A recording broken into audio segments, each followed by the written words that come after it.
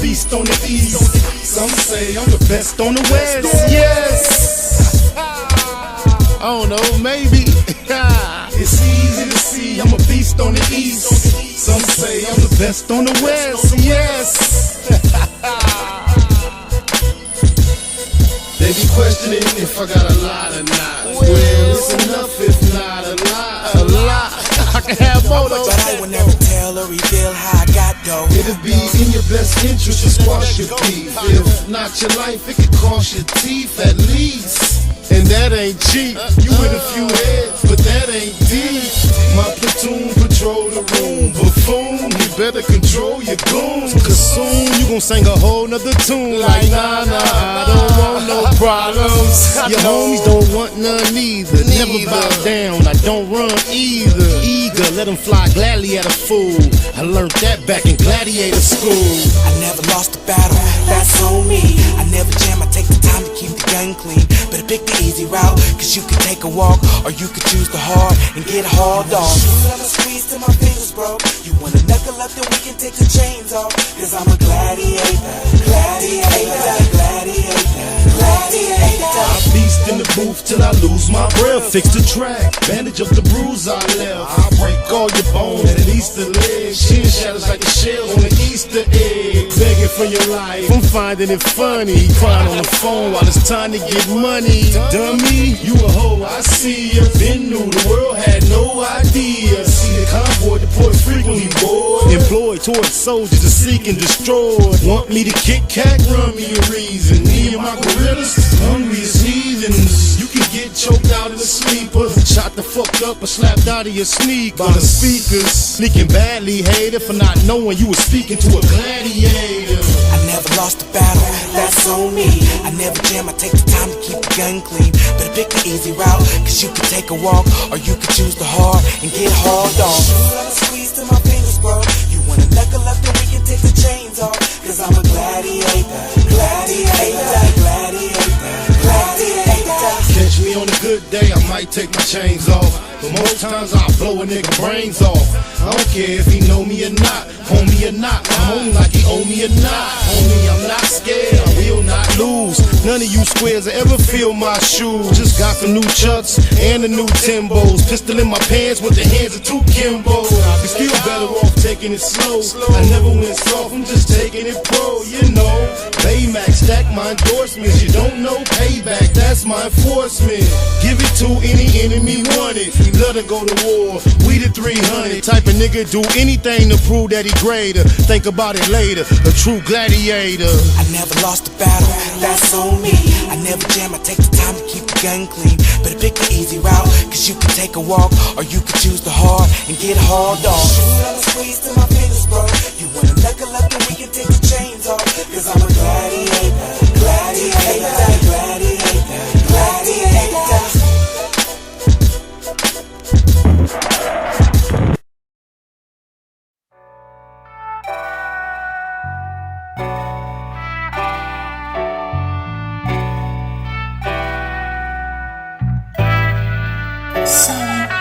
This is my dawn declaration, define expectations, inspired to aspire to higher elevation. Started at Genesis, read the entire Revelation. Dedication, meditation, and some fire medication. Judge a prophet and a poet, both body reputation. Fanatically practice, perfection requires preparation.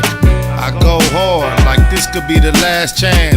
Romance the spotlight, treat it like the last dance. May I remind, inclined to go overboard over mine. But tonight I'm on this open mic with an open mind. Always try, let it fly, ain't care where it fell. Never say goodbye, but we'll tell her farewell. You ain't heard, I ain't word, I ain't scared. Been through some ups and downs, now I got the last word. Finna clown, now I got the last word. How that sound? Now I got the last word. I ain't word, I ain't scared, you ain't heard. Been through some ups and downs, now I got the last word. Finna clown, now I got the last word. How that sound? Now I got the last word. And just so y'all know for sure that I'm serious, y'all can put this right before the period. She slid the digits, I hit her with a digicard. She came to visit, hit it hard by the mini bar. I made her roar like the engine in my Hemi car. Way before she came to listen to my seminar. Every time I'm done, she always want more. Keep a contour in her back for the encore. I paint a picture like we was playing Pictionary with perfect diction. I take you through the dictionary. Y'all can have an introduction and an intermission. They finna listen for it's finished, just a benediction. You ain't heard, I ain't word, I ain't scared. Been through some ups and downs. Now I got the last word. Finna clown. Now I got the last word. How that sound? Now I got the last word. I ain't word, I ain't scared. You ain't heard. Been through some ups and downs. Now I got the last word. Finna clown. Now I got the last word. How that sound? Now I got the last word. I used to tell my testimony to the whole church. Now I stepped into the cipher once I soul search. Visualize the pain I'm bearing when it's verbalized. No more rehearsal, now you're staring in my herbal eyes. Turned them on, they all turned around, returned to lies. Despise this truth that I eternally internalized. I hate it, laugh now, cry later. Why hate a player when I'm just getting my paper?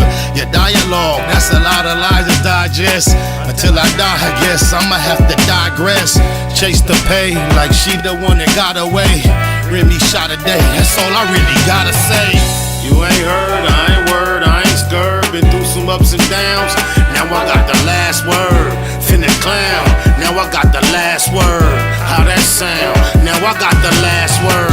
I ain't word, I ain't scared. You ain't heard. Been through some ups and downs. Now I got the last word. Finna clown. Now I got the last word. How that sound? Now I got the last word.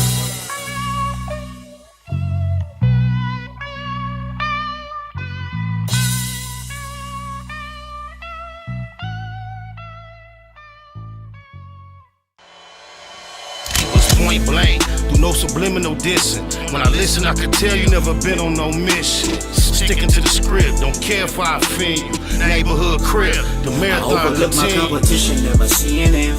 I done train my mind that I'm going. You could tell by how I walk, talk, I'm a boss. A east side millionaire, homie, what you thought? My life is a movie. They can't get close to me.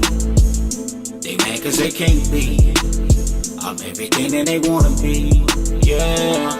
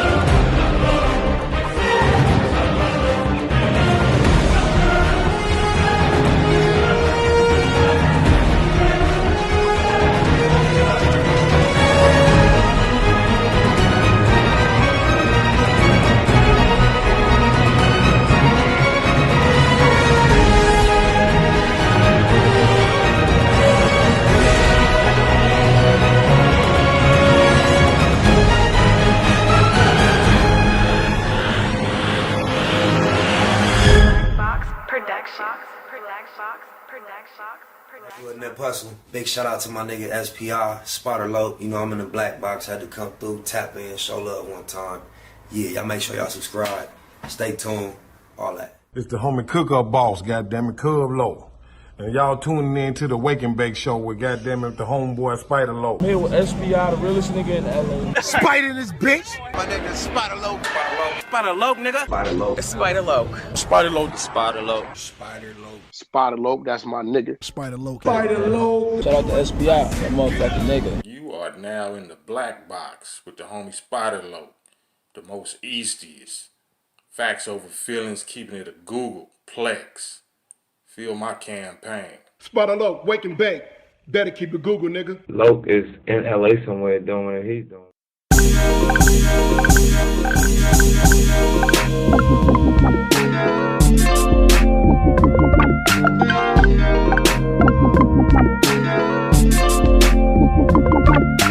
Damn, I can't think without a whole zone. It's almost gone, but don't think about the ozone. I ain't ate all day, but I'm so blown. Tell the DJ to throw on a slow song. My life is what the po-po press for. South Central is so stressful. In the city of the bombest herbs, the only way to loc know the calmest nerves. Females say I'm a conceited nothing, no good, only call when in need of something. It's a thin line between the love and the lust. Should never have young cuz in the cuffs. Gotta be cool with them first advances, working in these uncertain circumstances. Fake ballin' had you broke with a buzz. Pump your brakes, come smoke one with us. And we can get high, y'all. Never know when we gon' die, y'all. Come smoke one with us. Come on. Come smoke one with us. Come on. And we can get high, y'all. Never know when we gon' die, y'all. Come smoke one with us. Come smoke one with us. I get high as the heights that I'm reaching to. Put a few in the air for Big Meech and Blue. Grind hard through the middle of the night. Shit, I might see a little of the light. I never sleep, barely get some rest. I swallow my blood before I hit some stress. Roscoe's on the east, a hit to west for jacks. Pockets fat, I just hit for racks. Yeah, that's where I can get some clothes at too. It's already 1 and it closed at 2. Fast lane, ballin' out, racing the range. Gangbanger, all about chasing the change. I'm icy, judge and the jury. Ain't trying to see the judge and the jury. Eastie, represent the E&S, but I still Baymac like BMF. And we can get high, y'all. Never know when we gon' die, y'all. Come smoke one with us. Come smoke one with us. Come on. And we can get high, y'all. Never know When we gon' die, y'all. Come smoke one with us. Listen, come smoke. Hey, look. Get money every day like it's no thing. Buy a zone of that cushion, smoke the whole thing. Rolled up deuces, carry 4-5. Off a half a gram of kush, but we so high. South Central where they murder with no alibi. Do walk-ups and don't respect drive-bys. We some young killers, still some fly guys. Neighborhood near Bustle and SPI. We rich roller coaster cribbing, that's our lifestyle. And that explains why my neck and wrist iced out. Smoke big blunts, and ride luxury. A nigga beat his bitch up cause she was fucking me. And then I beat the pussy up and told her it'll be alright, just tell me every time he mention me. Yeah, and that's just how it's meant to be. It's an in-hood thing, Slauson after century. And we can get high, y'all. Never know when we gon' die, y'all. Come smoke one with us. Come smoke one with us. And we can get high, y'all. Never know when we gon' die, y'all. Come smoke one with us. Come smoke one with us. Come on.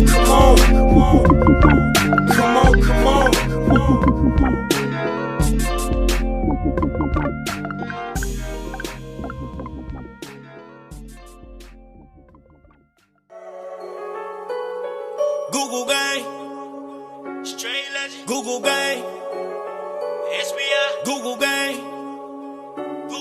in here. You better keep that shit up Google when you mention me. First sign of disrespect, I'm turning Hercules.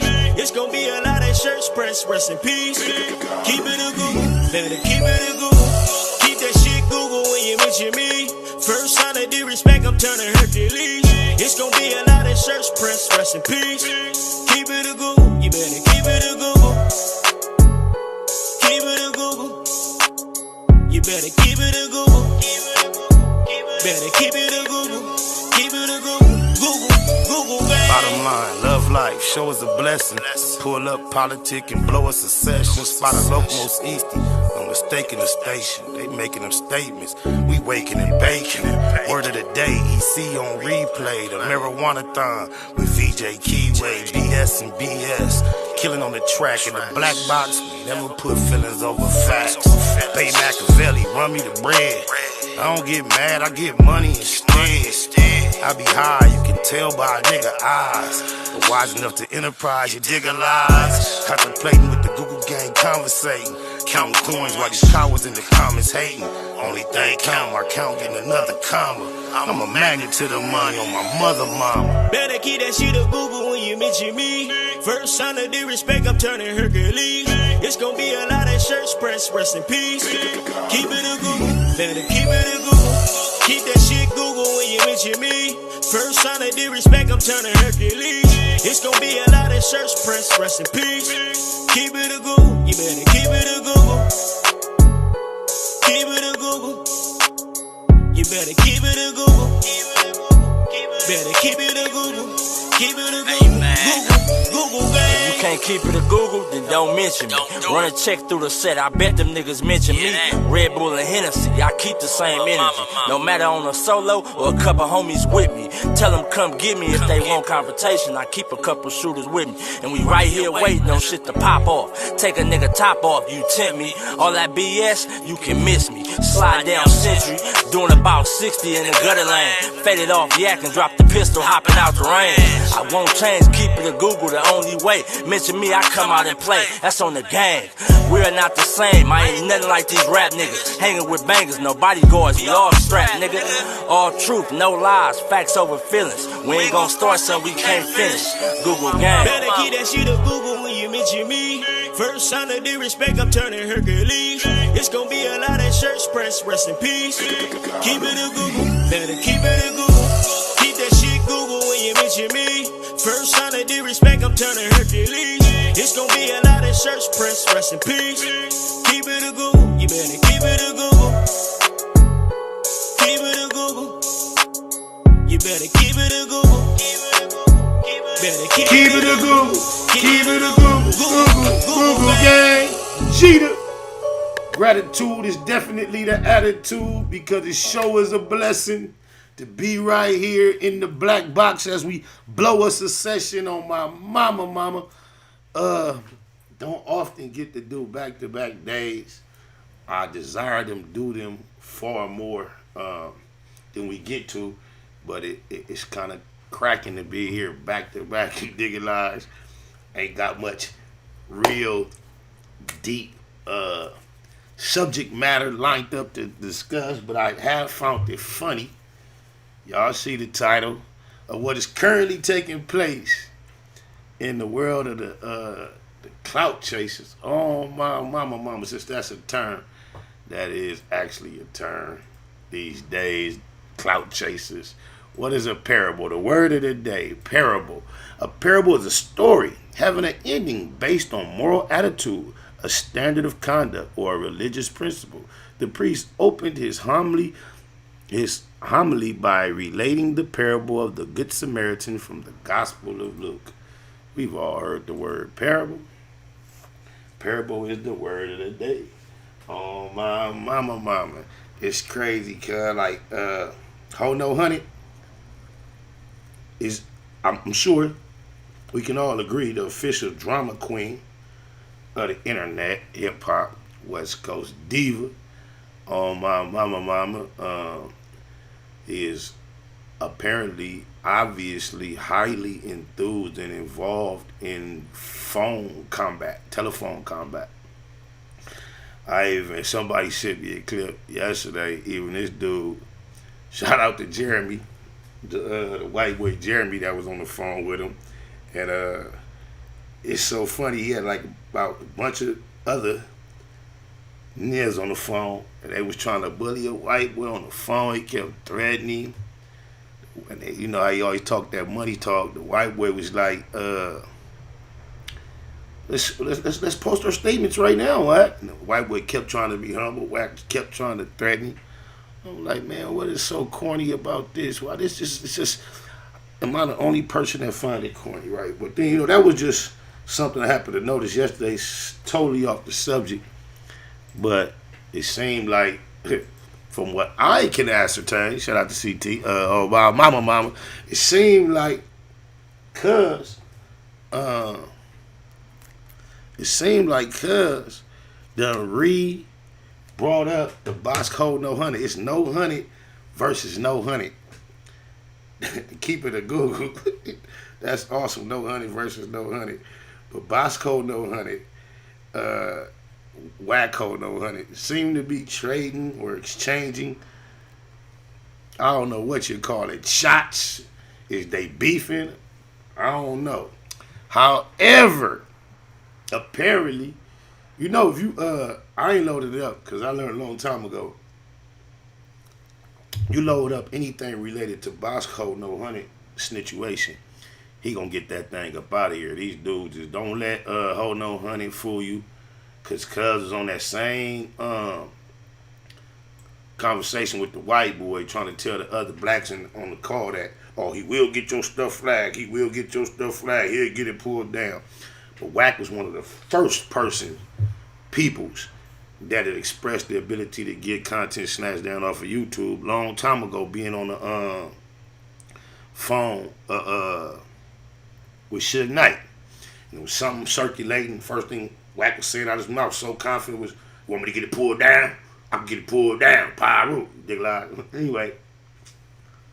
But now, Cousin called the video where we all seen BoskHoe No Honey, mama, give it up. He's sitting right next to her.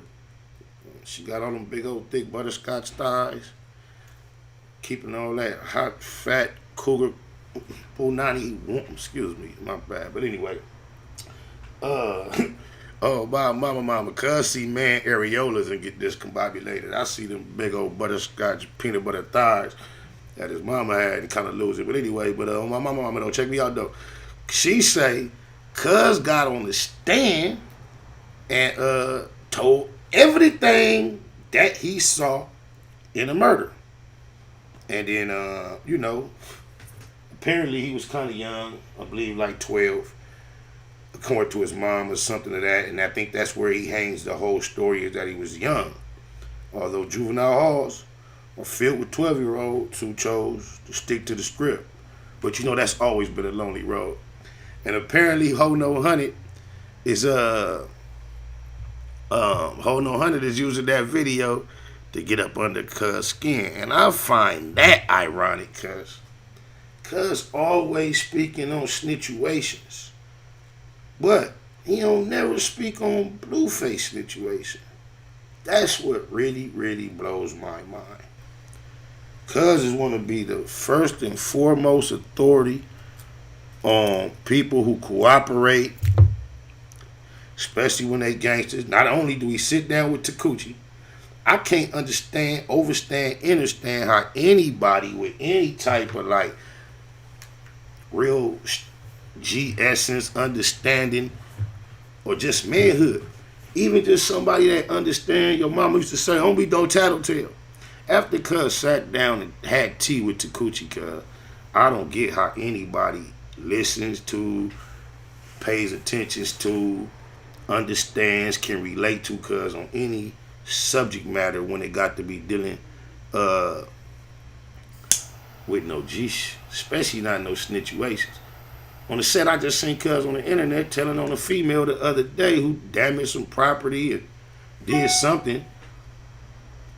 One incident, I could have swore I seen Cuz walking the police through a house and discussing some illegal things that a female had done. However, we seen BoskHoe No Honey mama say he told Cuz, but Wack, once again, I make an appeal for you to keep it real. I know deep down for you that feel like something that you probably can't deal, but you know your boy is a squeal. I'm just saying that why you never respond till you want to talk about all these fake leave a nigga on red, that's why I'm on your head. Put that on the locs that's dead. That's bush that you fed to these people. Oh, Bible mama. You lied on me. That's why I got on your head. But other than that, you respond and make up scenarios and discuss all these other reasons as to why I've been on your top piece. But you never respond to this scenario that I keep describing of your boy Bluface getting robbed and telling. Somebody just said, I heard Bluface was just a quarterback. He really ain't get dirty unless he was playing ball. Hey, that's beside the point here. However, as a quarterback, as a quarterback in high school, he did find himself caught up in a scenario where he and another individual were competing for a position on the team, and it got real competitive. I think some would even call it to a sense of a beef. It got real deep on my mama. But I think it stayed in the realms of just two athletes competing for a position. I'm not sure who got the position, who won that beef. But after that,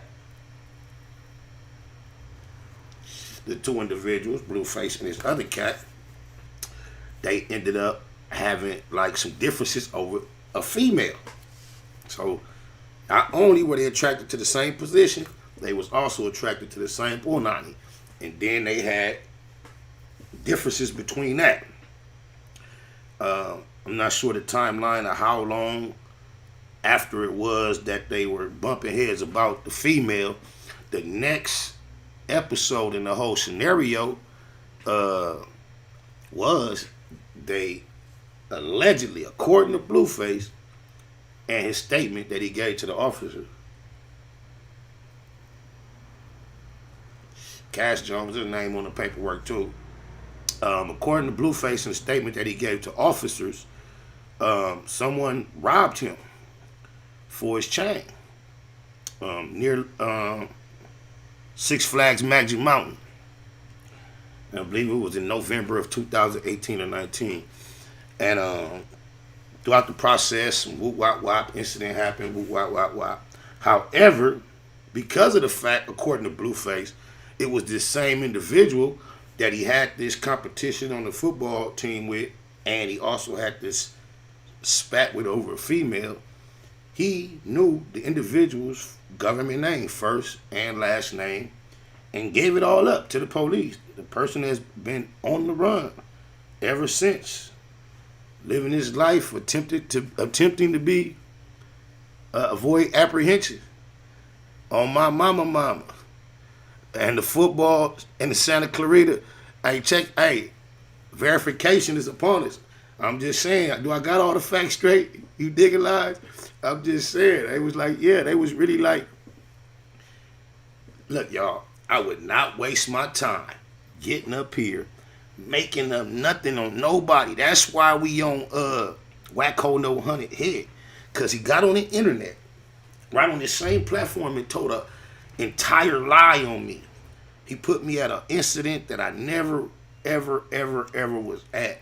And then he fabricated a whole conversation that he and I had that everyone that has ever known me knows, especially at that time of my life, the conversation could not have went from start to finish without me doing something violent to him or anyone else that would have spoken to me in such fashion. So it's just he put that out there. So therefore, this is why, as he chose to lie on me, I didn't fight fire with fire. I fought fire with water. I chose to tell the truth on him. And I would never do such, like, what would I look like? You see all these details I'm bringing y'all, cuz. You think I'm going to make up that Bluface was beefing with a cat over a football position in high school, right? Then, that's him and that same cat start beefing over a piece of punani. I'm going to make that up. I need to write some novels. Then, according to Bluface, this part is allegedly according to the victim. This part I can't quite confirm. All I know is, according to the paperwork, Bluface claims that he was robbed for his chain. He gave up the first and last name of the person that allegedly robbed him. And the paperwork, of course, because it hasn't gone to trial or anything like that nature, it's only the lawyers that are directly affiliated with the case that will be able to obtain any type of paperwork or statements associated with it this time. But just notice how Ho No Honey. Just think about it, y'all. He react, speaks on every situation, every snitchuation, every scenario. He got something to say. He got something to say. Hey, let him. The number. Hey, let him. Hey, let him. Let him, cuz. Let him. Let him. Come on. Hey, on my mama. You see the number with a line wide open. I'm going to keep it to Google. If anybody don't know what keep it to Google is, it's short for Googleplex. And a Googleplex is a 1 followed by an infinite amount of zeros. So while the rest of the culture, the rest of the world, everybody, you know where it came, everybody keep it 100. And then that morphed in keeping it a thou wow, keeping it a Billy, keeping it a Millie, whatever you choose. So we keep it a Google over here. And that's short for a Googleplex. Mama. That's crazy. Yeah, we not, look, bro, on Crip, anybody could document my time doing this live thing, right? I was on Ho No Honey head actively because he lied on me. That's the only reason. Why else would I isolate him from all others and choose to be extremely disrespectful to him on such a consistent basis? It's only because he lied on me, right? And at the same time, you know, a lot of people be like, I'm going to shoot at everything standing over there. And at different times, you know, different tactics. However, just because I keep it so crippin' from the inside, not even from the outside trying to be crippin'. It's just so crippin' with me. Cuz was like blessing the crippin', paying the crippin', putting the crippin' in a position. I didn't know nothing bad about Bluface. I didn't care that he was over there. All I continued to do as I was spanking whack Ho No Honey, I would then like warn Bluface that he with one of the hoest niggas he could potentially be with. And I used to, when I was atting Ho No Honey, I would at Bluface every time I mentioned him. I remember Ho No Honey was like, and stop atting Bluface too, cuz was hot. How he, look, he was mad cause I'm keeping it crippin'. You feel me? Like just tell me this. Like, then the young nigga, when he first got on the interview thing, they say, you know what he said about that G West. You know what I'm saying? The nigga that represent the C best. Went from Beautiful to Bluface. I'm just saying, oh my mama, you're just like, how natural is it not to be for that to be whatever? That's natural. Like I always tell y'all, I approach this like if we was on the yard or if we was in the unit. And if we was on the yard or the unit, a lot of this maneuvering shit, the way people play this, it would not be happening, cuz. If you a Crip, cuz, this shit gonna go a certain way when the Crips come together and we politicking and we networking. And that's just out of respect, order, and understanding. But when you get in this industry, they throw that out the window. However, the only time I had anything to say about cuz, speaking on Bluface, is because it is confirmed. I know for a factoid. That's one of our former word of the day. That's what I want to tell y'all too. Ever since Factoid has been the word of the day, I listen to talk radio. 99.9% Caucasian based talk radio. And they throw that word factoid around left and right. I've just been noticing it since it was our word of the day a few weeks back. But yeah, it's just a factoid that Bluface alleged that one of his football and romantic rivals robbed him. So not only was he a rival on the field and then a rival in the world of romance, he then claims at some point in the future that the guy became a rival, a robber, drew down and took that first popularized blue chain that we saw. I happen to be associated with the individuals that Bluface claims victimized him. So therefore, I've actually have had action at coming and possessing the actual chain that was taken from him. I don't know how the people that invited me to come play with the chain obtained it, but I don't know. I just wonder why Ho No Hundred never speak on that. If y'all could go pop up in his clubhouse rooms, and as he starts speaking on all these situations, y'all need to ask him why he don't ever talk about when Bluface told on the cat that apparently. I just want to know. Don't y'all want to know? Oh my mama. If it were not true, I tell you this. If it were not true, he would have been said something. He would have been said something. How does your name and your wife's name end up in the paperwork? See, this is what you get when you got cats that's trying to have this active presence, but when they get pinched and pressured, they cooperate and play both sides of the sentence. Because allegedly, according to Bluface, and others, I believe, in order to defend himself as a victim, post him being victimized, post the robbery, very shortly thereafter, I believe it's alleged that there may have been some shots exchanged. And therefore now, keeping it gangster, you rob me, I'm a pop. Perhaps, maybe, allegedly, according to Cuz.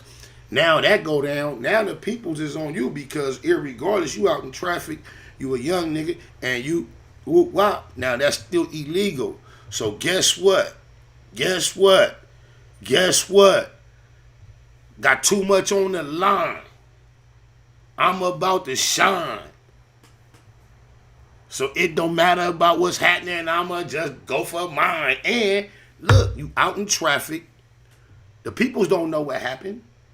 Allegedly, all of a sudden, you in trouble for hammering shots. And you kind of caught red-handed right there on the spot. You arrested. You finna have to deal with the issues of being a young nigga with a burner, bust some shots, whatever. The other people had got away. So guess what happened? I got robbed. I'm a rapper. I got robbed. Who robbed you? Man, so-and-so robbed me. Oh, my mama. Dead homies, daughters, loved ones, lokes, everything I love and live for. True Israelites, good looking on the. You got to do a low episode, Low Riders, once a month. I keep peace and blessings, black love and brown pride. Great idea. If you ever see it manifest, don't doubt for a moment that you were the inspiration. But yeah, that's just how it went, cuz. So I just find it extremely ironic that cuz speak on everybody else's situation. But he thought that nobody was gonna know that Bluface told, and then he got no moral fiber to speak on cuz situation. Cause what he gonna say? That he was justified to tell at the end of the day? Only thing he could do is try to say the same thing that T.I. Tips to be saying. I had a lot to lose. That wasn't worth it. That's what they be saying. Cuz be on T.I. head, speaking of Ho No Hundred. But then when it come to Bluface, all of a sudden the rules change.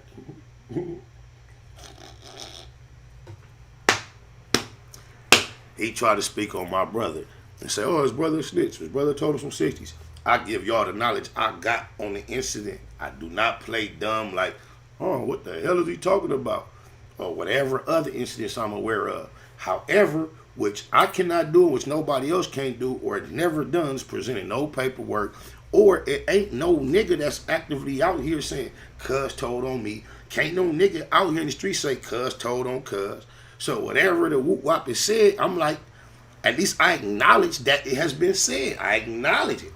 How come as many times as cuz that went back and forth, discussed this, that, and the other, he don't even react to the fact that we say Bluface told?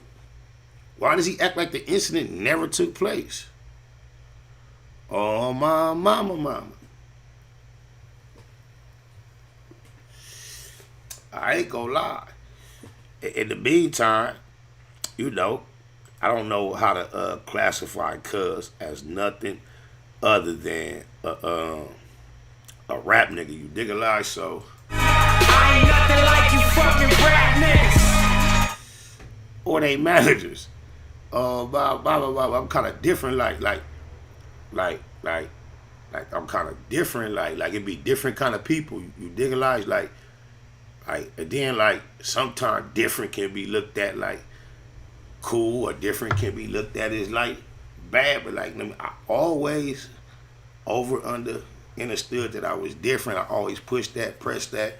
I ain't never like wanted to be not different. Like I'm different. Like I just be wanting that to be understood on my mama.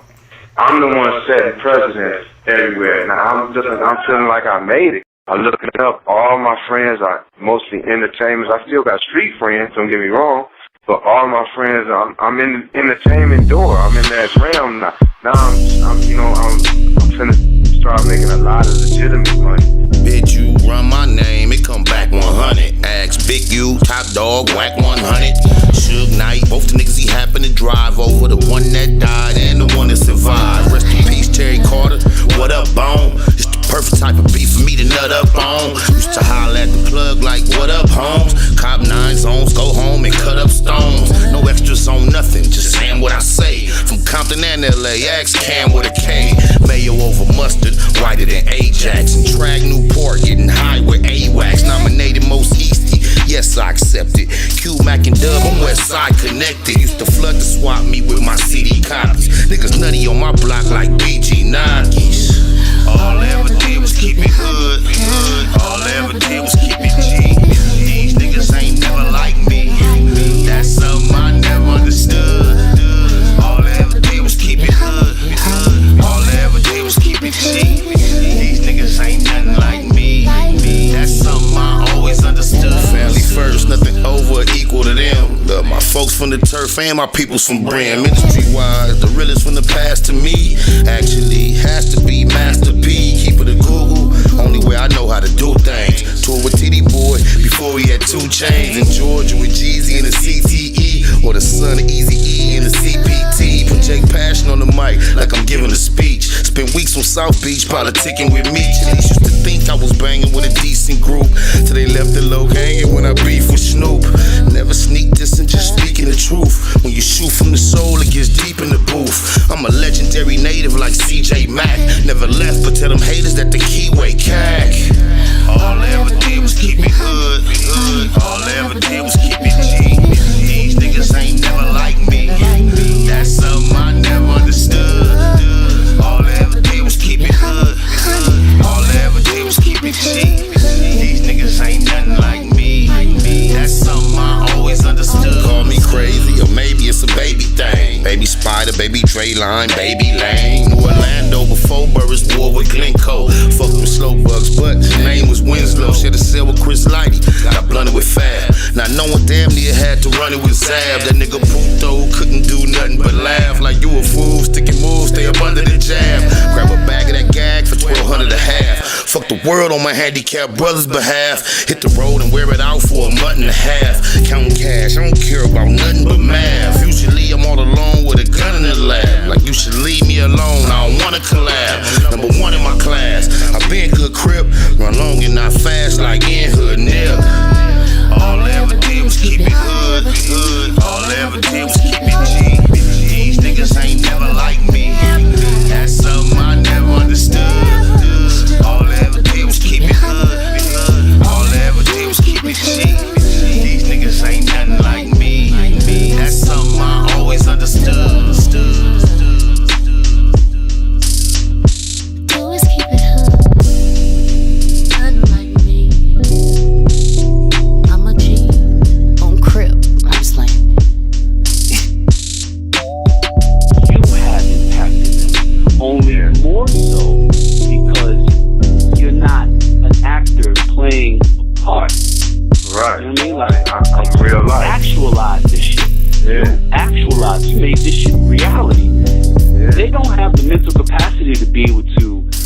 process that type of shit, man. Hey, the homie said, Wax said Bluface just got 3 years probation for it. He paid the money, he said. I don't understand what that got to do with the statement he gave on what happened. Blue Lagoon, 897 for death though. Good looking, cuz. What that got to do with the statement Bluface gave? He paid the money for the whatever, the probation, the alleged gunplay, whatever he paid. He may have done so. However, if that's the case, Mr. Cash Jones, please be so kind to upload his statement from the incident, the night of the incident. Please do. Clarify, clear up, clean up. What up, Vicious V? Jeter. How we doing, sir? Oh, we blessed, man. We blessed, never stressed. You dig a lot? It's a beautiful world. I decided to take a few minutes off of my time at work. Go ahead, tap in with you and whatnot. On that subject, real quick. Now, I don't know the full details, and I'm over here sneaking around at work, listening to the show. And based off what you're saying, by the fact that you're presenting, to me, it would seem like Wagno 100. It seems like he got like an ulterior motive behind that type of BS. Like,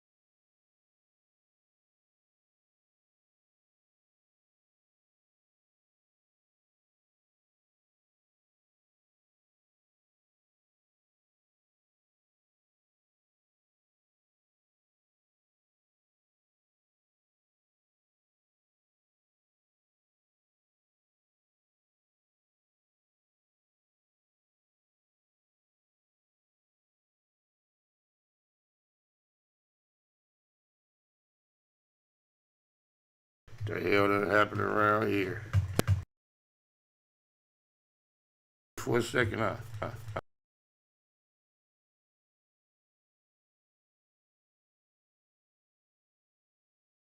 time out. Is that it? Is that right? Is that it? Did that work? Did that work? Now I'm gonna see if there's a cracking. All I was saying is this, cuz. All that time I was talking, not knowing y'all was hearing me. All I was saying was, I think. Can you hear me, Vicious V? You still on the line? I thought I had figured something out, but let me just show y'all this, cuz. This is what I've been talking about though on the set though. Like check your loc out though. Like on my mama, like I don't be lying, cuz. I don't be lying, man. I don't be lying on my mama. It's just like my people's being like, ain't nothing major. You dig a lot, ain't nothing major, but I could have been like just pulled up, just to, play them little games. I just never chose to have done so. However, what I'm trying to tell y'all, the day that the people making that video became in possession of that piece of jewelry, there was a statement made by Bluface to the police that declared that had been taken from him. On my mama, dead homies, daughters, loved ones, lokes, everything I love and live for. I ain't lying. I never lie. I promise you, I never lie. Like, I ain't gonna say I never lie in life, right? You know, a lie is a tactic. Just think, somebody said never lie, right? And then somebody show up. How come I can hear SPI but no one else can? No, they can hear me now, right? Y'all can hear me now. Yeah, you can't hear? No audio? What the? Some can, some can't. What in the is going on? I can hear now. It was on my end. Maybe some is watching on a delay or something. That's what it is. We ain't gonna let them throw us off. But yeah, I didn't really want to go play with the thing because I'm like, damn, this is really evidence in the case, right? And it was real fresh. It was like 4 or 5 years ago or more, right? So I'm like, damn, even though the people that's offering it to me are the people who are being alleged to have victimized Bluface, and they the ones that's on the run, they the ones that caught the case, and they still was like telling me like, you got action, sending it to me, letting me know they had it, right? I'm like, damn, I didn't know that whole no honey was gonna be going on. Did I know he lied on me back then? I don't even know if he lied, but I'm like, damn, like, I'm just saying though, just imagine that, y'all. This dude run around the internet and everybody business about who talking, who telling. He's the authority on this according to him.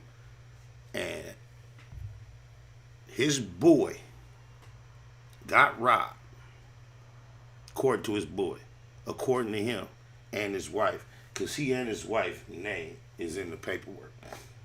Him and his wife made statements to corroborate the statement that Bluface gave. They was building a defense case on the scene, on my mama. So, and, you know, protecting their investment. You know what I'm saying? They protected their investment. They both participated. And, you know, he know about it. You feel me? But here he is. Just y'all letting him. Tell him. You can tell him to call my phone. I'll answer. Because, matter of fact, let me reset the phone situation. Because I'm thinking it can get back right. We're gonna do it like this and redo it, right? Thank you for using Blog Talk Radio. Goodbye. No, Atlanta raised me. Shame on Atlanta. Your name is Atlanta raised me. You say get on Clubhouse with Whack and chop it up. What is it about anything you ever seen on Clubhouse that makes you think that anybody gonna get on there and just chop it up? Please do tell. Niggas argue like bitches on Clubhouse. I do not participate in such type activities. On my mama, that's not conducive to my character whatsoever. I don't argue with no grown man on the phone in real life. Definitely not in person, not on the phone. I mean, I ain't gonna lie, females from time to time have been able to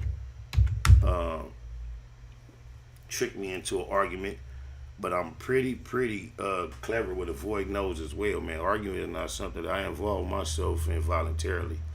So I am definitely not interested in stepping into an environment where we on the telephone.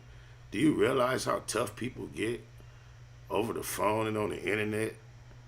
Oh, blah. Don't you see minutes? All of a sudden it's just me over the internet. These niggas do powder and talk tough on the internet. Niggas say anything on the internet. This nigga hold no 100. This nigga say Cowboy from 60 told you to pull up. You didn't. You scared. Press 1. Yeah, I'm scared. Instructions, press I'm scared. 2. Shaking in me boots. Herman Douglas, man. Sex offender, man. Tore it all upon the stand. With him eyes see on the murder. Now, press 1. Told him all with him see with him eyes on the murder. Me scared of that kind of thing, man. Then you go on the camera and call me out for fisticuffs for everybody to see block clock. No. Me scared of that, man. No, me. No gonna trick me, nah. go to men's law and see him face upon there and do terrible things for the sexual preference, man. No. Me scared of me, Betty scared me, shaking in me boots. Facts over feelings, cuz. Our nigga gonna be a sex offender and a rat and then try to call out a rider. Talking about let's squabble. If you don't knock it off, if you don't knock it off, hey, Vicious V, if you still on there, if you want to try it again, you can run it back. Hell yeah, I'm scared. I'm scared of a generation where that type of activity is cool.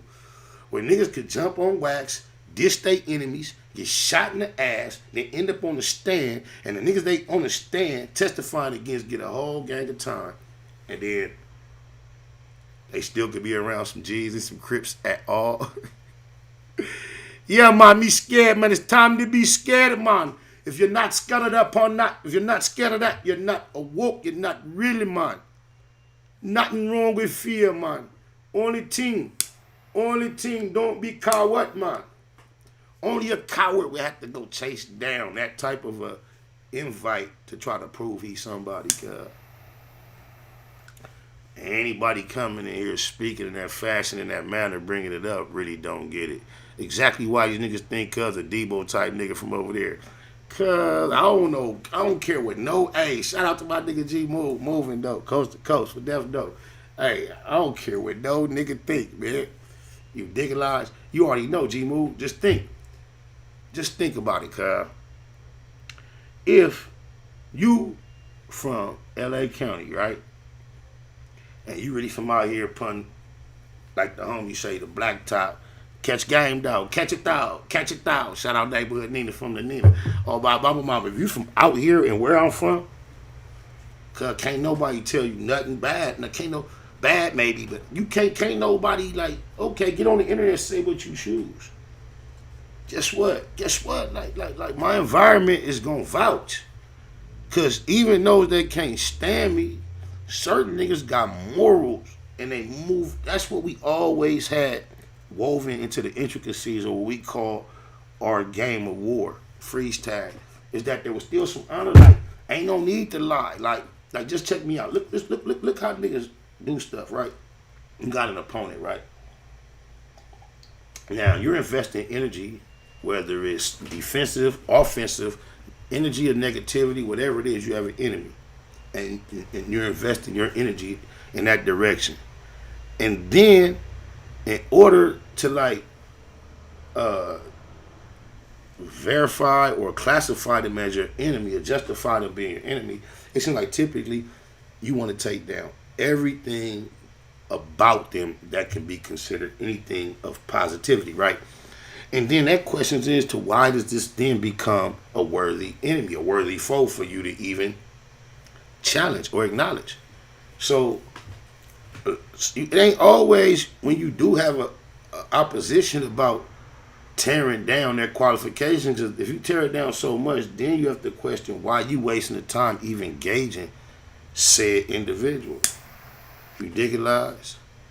But sometimes I get to do that random ramble and lose my thought. I lost my train of thought. I'm steady thinking about the phone. But me personally, cause like I just do me. Like I've been doing me. Like though, like I've been out here. Like I ain't new out here. Like I'm not even out here no more. But anything about me and that type of reference of activity is a historic scenario. Got nothing to do with now. I'm very honest and open about how I carry myself and conduct myself these days. And I'm very comfortable, confident, consistent, and proud about said changes as well. You know, responsibilities and priorities trump everything. Just think about it. Just think about it, cuz. Gang banging is an activity, at least me personally, is something that I engaged in as a child. At least I began as a child. I made childish, foolish decisions, and my primary motivation, no bullshit, to being involved was mischievous, delinquency, negativity. There was nothing positive about my motivation of being involved. I can only assessing my life, be honest about the time spent fully engulfed and engaged in said type activities, and then just try to quantify what I could have accomplished with that amount of time not being involved. Just, analyzing my personal potential and ambition. And then I have to be honest about the value of the time spent. And it very much so devalued my experience as a human during the time that I was involved. So now, moving forward in the future, think about it. You cannot, personally, I contend, cannot continue to just move around the same way. Hey, Vicious V, you off the thing? You tried to call back and ain't cracking? I just want to know if it's did I get it? I want to know if we rectified the problem. It's like irritating me not to know, because I did like a reset, and I want to know if I triggered the way it went, because I went to download that video of the chain, and I'm thinking that might have caused it to do what it did. Interview Yellow Boy, the dude from Kelly Park, Crip, solid dude. Shout out to the Kelly Parks on my mama. Shout out to my nigga Rory. Green Neek, what it do? He say BoskHoe going to get knocked out by DW Flame. I can't wait. Oh, hey, you at work? Do your stuff. Don't trip. So, is they finna really get down? DW Flame and Ho No Honey finna really get down? Okay, I think that'll bring in more viewers than the Gonzo thing. On my mama. Because the nigga D-Dub, he really represent a real active situation as far as the streets, like, you know what I'm saying?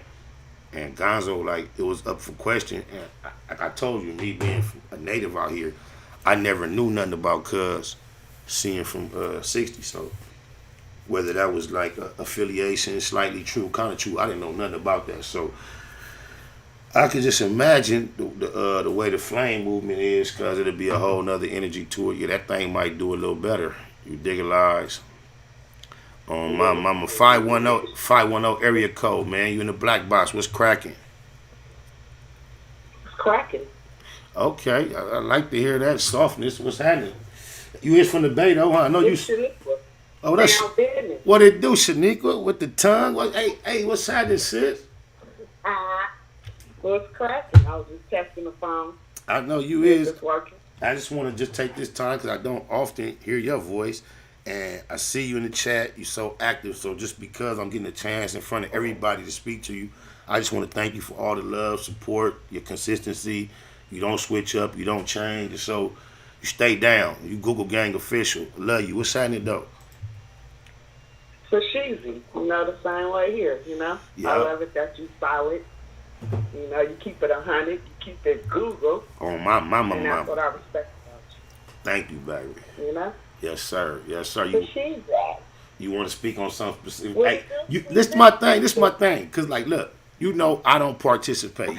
You be trying to get me to get on every new wave, and you be putting me up on shit before it even be popping. The Clubhouse was one of them. I just can't quite get acclimated to a bunch of men over talking each other, arguing, screaming. That just ain't me. There's nothing about that is attractive to me. But I am aware. I know the Google Gang and the fans and everybody listening ain't aware. You up on everything popping on every end. So what are they talking about over there with the BoskHoe and the WhackHoe No Honey? What they talking about over there? They just love they motherfuckers over there. They trying to get you on there too. They really, I'm in the room, so they trying to bait. Somebody was like, they'd cash you out to come on there. But not to argue, but, just to talk. They got to get what what kind of, hey, just let them know you my sis, and they can talk numbers with you, or you can get them in touch with me, because they can definitely entice me with a ticket on my mama. But I'm not going to argue. I'm definitely not going to argue. I'm not coming nowhere to argue. They don't. Like, every room is not about arguing. They have respectable rooms. That's just the rooms that they just be wanting to turn up on and just put the views in the whole line. That's off of you. That's what it's for. So what? Okay, like, I'd be curious about. And they get paid off of it too. this what I be curious about, Shaniqua.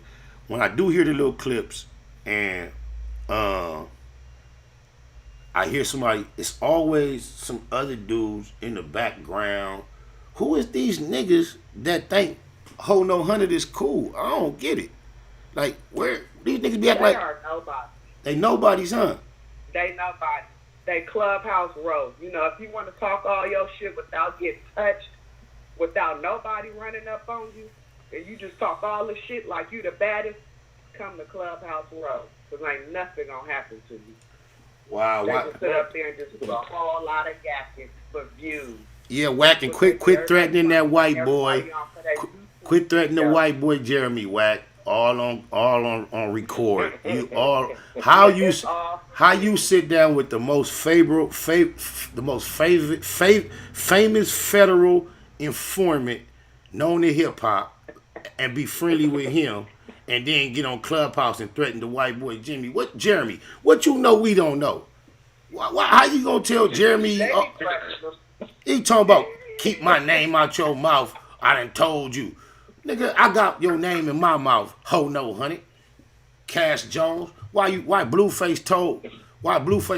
Matter of fact, let me make it real clear what I'm asking you, Ho No 100. You remember this piece right here? Tell me why Bluface told when he say this got took from him, and why you don't ever say nothing about it. Please do tell me that. That's all I want to know, my nigga. Damn. And then guess what, y'all? Well, you know I'm on there. Huh? I just don't mess with him because I'm loyal. So, I don't, I can really, hop on. But if I get on, that he going to go in on you, and then it's going to make me mad. And so, you got the I just leave it where it is. That's cool. Just keep it listening, because we ain't really tripping. This is what we always have asserted, and this is what we still maintain. The truth needs no verification, validation. Right? A lie can live, it can permeate. It is what it is. I've only claimed to be who I am. And who I am is very well known to those that know me. And as long as my claims don't supersede what my factoids are, I'm a Google. Like, those that know, I don't put no extras on nothing. If a nigga from Pacoima, San Fernando Valley, can confuse anybody in the world about a nigga from South Central and Compton, born and raised, and he don't got none of my natives to co-sign what he's saying, then y'all go ahead and be led astray by what he say. I wouldn't give a fuck. Hey, OG, can I get into that real quick? Please do. Okay. I'm gonna take this minute real quick. I'm gonna head back in. Me personally, I wouldn't even bother. Like, if that nigga needs to go ahead and answer the question about what you just presented, whatnot about Bluface or whatever, I wouldn't put myself up in there. For the simple fact is, they know that everyone up in there is gonna try to twist up the story, twist up the conversation and whatnot. That's gonna be another clip that he gonna put up on his stuff, getting views off you, just off. This is why I choose to typically speak my piece from my platform where there's no interruption. You can't drown me out. You can't dilute my message. Anybody interested in my take on any specific subject, you get it right here, clear, where my thoughts can be expressed. And then you run it up like this so low. You have it on. You have yours on, and you go on Clubhouse. Triple it. You had yours running. Okay. Hey, I'm not finna never. I still wouldn't do it. Hey, look. I appreciate. I appreciate all the input from both Vicious V and Shaniqua. Y'all both my day unos. You dig a lie? So we take it in. I process data. I'm a data processor. Eat the fish, throw out the bones. There's no decisions pressing to be made at the moment. But I'm feeling what y'all saying. I hear y'all on my mama. Yeah, and on that, I'm gonna go ahead. I'm gonna go ahead and tap out. I gotta head back to work. Shaniqua, was nice meeting you on here, and as always, Jeter. Bay activity. Get Bay active. Jeter. My mama name is Jeter. That's right. Is your mama name is Jeter? How about that? You lying. My mama name is Bud Jeter. You don't spell it Gita at the end. No, she spell it Majeedeedah. That's all right. It still mean the same thing. Hey, Shaniqua, my boy Jay up in here with us, He from out here. He from California. We got, matter of fact, guess what? We got all California. We got Oakland. We got an LA native. I'm finna add the 310 and the 619 in here. We got Cali callers. Oh my mama. Cali callers. Huh? Hey, 310 619. Y'all the last. Matter of fact, 310, it's on you, cause Jay, he a regular, and then 619. What's happening, 310? What's up, 310? What's up with SPI? This your boy TREE. Oh, what's up, Tree? Love one. Oh, one of my real official day unos. Ain't too many niggas I can say I walk laps with. Hey, look. I used to be on the yard with Tree. The yard was so hot, cause weather, temperature-wise, they used to have a shower on the yard. A nigga used to stand in his state jeans and in his state shirt. Probably have on some shorts, but you got on your whole blue shirt.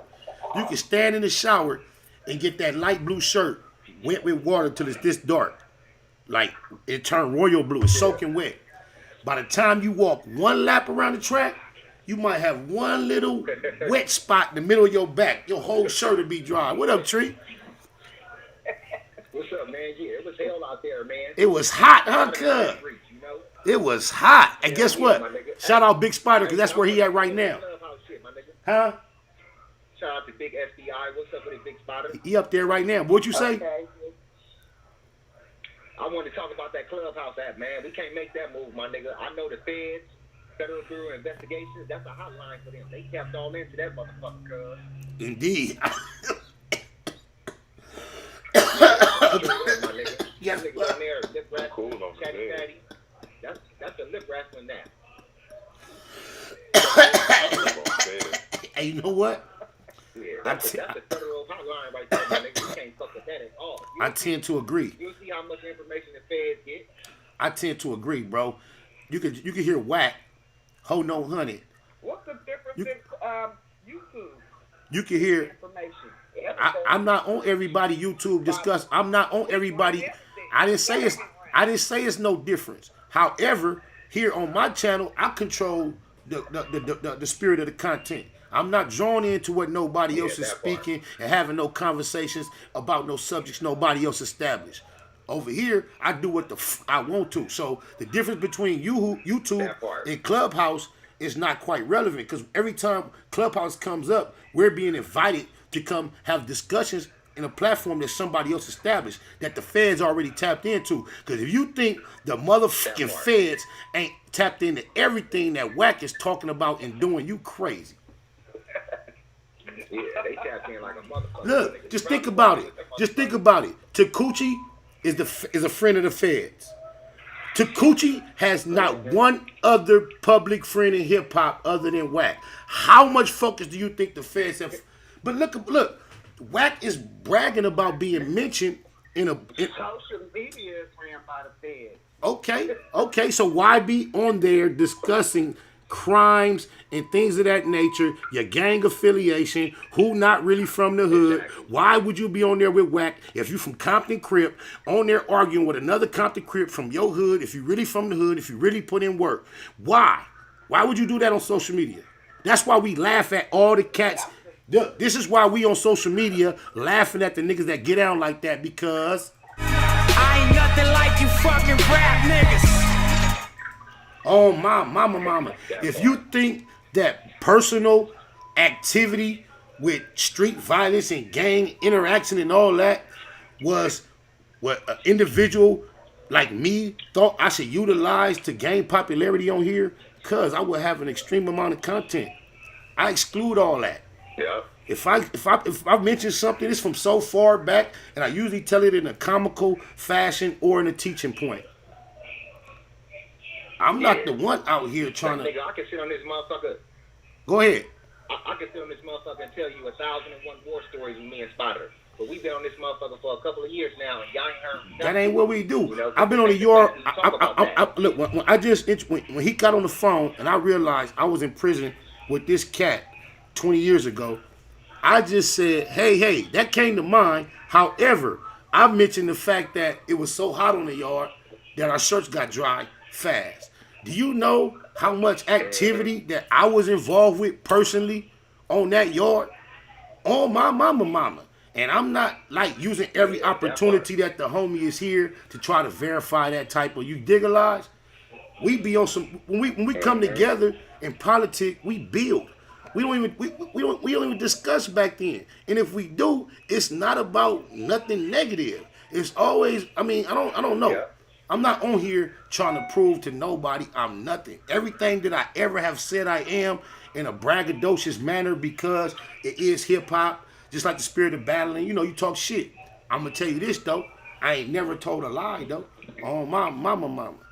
Never. And I ain't never, look, ain't nowhere in the world the only time you ever heard me talk about some hood politics on the internet is cause somebody affiliated with my set came on the internet and invited me to do so about, I wasn't trying to do that.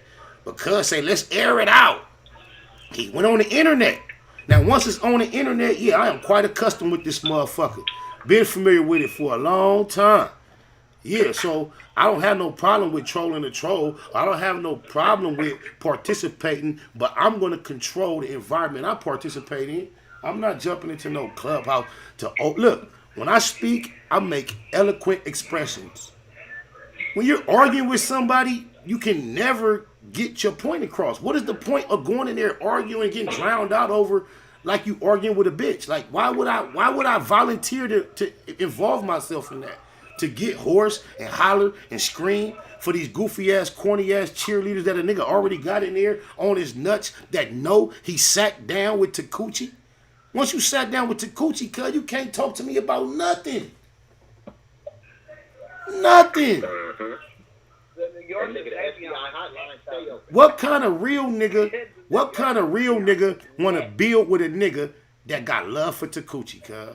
Please, like, look, man, I don't care about being down with everybody or nobody.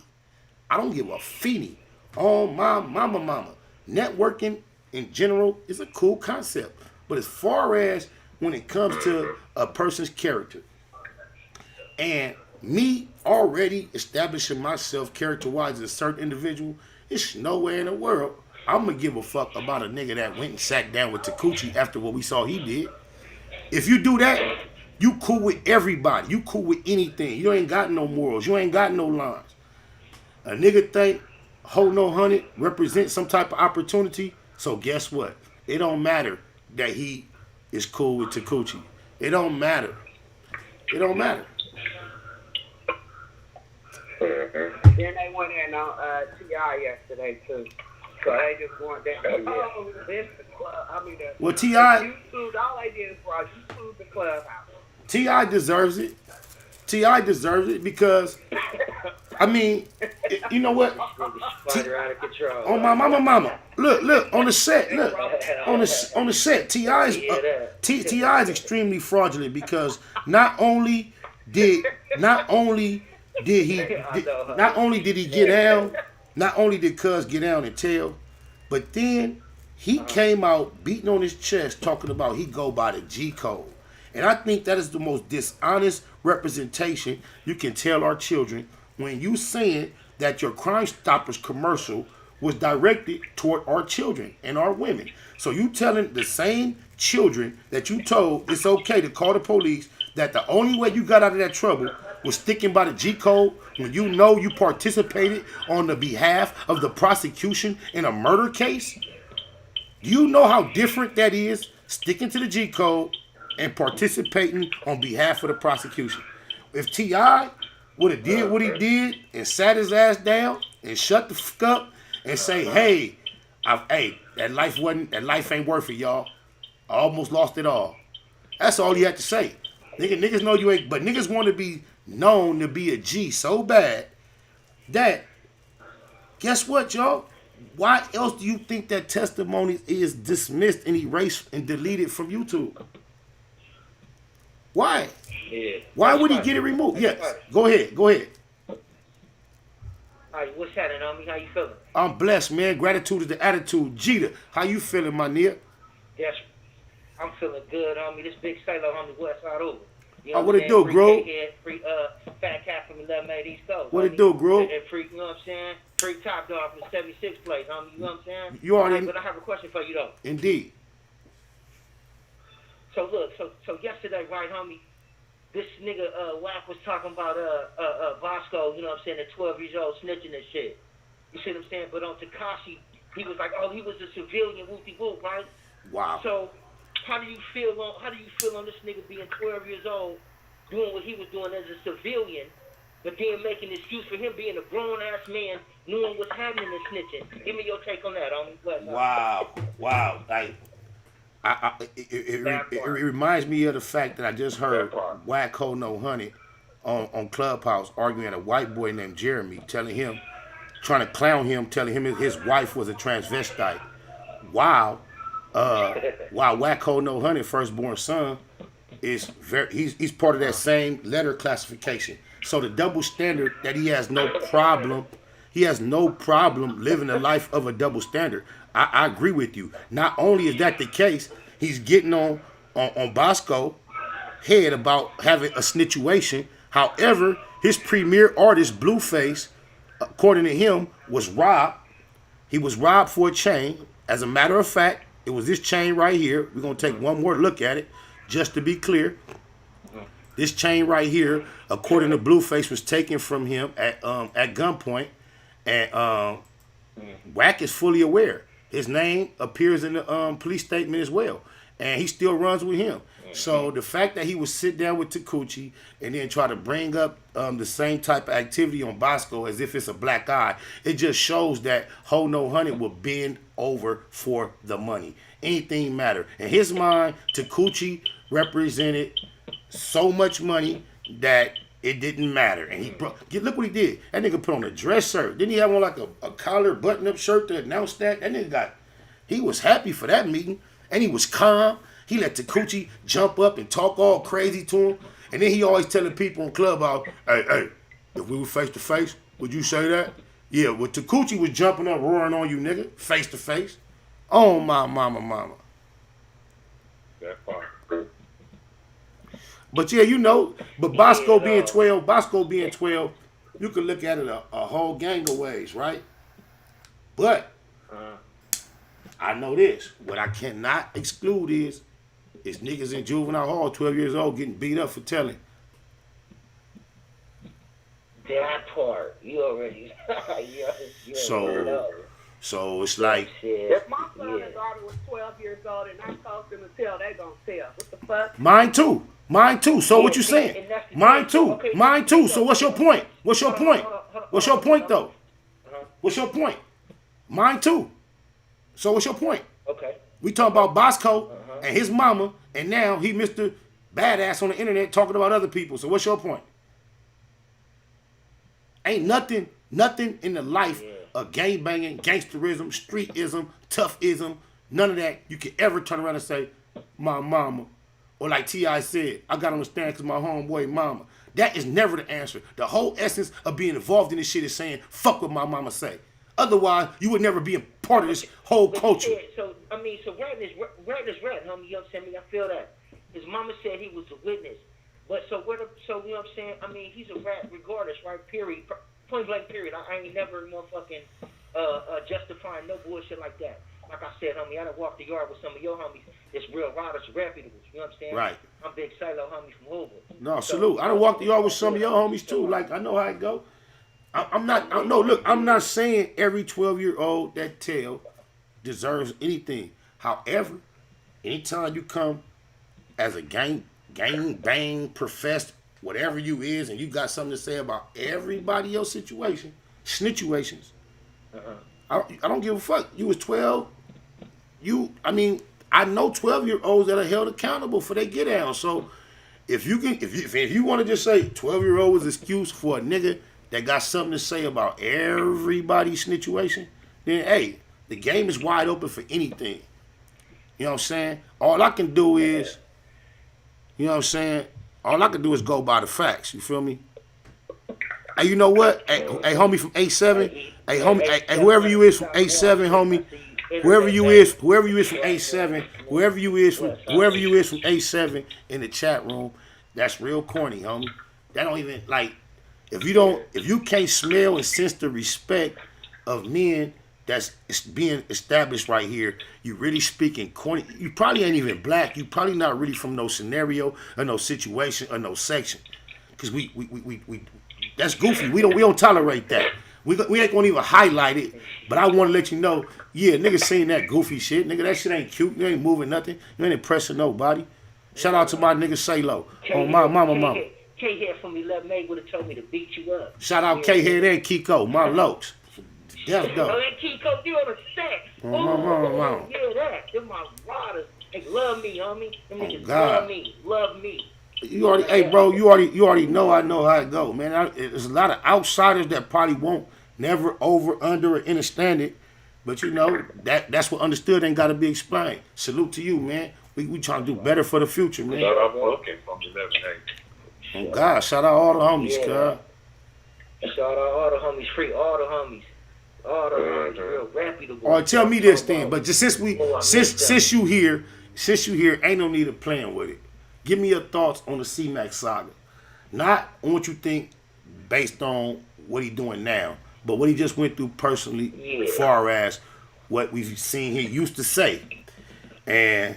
And now, I mean, as far as the DP is concerned, what do you think about a person that goes that far to the other side? Like, once you a basher or something, and then you banging it, and then, like, is that acceptable? It's one thing, like what I heard the homie say a lot was that got on me because I used to be from 60s. You and I both know that's not quite enough to receive that type of activity. So for what he got, it seemed like it got more about that you was pledging to be a nap basher, like how you say, and then so like what do you think about somebody that's comfortable going that far across the spectrum? I know niggas that move from Compton young and turn Broadway or turn East Coast. No clash, no. But, you know, to go that far to the opposite side, I share with people. I got a homie that I love. I roll with him till he died. Baby Slim. He used to be from Actors Park. But I was just curious, as another stump down original from the section, the environment, what's your thoughts on the cat considering himself to be on the exact opposite side and then turning to the other side? I don't know, homie, because, you know, I was raised by, you know what I'm saying, I was raised by reputables, homie, you know what I'm saying, like you, even some of your homies, you know what I'm saying, raised me too, though. So, you know, given, you know, the perspective they would give me, I mean, it just all depends how you know, how it's set, you know what I'm saying, accept that. Right. You know, because some niggas gonna have difference of opinions, you understand what I'm saying? Right. Some niggas gonna be like, nah, homie, that ain't cool. Right. You know what I'm saying, whoopie-whoopie, and want to punish you for that. Right. And then some of the homies might be like, nigga, fuck what he was doing down there. He here, and he been holding his set down 10 toes. Sliding and putting in work, just, you know what I'm saying, giving back to the community. I'm so glad to hear you say what you saying. Listen to a real one. Go ahead. Because this is what I say. This is why you don't hear me take no hard stance on the subject, y'all. And I never spoke to this man in my life. But when you keep it in the Google and you're really from this environment, you realize when you done seen it all, it's a lot of scenarios that have played out that don't quite go according to the rules that really, it worked somehow. And that's why I'm glad to hear you say that without you hearing me say it. Can't nan nigga call it. The same activity could have been the end of it for him. But the fact that it wasn't, it's not like can't nobody say, that's a definite no-no. If them niggas went through the whole thing with him, it's a new day. First of all that shit was way more public than it ever would have been. And maybe for the fact that it was so public, maybe that's why it was so extreme.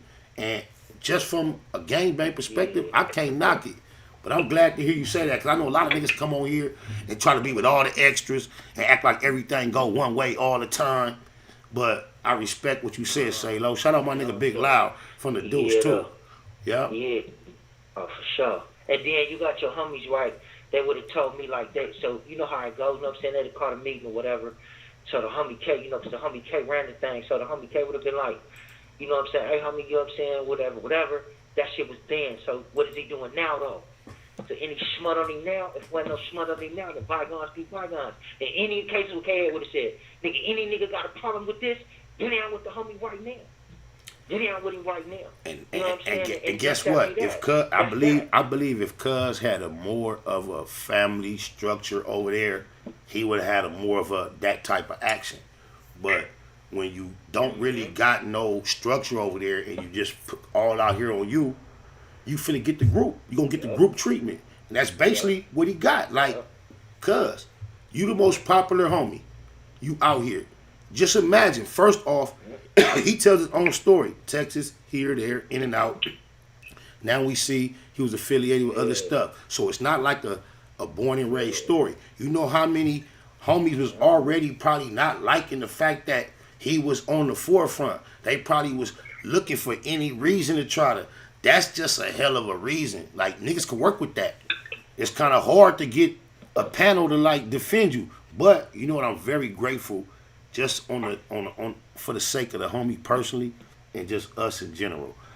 I'm glad it's over with. So let me ask you, so let me ask you a question real quick, homie. Dig this. So would you think it'd be better for him?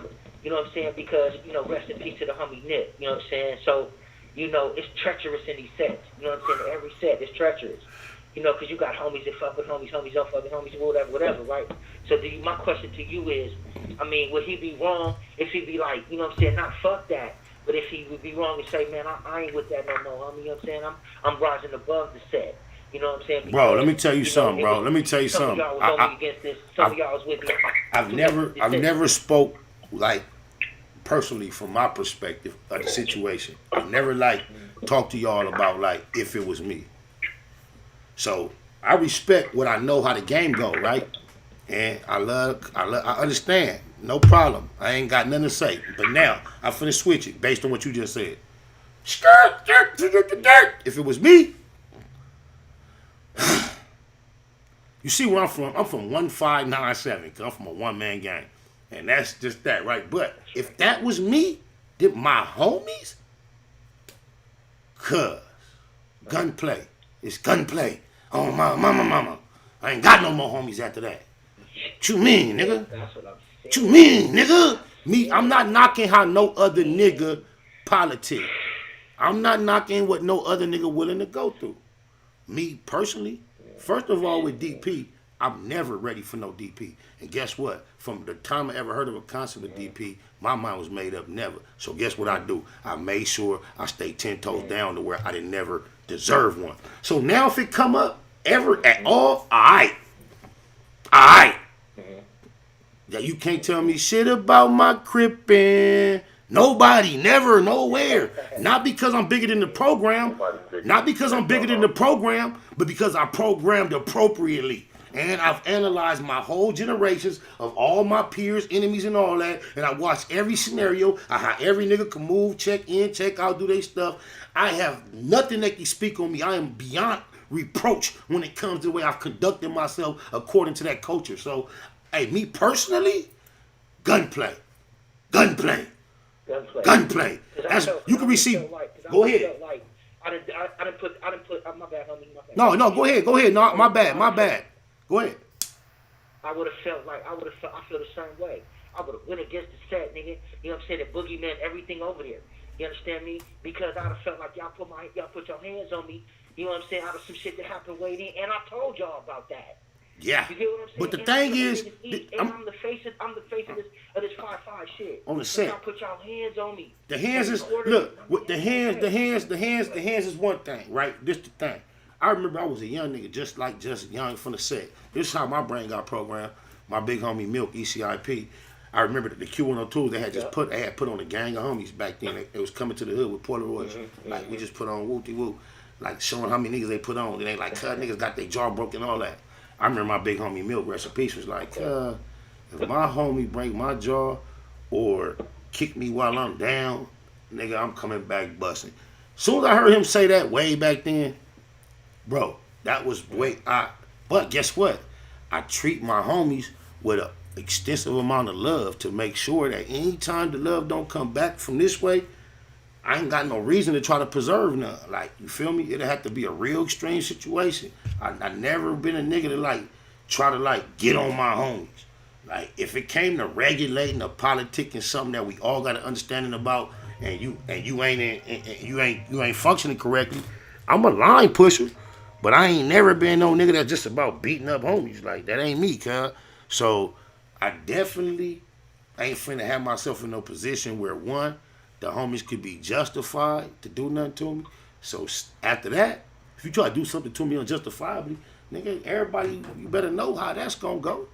They don't care who you is. I'm not, nigga, I came around the set, and I ain't never got quoted on. I qualified through other activities, but like, so if you ain't quote me on, I couldn't imagine allowing you to do a group activity toward me. 30 years later, cuz if you don't get the fuck out of here, cuz I'm gonna shoot somebody. But you gonna feel a certain kind of, excuse me, but you gonna feel a certain kind of way, man. If it depends on, like, okay, so if the homies put their hands on you, it's the DP because you ain't functioning right. I get that. But to put your hands on me out of malice and deceit, you know what I'm saying? But when you drop me, it's over. Okay. How many lumps and pumpkin heads am I supposed to take from my homies?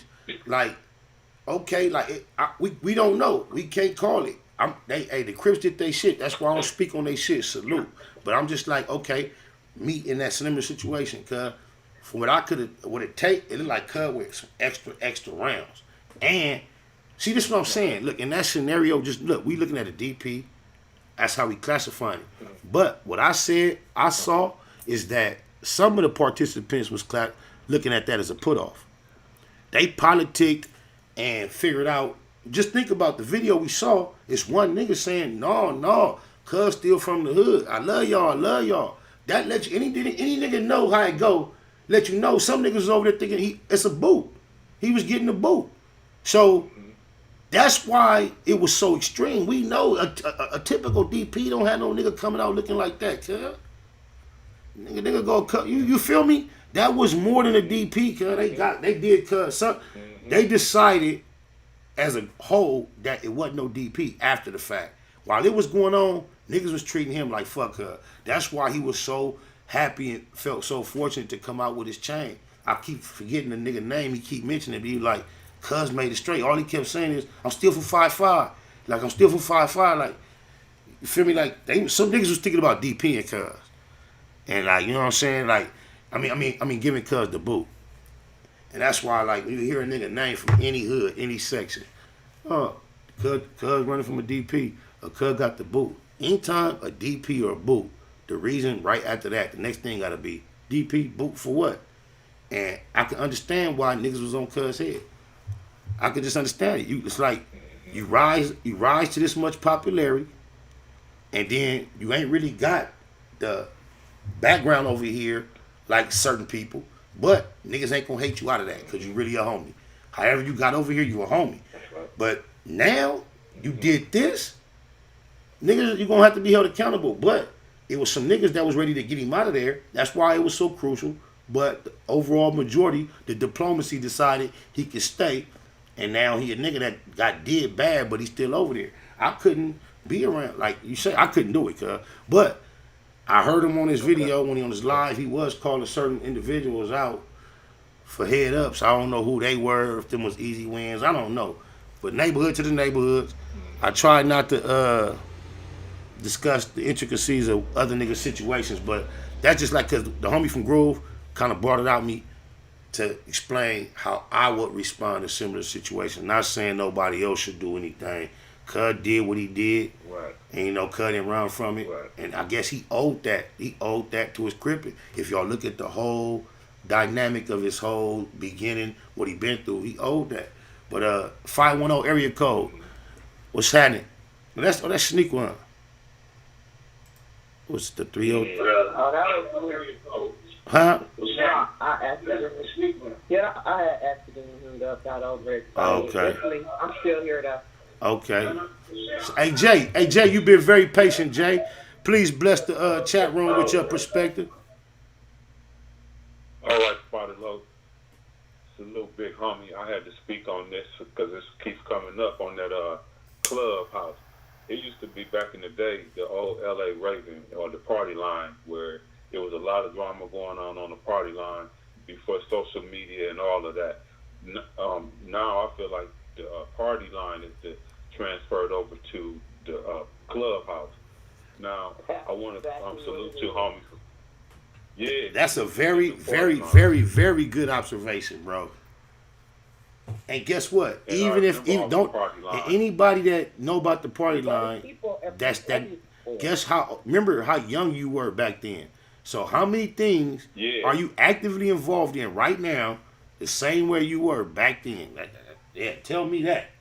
And I guess what? On Crip. Damn, homie. I never was on the party line. On my mama either. Me either, Sneakwood. No, I didn't been on party line like, cause I'm at your house and you called or something. But me like calling from my house, my mama, I ain't never been on that shit, cuz. Party line. Yeah, I never really got into that. I never had Facebook or Instagram. Well, I got a Facebook because I got a Facebook, but I got an Instagram, but I ain't trying to keep up with you, I mean, depending on your situation, but Chief Calico say ain't no such thing as too old for a DP when you in that lifestyle. You definitely are not in that lifestyle. You internet clowns. What lifestyle? Just think about it. What I'm telling you is, just think. Y'all got look. The homie. Let me leave that alone. Look, he don't even understand. You're not in that. You're not in that lifestyle. Go ahead, Jay. The floor is yours. I say that to say this before I lose my point, because I noticed that as a man, you stood up, homie, and you done always been solid, homie. You recognized that it might have been. You looked at this situation from somebody else's perspective, and you, as a man, you rectified it. I noticed how Compton Menace on Clubhouse keeps bringing up the issues of his brother and the situation. That's not his brother. That's not his brother. That's not his brother. If anything, Blackie is my brother. I raised Blackie. I raised his crippin'. I raised his desire to rap. I heard somebody said something like, Cuz said something like, oh, you know what type of nigga Cuz was or what it would be if he did that. Cuz, look, anybody who know me, nigga, whether they from Tragnool, they from Grape Street, that know my relationship with Freddie B, cuz, you got it misunderstood, Mr. Menace. Nigga, that wasn't the dynamic, nigga. Ask Slowpoke, nigga. That's smart, nigga. Just check this out, cuz. Check this out. This my loved one, right? This a nigga who died at the hands of the police. So, in my initial posting of the whole shit was on some fuck the police shit. Somebody, shout out to my nigga G Weezy from Great though, like, right? My real love was from Great, like, get in my DM, like, hey, the family ain't really feeling, they don't, look, this some shit I found on the internet that was already viral. So, whether, I'm not even admitting that I should have or should have not done it, because I know my intentions was pure in what I was doing, right? Yeah. But because people that were closer to the homie than me expressed a desire for it not to be there, I immediately took it down. No issue, right? Didn't nobody question my loyalty to the homie or none of that. This is a dude reacting out of from a feminine or a drug-induced position. It's none of his business. Because all opportunities to communicate these type of sentiments have been available to him, other than getting on the internet saying, "F me on the internet." You know how cute that is? Okay, you too. I mean, like, what? Okay, you mad about the fact that I put my brother, my loc, video, nigga, that I raised, nigga? Better ask somebody, nigga. Nigga, Blackout will tell you, nigga. He'll tell you, nigga. He'll blame me for everything, every time, nigga. Every time, nigga, I try to give him advice on being positive or doing good in life, like do something, he'll blame everything on, nigga. Don't get me started, cuz I was on Crip, like, oh, wow, I don't know what it is, cuz. You better ask his homies about the dynamic between he and I. Now you being mad about something that ain't got nothing to do with you, cuz. And you so goofy, such a weirdo, you find yourself on the internet talking tough. This same cat was crying on the internet talking about, Spider, we got to tap in. We going to sit down at the table like gentlemen and talk. I don't know what that powder do, because you know how long ago the homie passed for this to be his current conversation? Oh, my mama. A couple days ago. That's weird. It's weird though. He say, being older than the homies don't mean you can't catch a DB. You dumbest. Nobody said that. I ain't never said that. Everything I just said has been recorded. Nigga, I ain't said nothing about age, nigga. I'm talking about me from day uno, nigga. I didn't get quoted on. So I'm trying to tell you about my volunteering to be punched on by a group ain't never been like something I'm dying to do.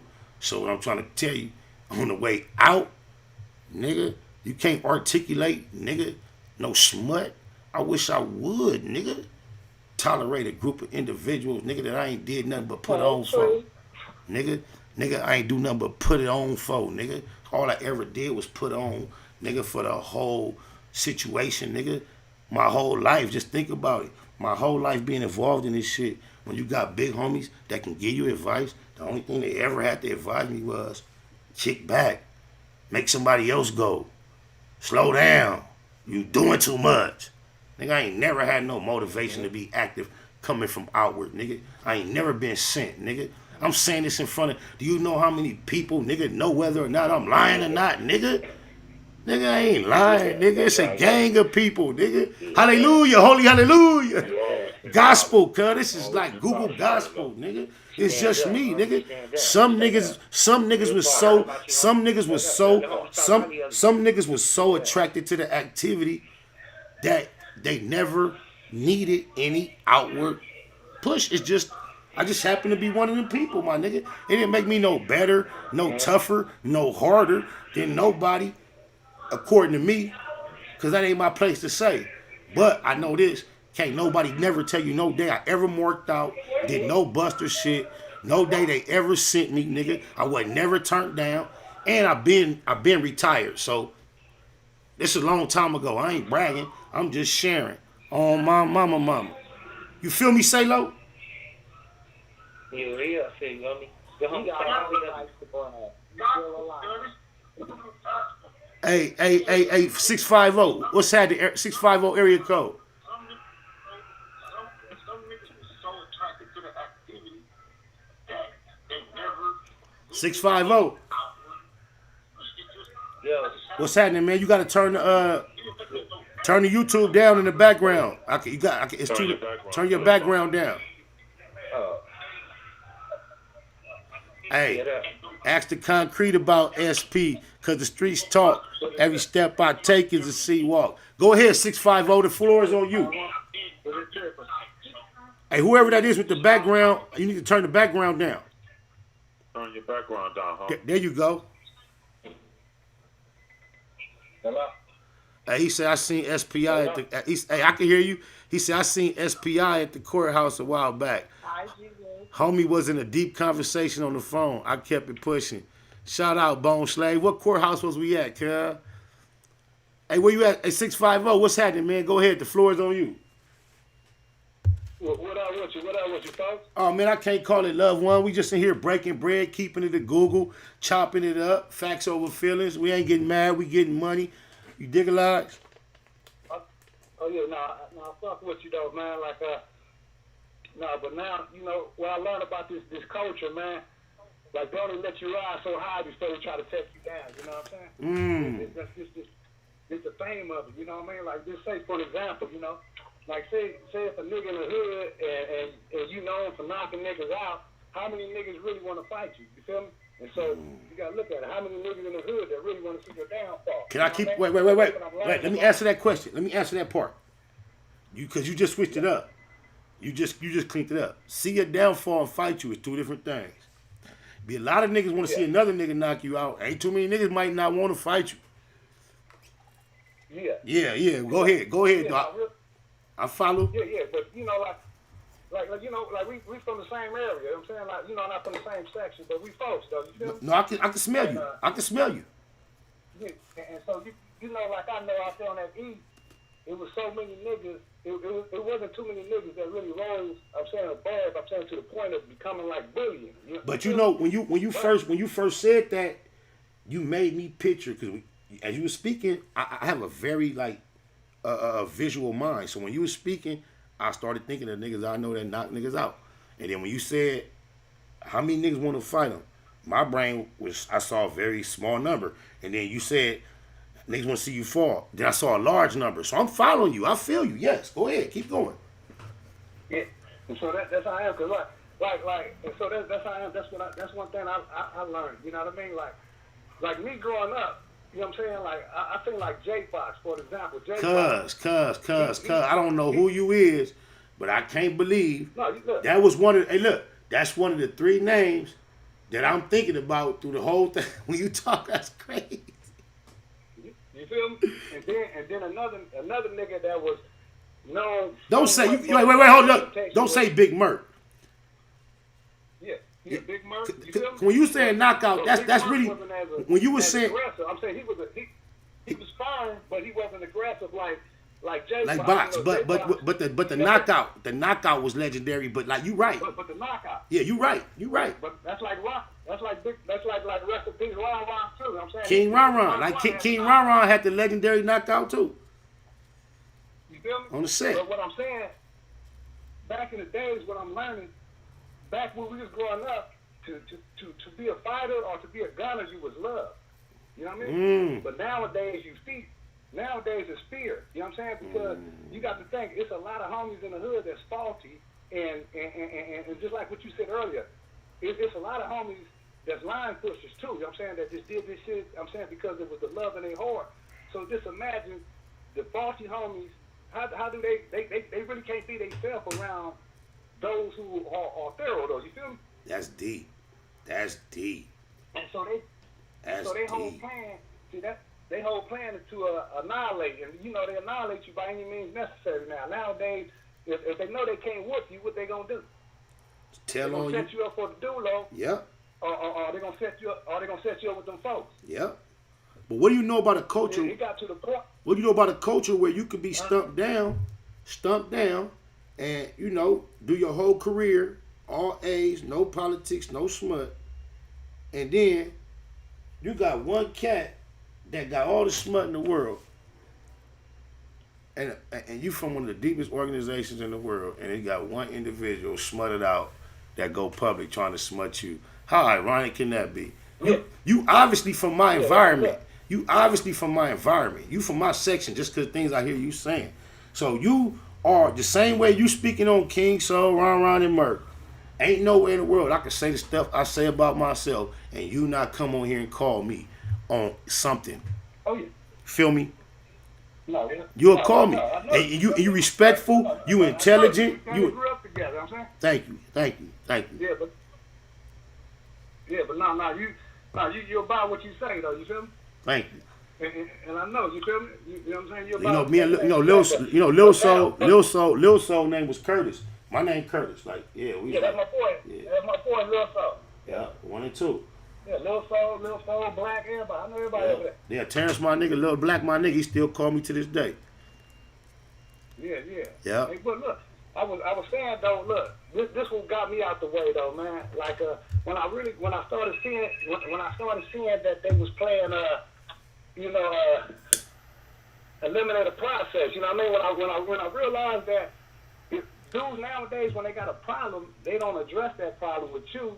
They get other people to have a problem, and then if that don't work, then they start using the white folks. You feel me? Well, hey, that's why survival. I know. Yeah, I'm listening. Go ahead. Keep. Just like what you just saying. Look, I read an article about 10 years ago when I was in the Feds. It was about in LA, a confidential informant, right? Uh-huh. And so in this article, they was trying to say he was a Crip and was for 60, but we know the subliminal message. They say he a Crip, that means he a blood, though. You feel me? I ain't even up on that, but that's gang. That's gang. Yeah, but look, go check out this GQ article, man. It's about a confidential informant. I'm saying in South Central LA that been taking people down for decades. I'm saying, and he don't necessarily have to be from your hood. He just have to know your homegirls, and they give information. They're pillow talking. But what I'm saying, I know a nigga out there in South Central right now that I done made everybody aware of. This dude done try to get me out the way for the longest. I'm saying, I'm talking about with them folks But I started pointing out, like, damn, this dude been having the same cell phone for 20 years. Like, people don't look at that shit as like being suspect, though. You feel me? Like, it ain't no nigga that's living in the underground that's gonna keep the same phone for 20 years. Damn right. Them niggas change more frequent than anybody else I know. The most frequent phone changers. Yeah, real talk. So, but it's nowadays it's over with because people turn a blind eye to shit. You know what I'm saying? And those who really push the hood, you know what I mean? Like say in C-Mac situation, man, me personally, I would have did like I'm saying, I would have handled my business with them, you know. But like you say, each his own. But dudes like that, the sterile, them the targets nowadays. You know what I'm saying? Like the Nipsey Hussle, them the targets, man. Those who trying to make a difference. You know what I'm saying? It's the fuck niggas that's winning. Man, can you imagine? The fuck niggas united. Right when you said that, my brain just gave me a glimpse, and it was gone. As soon as I realized it, it was gone that fast. Of the difference that Nipsey would have made. It was to a magnitude that we can't even imagine. And I just felt it real quick. It was big. I work around the ocean. And the difference he was going to make, it was reminiscent of the magnitude of the ocean real quick. And then I just lost it, but it was going to be big, bro. Because you see what happened when he passed. Like, the energy that was contained within his journey and the future that he had to go, all the energy poured out. And we seen it wave over the world. Nigga, that shit, man, we done lost a lot of beautiful black souls that everybody loves since then. And some of them even been on camera. They'd have been on camera, bro. And we still haven't experienced that type of, man, I'm talking about, cuz, just think about it. Look how tragically Kobe lost his life. And I would say Nipsey's public response was not comparable, if not greater. And that says a lot. Yeah. God bless the both of the LA greats, Kobe and the Keyway Christ. But go ahead. I didn't mean to cut you off. And one thing I wanted to point out about Nip, you know, once people found out what Nip was doing, you know, for a minute it started a trend with everybody. It's a lot of rappers that I know right now that open up businesses and got little houses and stuff because of the impact of Nip, you know? You're right. I've seen his influence stick and permeate and catch on more so around the globe than right here at home. I see his influence. Yeah, I see people. Yeah. But it's no way to, like, you know what? He's definitely, as far as lyric wise, content wise, depth, message wise, you appreciate his body of work so much more now that he's no longer with us. First and foremost, because I see so many things that he like foresaw, so many things he foretold, so many things he said in the past seem prophetic now. So many things. One of the main things that I've repeated and I quote and I remember and remind myself is because the dude had to just think about this. The nigga say, I don't want your help. Just let me suffer through this. The world would not know Jesus Christ if there was never Judas. The knife that's in my back will be the truth that introduced us. Just them bars right there. Just like he said that shit so long before the incident that took his life that when I hear it now, it give me chills, man. The niggas say the police hate it, so they hope my homies kill me. And then after his passing, after we seen the police seem so supportive and act like they were showing so much love, we see these reports coming up how the police was plotting on this whole progress. They was on him. They had a whole operation to see his, surveil him and to see his downfall, to make sure he didn't realize and accomplish what he was attempting to establish. So exactly, that's how LAPD is, homie. But how he foretold the story and he wrapped it up in a package. He was so fly with his whole presentation. Nobody heard a nigga naming his debut album The Victory Lap. Nobody saw it. Yeah, talk to me. Say, amen. Can I get an amen? Talk to me. How do a person in his prime, just now kicking in the door to the other side, finally made it, finna get it cracking, start preparing his victory lap? It makes no sense unless it's prophetic. That shit was bigger than LA politics, homie. That shit was bigger than his death? His death? His death? Think about it. Go ahead, homie. You mean, no, I'm asking you mean his death was bigger than LA politics?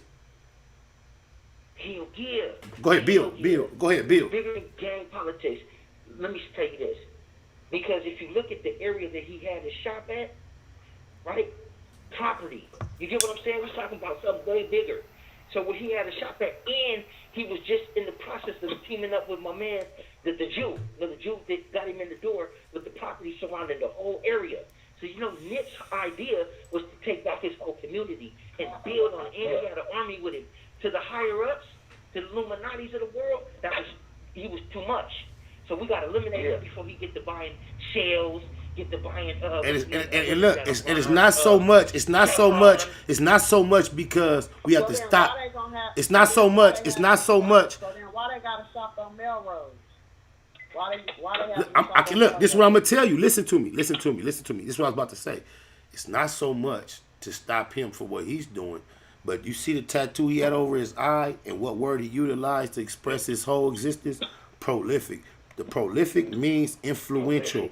It's not about the one he establishes, but it's the ones that he's going to motivate and get everyone else to establish.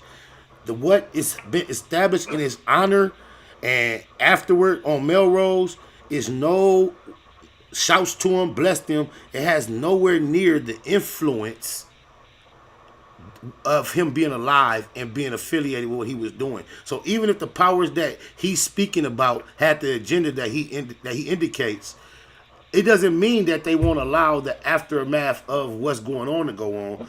He would have been just think about it. Just think about it. When you think about successful non-whites in America, look. It's typically not African Americans. If you have non-white Americans that are successful industrially and corporately in America, they're either Asian or of African or that type of descent. The Africans that come over here and get involved in business do extremely well. This wasn't no nigga just up off these LA blocks without no roots and origins and attachment to something bigger, greater. And he had been back to the place where he was born. He had been influenced by his roots. He had become aware of things bigger than just his block.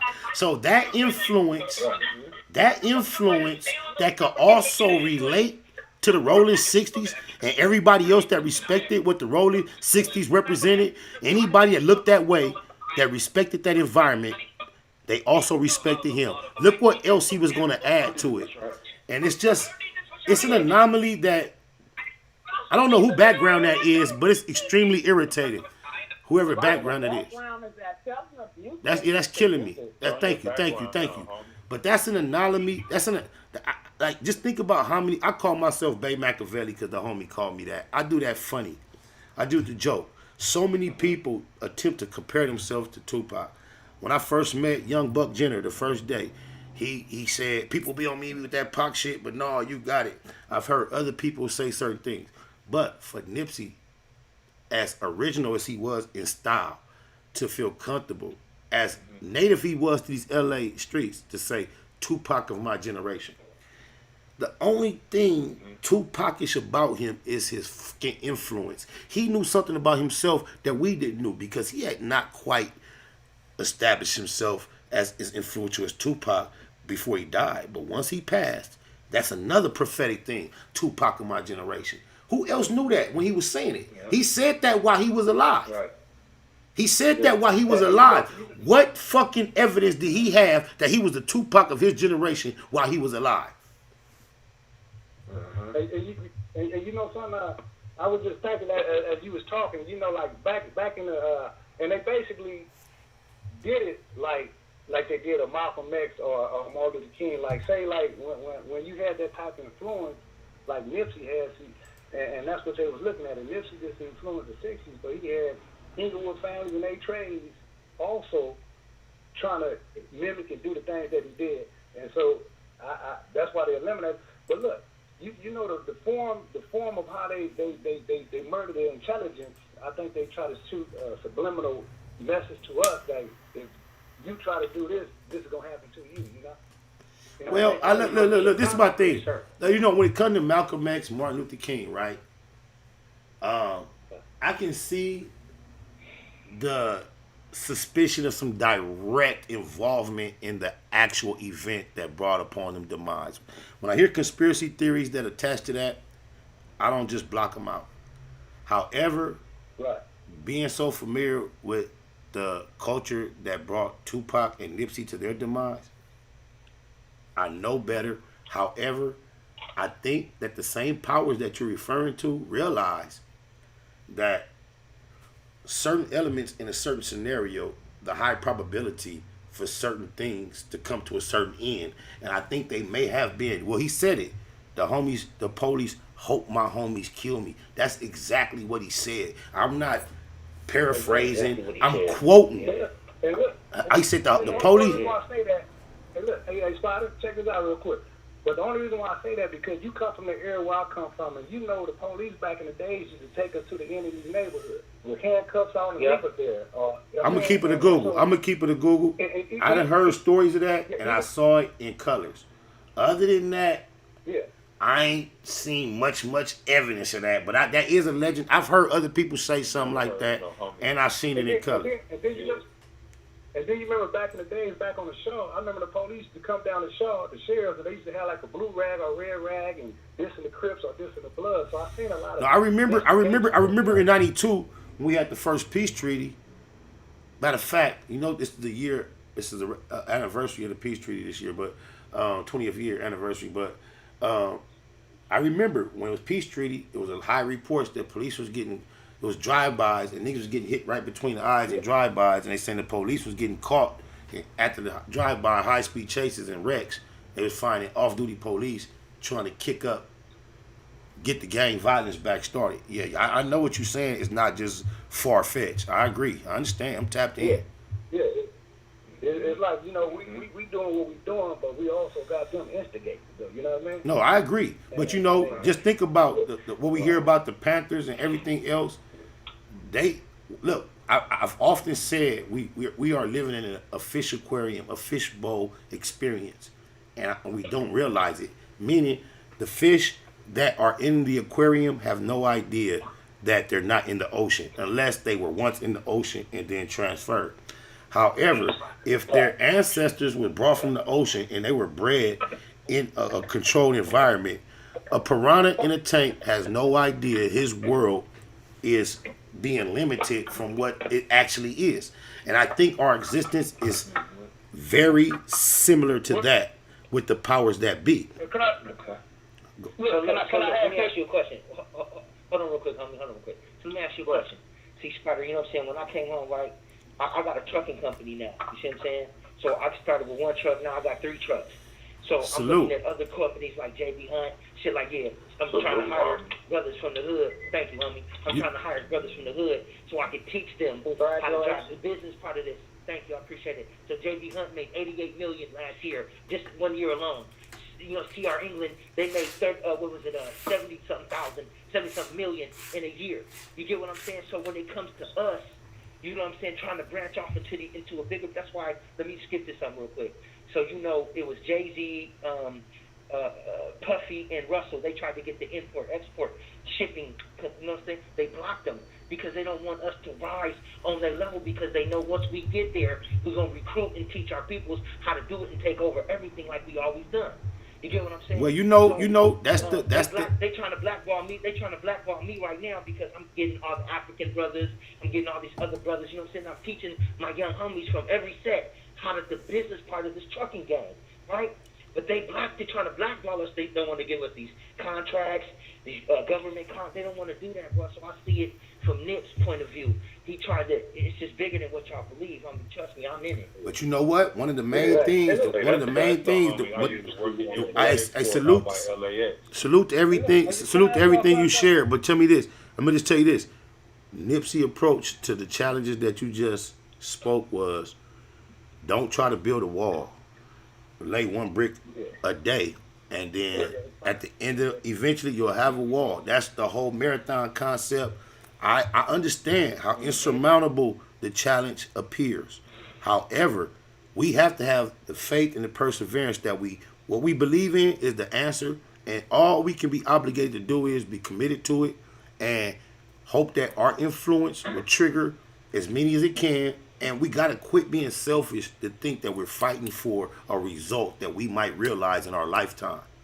We fighting for something that started way before we came around, that we got fucked over, and the end goal. But can I ask you this though? What the end goal may very well be far after. When you get too big, Spider, when you get too big, bro, they gonna send somebody to look like you, talk like you, and act like you to knock you off. Hey, but look, can I say this though? Can I say this though? That same type of attitude is also in the gang culture now, though. Do you see that though? Like, white folks gonna let us get so big, and then they're gonna try to stop us, and that's the same thing. Like, man, after you catch so many bodies, man, you become a threat in the hood. Look at this, y'all. I want to do this. I love this because I have this loaded up, and I had no idea we was gonna go right here with it. But look, this is what me and Cuz used to talk about. I'm describing to the homie how Ice-T was a cop killer. And he went from cop killer to Catch Me on Fox every night trying to lock another nigga in the box.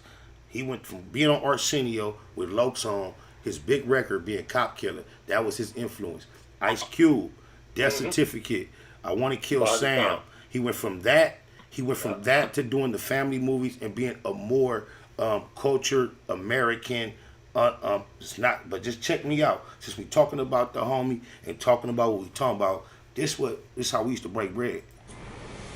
Prophetic, the riot shit. He called the riot. Yeah, it was shortly before too. It was less than a year before their song. Yeah. Almost probably why they made him that. They neutralized Ice-T. Cause them niggas was on some political shit at one point and it was like popular. Right. It's only one way y'all gonna win. You ain't gonna be that way. You better stop. In the aquarium. When the people that run the aquarium come get at you, what else you gonna do? So everybody ain't willing to drown. You want this Friday to work? Ain't all them other ones out there? Yeah, we gonna make sure. I don't think it was that direct. I think he just smelt the change in the air. Like, okay. And he was smart enough to go with it. Yeah, he's like, I'm out of love. I gotta make a decision. I'm gonna go this way. Motherfucker don't like you right now, G. Them CDs still on the shelf. Right. Yeah. If you want to tap into the message, it's still there. It's there. So you gotta get back and put it on your Yep, I ain't gonna play the whole clip, but because that's the end of the conversation. But it just give you an idea. That's what I'm saying. I'm glad I played it because now I realize I mentioned the aquarium in this conversation, and I never really finished my thought with the aquarium. We only have a limited amount of understanding and resources to even attempt to navigate our way through this existence. Just think about it. Even the M in Baymac initially stood for money and money only. Just think about how artificial money is compared to everything else on this world that is of value. When you go to minerals, water, air, oxygen, electricity, love, loyalty, anything positive that humans tend to attempt to ascertain. Look how more valuable it is as money, but look how highly we are forced to prioritize money, and money in it of itself has zero value. How that's living in an aquarium, because otherwise, guess what we would be trying to chase, accumulate, and manage? Natural resources. You would be a master of trying to grow something, make something, breed something, something of that nature. With this money in the system, you know what? I'm gonna fuck y'all head up real quick because this might be way out. But you know what I think? Because we're in a system where we stuck chasing money and trying to accomplish what society says is success, I think we've been stuck on Earth as a race. That's why there's such thing as overpopulation and depopulation. I think that our purpose as a people, as an existence on a planet, if you look at the vastness of the universe, if you see how natural it is for us to travel our own Earth, I really believe, you see how much interest we have in space, I think we really are designed to really be going from planet to planet and all that. I think we are really on a dwarfed, retarded experience as human beings. And I think the people in power are more aware of what could be going on than we are. Because there's no way in the world that, just think about it, humans created the society and the systems that we operate in. So how can our inherent design be to be born and then be successful within a system that these other humans have established before I was born, if our birth is connected with a creator that was here before all that? And there was an earth established with elements and things that can be manipulated way before that. We're studying their curriculum, spending our time, being entertained by their entertainment, chasing their established goals, and never fulfilling our purpose as human beings. That's why I think the human existence is going to go far beyond what we are experiencing before. I mean, I don't know on the other side. I kind of hope that, like, on the other side, we at least get to see the rest of the movie. You feel me? Like, I'm listening.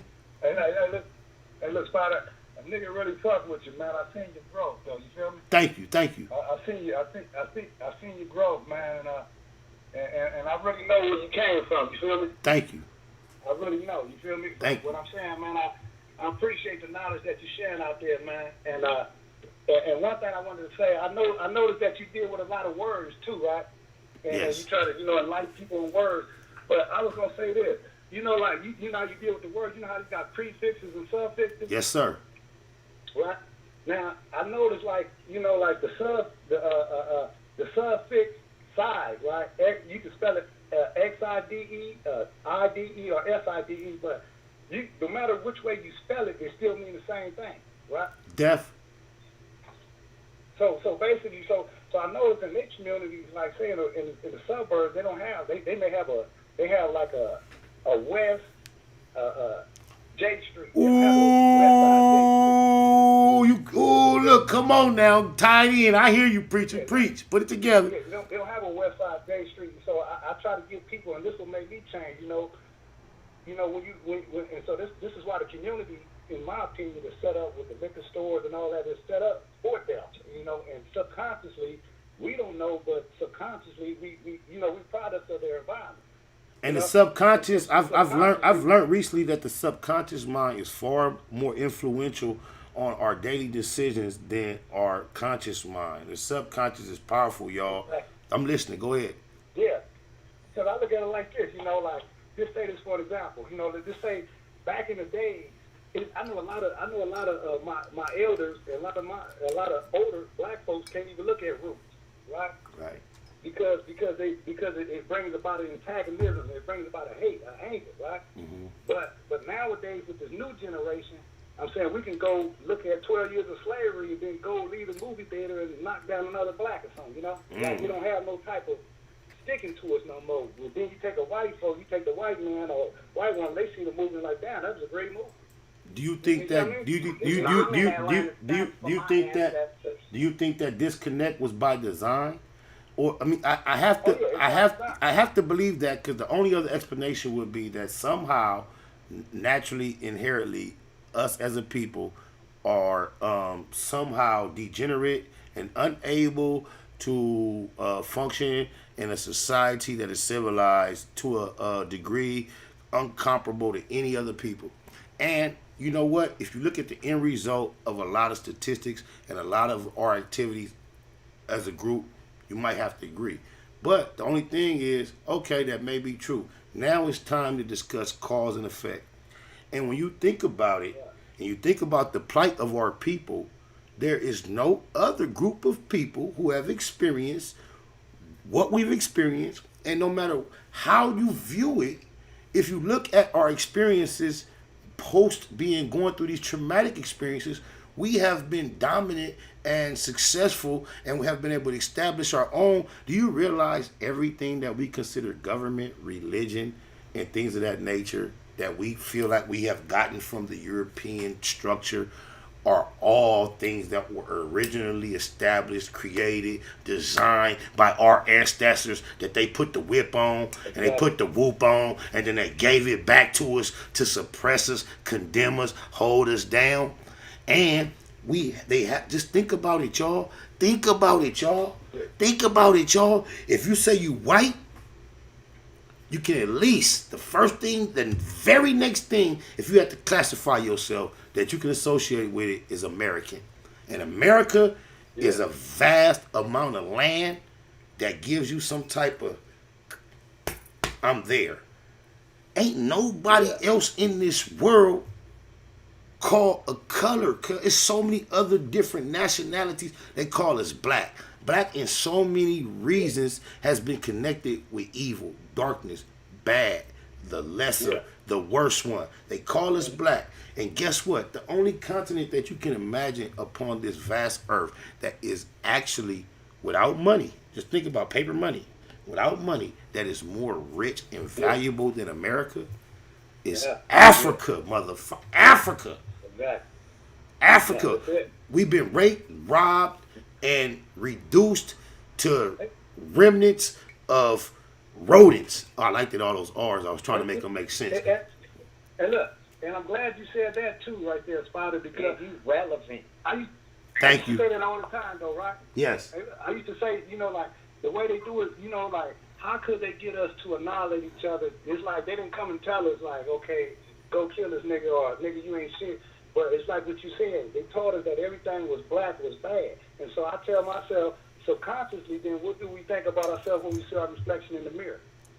Man, I love, what's her name? I love Judge Faith Evans. I love Judge Faith Evans. I love her. I just thought she was so, like, down to earth, around the way. And then she just got a new show where she's not a judge. She's like doing a documentary show. And I noticed, as fine as she is, she's fair skinned, which typically is considered as more desirable. I noticed, and I might be wrong, Judge Faith. If I'm wrong, I'm wrong. But it looked like she got her nose done, bro. I'm like, for what? Like, it's not an extreme change. She still looks like a beautiful black woman. But I just wonder, she's so fine, but if she did what it looks like to me, what made you do that, baby? I would have put my tongue in your nostril. You were so fine. Oh, mom, I wouldn't have gave it. I'm just saying, though, like, but these are, I started thinking that one day I Googled, you could go Google black women and celebrities and face surgery. It's a whole lot more. Even Oprah done got down. Like it's like almost everybody that got down. Hey yo, Puto. Hey Puto, you live on the mic on the black box, cuz. What's happening? Say something to the people. Hey, what's up with my good people out there in the world, man? Following my good partner, man. You already know, man. Appreciate y'all love and support. Keep it going. You heard me? Hey, we finna take over this shit, man. Just keep looking. What's good with you, SPI? Hold on, loved one. Hold on. I'm taking this moment on purpose. It's on God. Nah, shit, what it do, cuz? Just in the middle of this, finna be finished soon, though. What's happening, loved one? Oh, man, you know, whatever I was gonna talk about can wait. You know what I mean? All right. I mean, where you at? You pulling up, or I'm gonna see you over there, or what? Yeah, something. Yeah, I was just tapping in to see what the locations and shit was. Yep, I'm free today, so yeah, most definitely. Pull up, cuz. You already know what's going on, though, man. I'm on the air, huh? Yeah, you on the air. Yeah, you on the air. Look, check me out. Dog, fuck that. Check this out. Everybody want to say fuck? No, Yeah, yo, you get to that next, but check this out, cuz. All right, check this out. Blackie, right? Blackout, right? My low. Blackout from Baby. He from Baby Low, right? No, so, that's my low. That's my low, right? This nigga Menace, right? This nigga Menace, right? Out of nowhere, for some goofy reason, on the internet with my name and nuts in his mouth, and he attributed it to the fact that the day that I found out that we lost Blackie, cuz it was already a viral topic. I posted it on my page on some fuck the police shit. Shout out G Wayne. G Weezy got at me in my DM like, hey, cuz family not feeling that woody wah wah. I take it right down, right? Whatever. Hey, could y'all hear me? I'm tapping in. Could y'all hear? Not yet. Hold on. We can hear you, but hold on. So here it is. Here it is. This nigga Menace, some years later, for whatever reason on the internet, telling the world he got a problem with me. Cause I put his brother up on the internet after he died, and he tried to tell them I know what type of nigga Blackout was and what he would have did. Like I told the world that the only reason that Menace was able to continue to wear his Black Wall Street chain way back when was because we used to bump into him and he was with Blackie. I'm not putting up, just look what kind of shirt I got on today, y'all. The type of shirts we used to wear back then. But anyway, I never tripped on Menace. We've been cool. Just, what do you, I mean, like I'm just saying though, cuz, like. Man, when I had Menace in the studio, all these, remember I told you, when that shit happened, he had, it wasn't never supposed to be none. I think that was before that issue, but I seen that little shit going around the internet. You know, niggas got their opinions and niggas is Blackout from Gray Street, right? That's my nigga. That's my little homie. You from Gray Street, right? Look. I'm from Gray Street. All right, so this I just want the world to hear, like, cuz I ain't the only nigga from Gray Street that my report is similar with, that feel the same way. Cuz don't let Menace get y'all confused, cuz he into this internet manipulation trying to trick y'all to think. Look, Man, Menace was cool. That's what I'm he saying. look. I'm surprised. I'm so surprised. I never had no problem with cuz. Menace called me the night that he beat up 40 Glock way back when they was stumping him out. Me and Menace and Blackout was on the phone together the same night. Check this out. Look, this is my little homie on the phone from Gray. He just said Blackout, his little homie. I love Blackout. I love Freddie B. Oh, my mama. That's my little homie, cuz. Let me let y'all understand the dynamic between y'all and my little homie. That's my little homie. Not because he way bigger than me and all that, and he look like whatever. Cuz ain't gonna never, ever in his life try to act like he was anything other than my little homie. I'm telling y'all, Crip, cuz. What, never, if anybody could think that nigga was a teddy bear, cuz.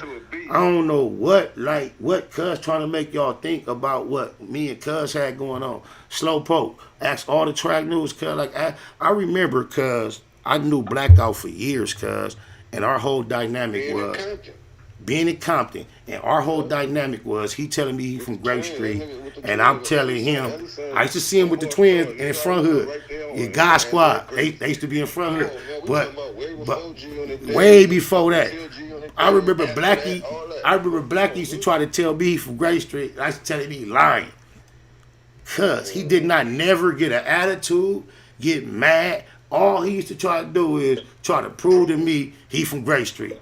He see me with Puto. He see me with other niggas from Grape. I'll be coming from Watch, just leave the projects, pull up in the track news. I'll see Freddie B, and I'll get to teasing him. Do you know the first time I seen Cuz in the projects, how happy he was at y'all? I told you, Cuz, on G.O. Like, oh, my mama. I'm just saying, though, don't let this weird powder head that got the disc Crips on a movie, and now he feel he tough. Like, they be like, oh, what's this nigga say? Fuck Spider. Guess what? This thing right here called the internet, it's like a can of courage. Any nigga say anything. Go ahead, Puto. Talk your shit. Man, look, these niggas got politics twisted. You know what I'm saying? They got politics in the streets trying to play prison politics, and it don't add up. You know what I'm saying? And then it like... Cuz ain't even never been to prison, so that's why it's politics goofy. Ain't never been to prison. If they have, they not like... Niggas that go to prison you don't play them games in the streets until you get handed that type of situation. You know what I'm saying? This ain't got nothing to do with that. These niggas is weird, man. Look. I ain't gonna lie. Hey, look. You know what a dude told me in '97 when I left? I opened up High Desert State Prison, man. But a dude told me that, man, I got paroled in '97. He told me, man, if you ever want to know what's going on the streets, just look at prison, man. There's really no difference, man. Prison just is watered down in the streets now, man. But you know what? But prison has always been more watered down in the streets because it's always been known. Once you get to prison, you program. Niggas program in prison. Yeah, everybody. But yeah, you program in prison. You program in prison, but the water. But you know what? The prison was less watered down when it came to. Niggas was held more accountable about standing on a square. You right about that. Yeah. You right. So this is what I learned though. See, in camp in YA, it was about the hood, but it was about you representing the hood. You feel me? And so you had to do your thing before the homies embrace you. They want to see you handle your business. In prison, I'm saying niggas is protected though. I know a gang of bust ass niggas. Hey, Hey, that's so deep, cuz he just, look, juvenile hall, I ain't been to YA, but juvenile hall, the camp, the juvenile experience, you just brought a good perspective. It's about the hood, but it's about you representing the hood. When you get to this grown-up shit, it's about representing the hood, but it's way more politics. Way more politics in place, cuz.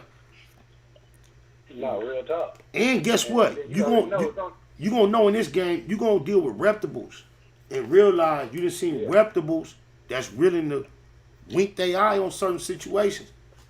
And it might shock you, but this is why niggas like me tell everybody who ain't quite involved, thinking about getting involved, just got involved, not involved enough to where it ain't too late to, nigga, this shit ain't nothing.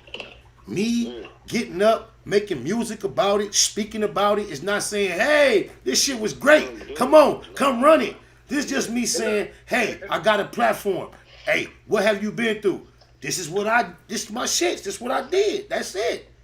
But guess what? I wouldn't advise nobody else to attempt to make it through. There was alligators in that water. How did I make it through? I don't know. I jumped in, I tiptoed, I went, I prayed, I can't tell you how to get through them waters of alligators. There's gators in that water, cuz I don't know how I made it. But yeah, go ahead, I'm listening. But you know, like on our side of town, I'm saying our shit was so close, you feel me? Yes. But it was a blessing to make it out. But Yes. check this out, this is what I'm learning, man. You know how they say the history of this shit, man. They say Tookie, right? And Stanley Washington, I'm saying, what Jamil's way in the background started the Crips, right? Right. But look, watch this. See, the Crips and the Bloods, well, we're gonna say the Crips. The Crips was the offspring of the Black Panthers, correct? Right.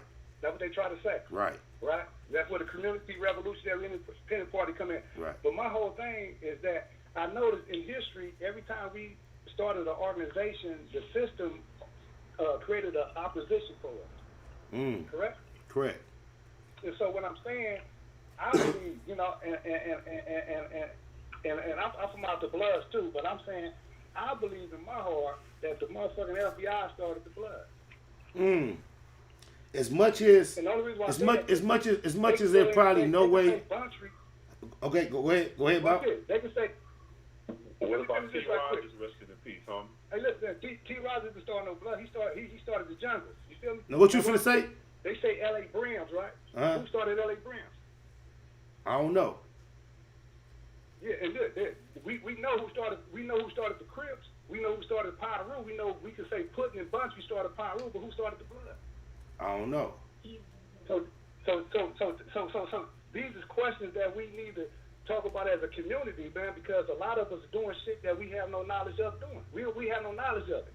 We just doing it because it's been passed on to us. It's like Christmas. We all know Santa Claus don't exist, but we keep this bullshit going every year. Man, and that's the same thing with. Man, I've been so lately to let go some of all that.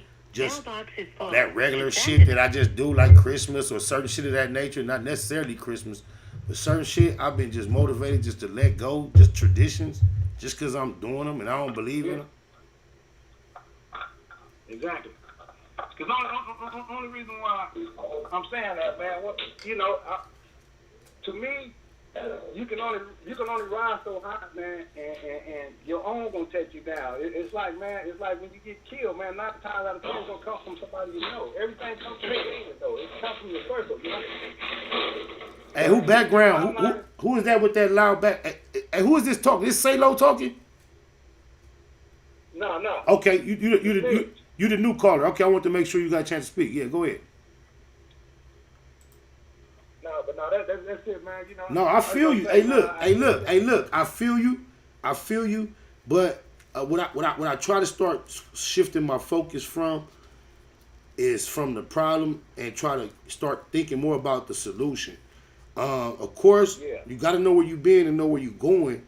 But I think the fact that everything that we established has been infiltrated is well documented. So here in the black box, when we just shooting the shit, we think, I know saying this, it's probably not a good thing to say because then they're going to develop the technology to counter it. But I think sometimes you got to get down to your swimming trunks, leave all your electronic devices behind, get out in the ocean, water up to here, and let's have a powwow. And let's get our real plan together, because everything is being. About this, though. Everything is being surveilled. Think about this. Look, watch this. It's really over with. It's really, in my personal opinion, it's over with as far as the control. You feel me? Like, back, you say about 15 years ago, the so-called big homies, you niggas had control. You know what I'm saying? Like, the big homie, if you ain't in school, the homie can, like, man, take you to school, whatever, but, man, you can't be in the hood till after school. But now it's over with, man. To be honest, C-Mac is probably the only nigga I know in history that took a DP. Everybody else is going to war. You feel me?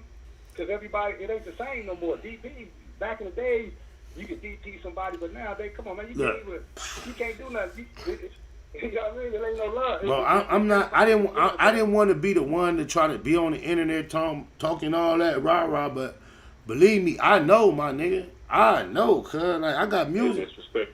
Man, cuz I say I thought that they was trying to put him off. That's what it looked like to me.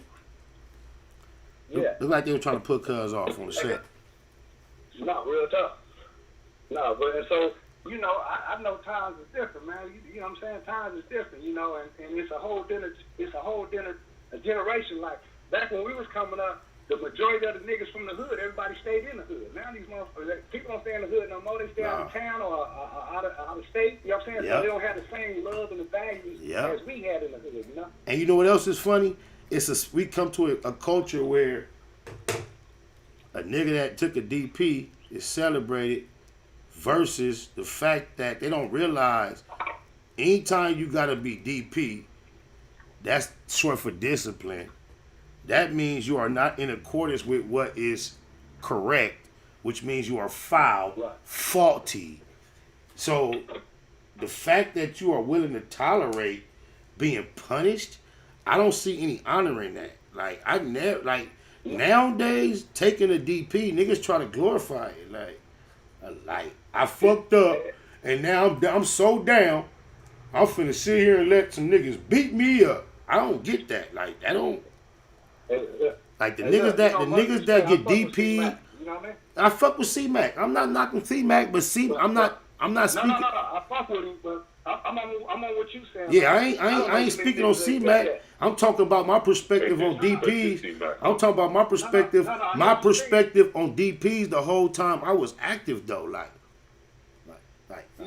Once you a nigga that's subject to a DP, you in a different class of the scripting with me. Like. On Crip. That's just how I was out there pushing.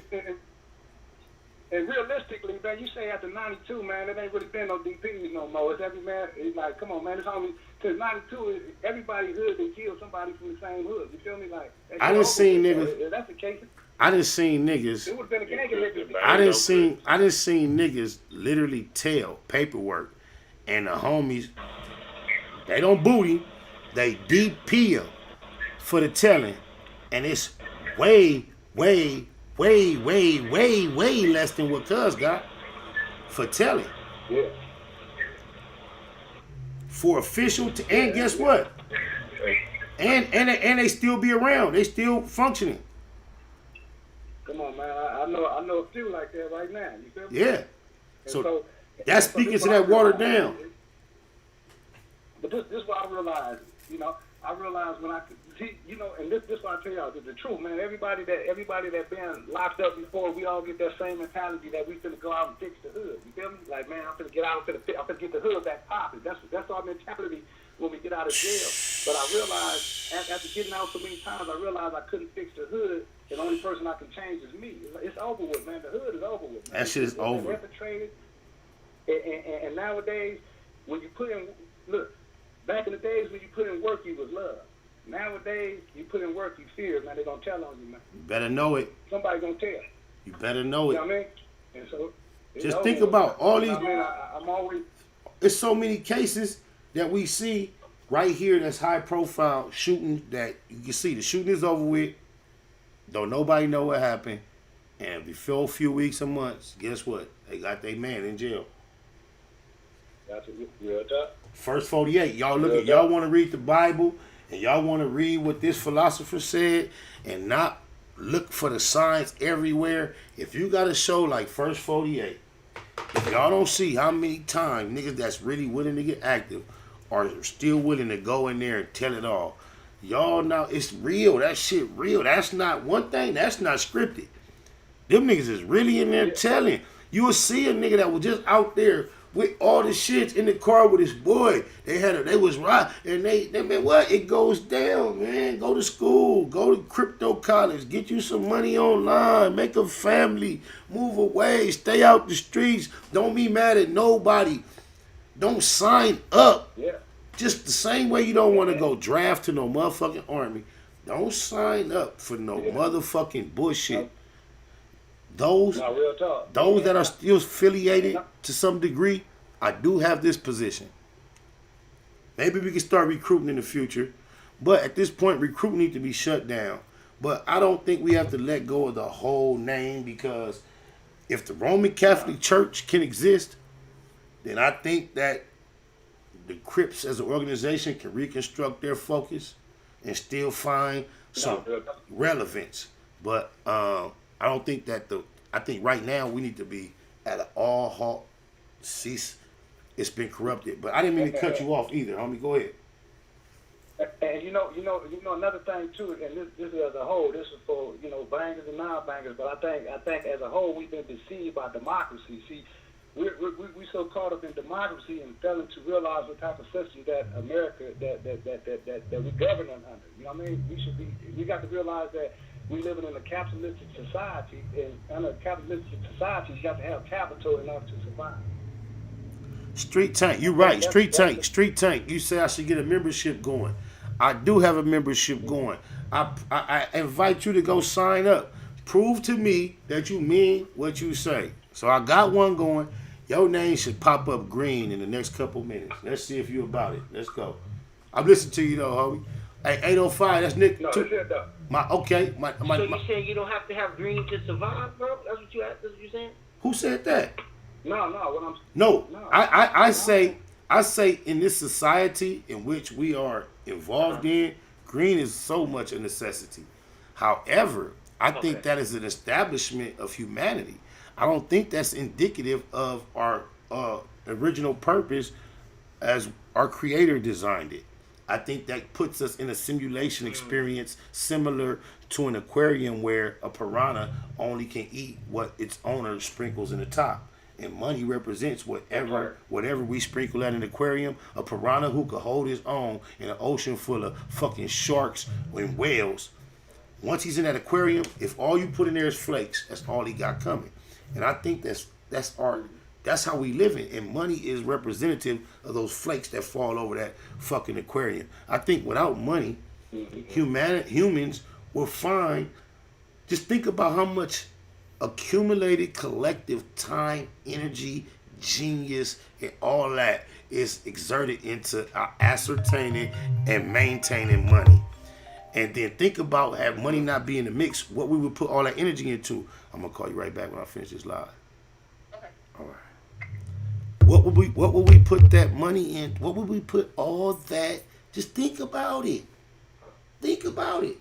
I was just listening to some teaching that taught that in the Kemetic system before European colonization, guess what? Africans, we had no money. Like what would we be putting all our time and energy into if there was no money to chase? And that then deems to me physical paper coin money as some sort of a distraction in the overall ultimate activities of humanity. Because otherwise, what would we be doing? And they're so tricky. They're so tricky to me when it comes to the Bible. They wrote. Hey, go ahead. No, what you're saying is so deep because it made me think about the dope game. Before the dope came in the hood, it was really. You sounding low. Did you turn your I can't hear you good. Oh, okay. I say what you were saying made a lot of sense, right? Because as you was talking, I was thinking about the dope game and how the hood used to be before dope came in the hood. You know what I mean? At one point in time, everybody in the hood wasn't trying to sell dope. It didn't mean nothing. So you had the homies that they loved the hood. They didn't give a fuck about selling dope and all that. But once everybody realized the value of money and what the dope can bring, that's when the distrust and that's when the internal genocide came from within the hood, you know. But what you're saying is correct. I remember OG niggas when I was a young nigga in prison. The G niggas used to explain to me why the prison was watered down and soft is because they said, think about it. Before the dope game, in order to make it into prison, you pretty much had to be a badass in society, like about taking something or hurting something. And so when you came on the other side of the wall, typically them type of beasts know how to respect one another. But then when the dope got involved, any nigga that wanted $1 could end up in prison. You didn't never have to be no aggressive or violent or the only criteria for you to be a criminal then was for you to want some money. And everybody wanted money and everybody was in a dope game. And in California, essentially, the gangsterism and dope game was not synonymous like it was everywhere else, y'all. That was later on. In our culture coming up, the D-boys and the G-boys were separate for the majority. It was some that were both, but a lot of times in our environments, the G-boys used to have a whole lot of influence over the D-boys. And the only way you could be around here and be a D-boy is because you cool with the G-boy. And the G-boy, and I mean G as far as G, not no, you feel me? But the nigga that's the G wasn't necessarily interested in having that type of what you got going on. Long as he can do his thing, he was cool. But guess what? That nigga with all that money still had to abide by the energy that G nigga established. That's how it was out here. On God. Exactly. On my mama. Exactly. But niggas like Benzo Al, they was getting set up. Though they was robbing the high rollers in the bar. I'm not gonna say no names. I ain't gonna say no names, but some of the biggest ballers in my hood that I know from my section, I've heard stories of some of the G-est niggas from the same section running plays like this way back in the day. Hey, I got a bird. Hey, let me put this up under your mama house in the stash. So I gotta go make a run out here. I'm gonna come get it later. All right, for sure. Come on. Take me over there. We both see me put it under there. Bam. All right, I'm going to be back in a few hours. I'm going to come back and get it. In that meantime, I seen you to go get it. So now when I finally go get the nigga who put it up there with me, all right, let's go get that. Or go get that for me. Oh, it ain't there. Now you owe me 2, 3, 4 of them. Nigga run the same play on the same nigga every other month. Yeah. That's how the G-boy... Yeah, go ahead. That's a trip. No, that's a trip because... I remember it was a time in the hood when like say, when homies was like, even from pistols to yay, you can stash it. Everybody can know where you stash your shit and niggas didn't touch your shit. You feel me? But now it got to that era where motherfuckers did touch your shit. I seen the generation decrease. That's what I'm trying to say, to the point where I remember homies used to go to the store. When homies go to the store, they brought back a case of 40s for everybody. You know what I'm saying? Everybody, make sure everybody drunk. When they buy liquor, everybody drunk. But I started seeing how it started to deteriorate, you know, and I'm saying that's when the dope really took off to the point where it was like me and you now, it became clique instead of the hood, you know? Yeah. And then there's no real structure. There's no real system of graduation or support. It was all based on, I don't know when we got infiltrated and when it got diluted, but I know by the time I came around, shit was already on a bad course. So, I don't know, man. I know a reassessment, a reset, rebuilding, reevaluating is very necessary for us as a people, man. Hey, Father. Yes, sir. Put it like this. Lil Tommy and Mikey. Lil Mikey, you feel me? Who is you? I'm Midget, man. Oh, it's Midget. What's up? What? Hey, you said that a long time ago? Yeah. I ain't never heard you say that. Y'all don't have no idea. Y'all be hearing my cousin D Slim from Fanny Swan call. It's another cousin of mine, Fanny Swan, on here. Slightly more distant, but through marriage, Y'all had no idea how deep this shit was. What up, midget? What the fuck? God damn, that's man, crazy. Man. Hey, look, that's what I was saying, man. I've been fucking with you, man. I like how you doing your thing, man. I've been trying to get on that too and enlighten the community, man. But I do realize a lot of people don't want to change, so I've just been trying to elevate. You feel me? We got to, man. Salute, man. Salute, man. You just fucked me up. Yeah. You just fucked me up, man. Yeah, Just because. Huh? You be tapped in? No, just be. This the mind frame you put me in. Listen to the show all the time. I appreciate it. You put me in this mind frame. I got to do this one time. I remember.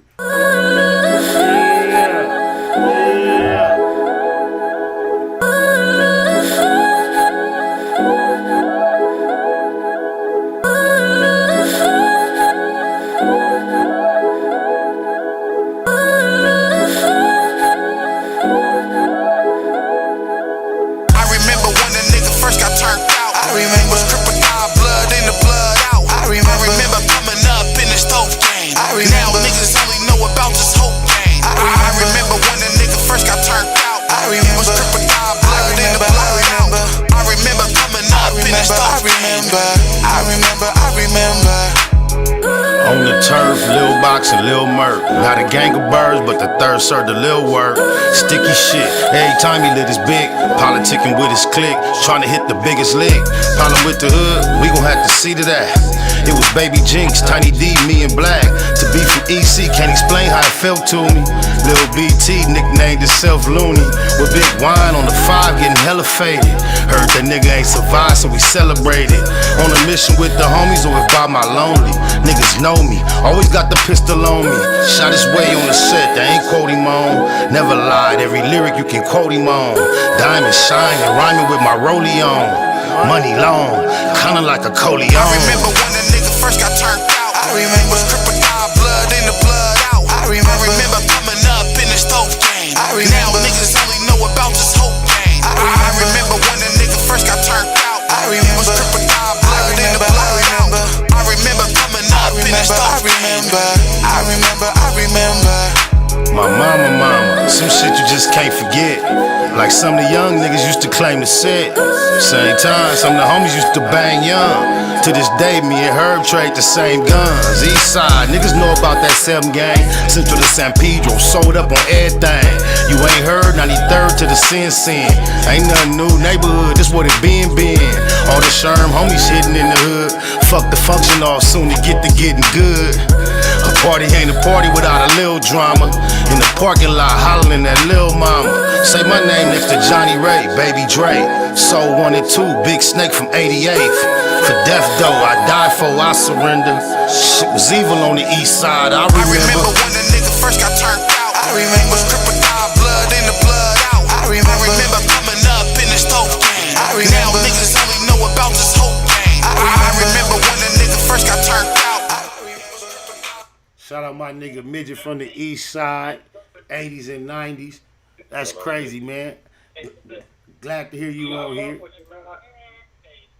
Man, I fuck with you tough, man. I like what you're doing, though. You know what I mean? And like I say, man, you know, you that inspiration in our community, though. You know what I mean? Thank you, sir. Hey, everybody that's listening don't quite understand how much that means coming from you, but I do. So you know what it is, man. Much love, man. I appreciate you. 90 seconds. You know, like you said, we family, man. Yes, sir. Yes, sir. How everybody doing? Oh yeah, everybody doing pretty good.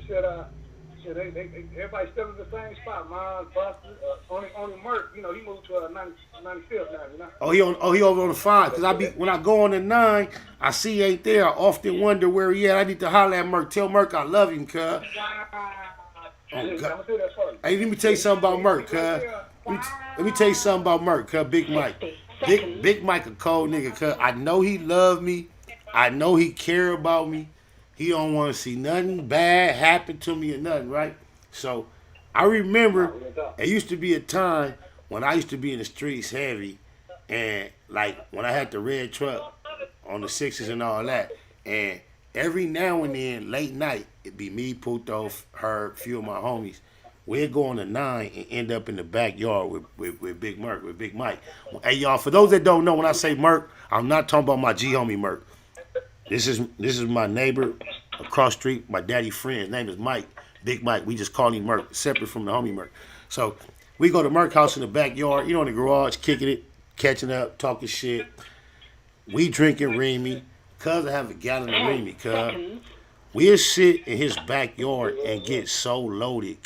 I'm talking about for hours and hours. And as much as he tell you when you leave to be careful, watch this, watch that, before you go, he used to take my bottle of Remy that was empty over to his gallon and top my shit off and send me on my way, cuz. Oh, wow. And when you see him, make sure you tell him, I remember that. And you don't never hear from Maurice, do you? Yeah, no, I'm gonna do that. You be hearing from Maurice? Oh, no. Yeah, he should be getting out pretty soon, That's what it do, man. Baby Ron, neighborhood 60. Shout out my cousin, Baby Ron from 60. Yeah, sometimes Maurice. This year? They before we left the porch, they made us show up though. You feel me? We was already game aware. Game tight. Look, you know what niggas don't know? You feel me? Yeah, that's my day. Uno. Maurice, my day. I remember it all before all. I remember before he was even from over there. We used to be from 99 East Side Hudson. We used to claim the 9 block. Me, me, him, Big Spider, Tommy, my homie Lil Bebe from the hood. Everybody, Lil Ron, everybody on 99. Some of the front streets. Yeah, on the set. On the set.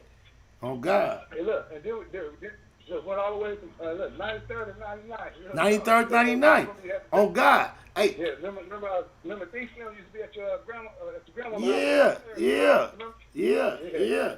I remember the pit boys on 93rd and Stanford that stayed in the house, the Pits, Darwin and them. Yeah. Mm-hmm. Yeah, exactly. Yeah. And then my boy Half Low, Hey, but keep it. I think you heard Half Low. You talking about Half Low? It's been. I ain't heard. It's been years. Yeah, Half Low. But we came up on the legendary people, though, man. Real talk. Yeah. Hey, tell me this. What you know about this? Just think about this. Just fuck that. Look, fuck that. This is the type of shit. Cause like, C-Mac in the headlines right now, and like he went through what he went through because what he used to do, what he used to be, right? And then like, I know how everybody look at it, like woo wop wop. Okay, I know how. In game banging, he could deserve what the issue he got. But then just to keep it a Google, I share with the people about my homie Baby Slim used to be from Athens. And now since I'm talking to you, I can't help but bring this up, cuz I can't help it, midget. Cuz I'm not smutting or shitting on nobody, but I'm gonna keep it a Google. So I want everybody to know. Alright, I'm from 9-7. I grew up on 99th. I got brothers. I got brothers that grew up across the street. And we brothers because, I'm going to keep it a Google. We brothers because from day one in the 70s when our parents bought homes across the street from one another, they had male sons, same age, and they both was the Williams household. So my oldest brother and the oldest brother in that house grew up, same grade, best friends. They claimed brothers. Williams, Big Mike, Big Tommy. 2 successful black men, homeowners from the 70s, right across the street on 99th. Our households were interchangeable. We was brothers. Maurice Williams is another brother out that house. We the Williams family too. So this is where the brotherhood was established from kids. Way before gang banging ever became an idea. So I say all this to say, Mike and Maurice were the original brothers from the original mother that Big Mike, that we call Merc, had children from. Michelle was the sister. So bam, Kathy was the mama. Then after that relationship didn't work out, he had Martha, another woman. He had more children. Isaac was the son that he had after he with Martha. So Isaac was raised on 99th. This is my brother. This is my little brother, y'all. It's my brother. He's a new generation, my brother. However, he got a whole nother element of family that's from the other side of 95th. Midget and all they family, they bloods from the other side. So Isaac, having both sides of the influence in his life, he turned swan. He a young nigga. with the same attitude we all got. Don't give a fuck about nothing, right? He from Swan though. However, his daddy stay on 99. I remember way back in the day, he got into some politics with his big homies on some gangster shit. So, for a period of time, he was ducked off, laid low on 99th at home. But he got, this my brother though. Everybody from the set know this my brother. He's on 99. He want to walk to the store. He want to walk to the store. Guess what he gonna do? He gonna walk to the store. When he walk to the store, he walking to the store. He G'd up with an attitude. When the little homies see him, they know he my brother. They see his attitude. They bang on him. Where you from? He gonna tell him where you from. From Family Swan. From Family Swan. Check me out. So the homies kept coming to me. Cuz on EC, cuz you gonna have to holler at your brother, cuz he walk, So I used to tell him, cuz you gonna have to woo. But guess what happened? At this time, he was over here so much and going through this so much with the homies. Plus, his politics was so bad where he was from, because he had allegedly, accordingly, did something that some people say he robbed one of his big homies or something. It had went real bad over there. Yeah. And he wasn't really, why? Yeah. Guess what he did? Under my influence and tutelage, cuz turned Tiny Spider from 9-7 East Coast. This is my little brother. He had just been from Swan briefly. And whatever he had went through had went bad. He wasn't no buster. He wasn't no punk. He was with the shits. He was challenging my little homies. And in order for me to try to leverage my little homies not liking him being around, and that's your brother, he turned Tiny Spider from the set. And he was with it. And we was out here moving and functioning. But guess what happened? Very shortly thereafter, he went to the county jail. He had 1.5 years or 2 years of already being from where he was from before. And at that point, getting to the county jail, he had to make a decision.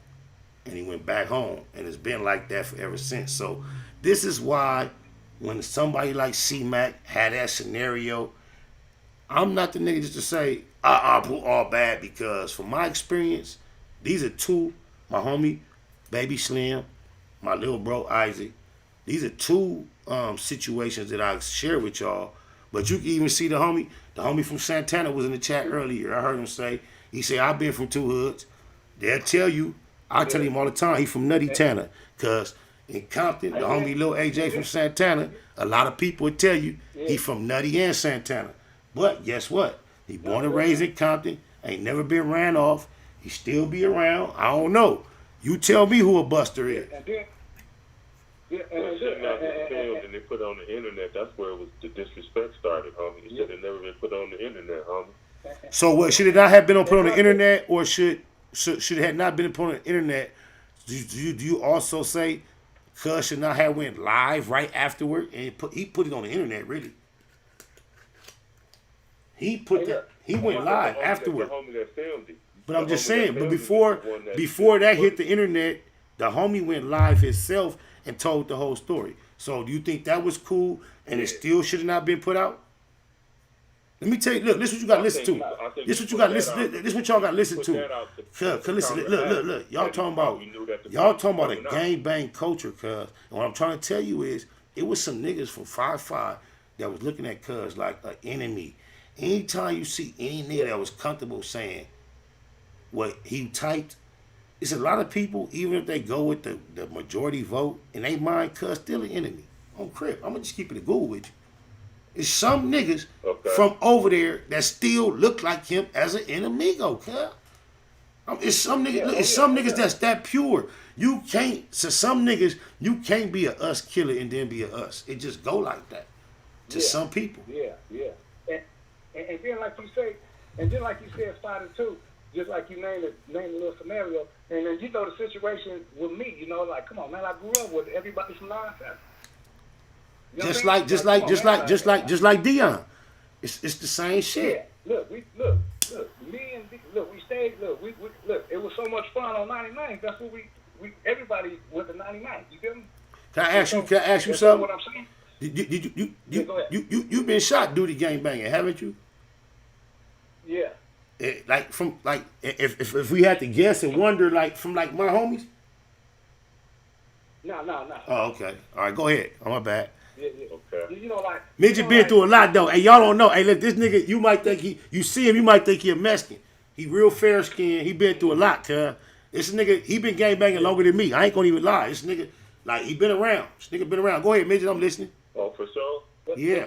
But like what you say, like when I first started, when I first went around to start fucking with my homies, everybody knew who I was at before though. You know what I'm saying? Like one thing you know, when we was 9-9 like hustlers and shit, like we fought everybody though. Even the 9-7s.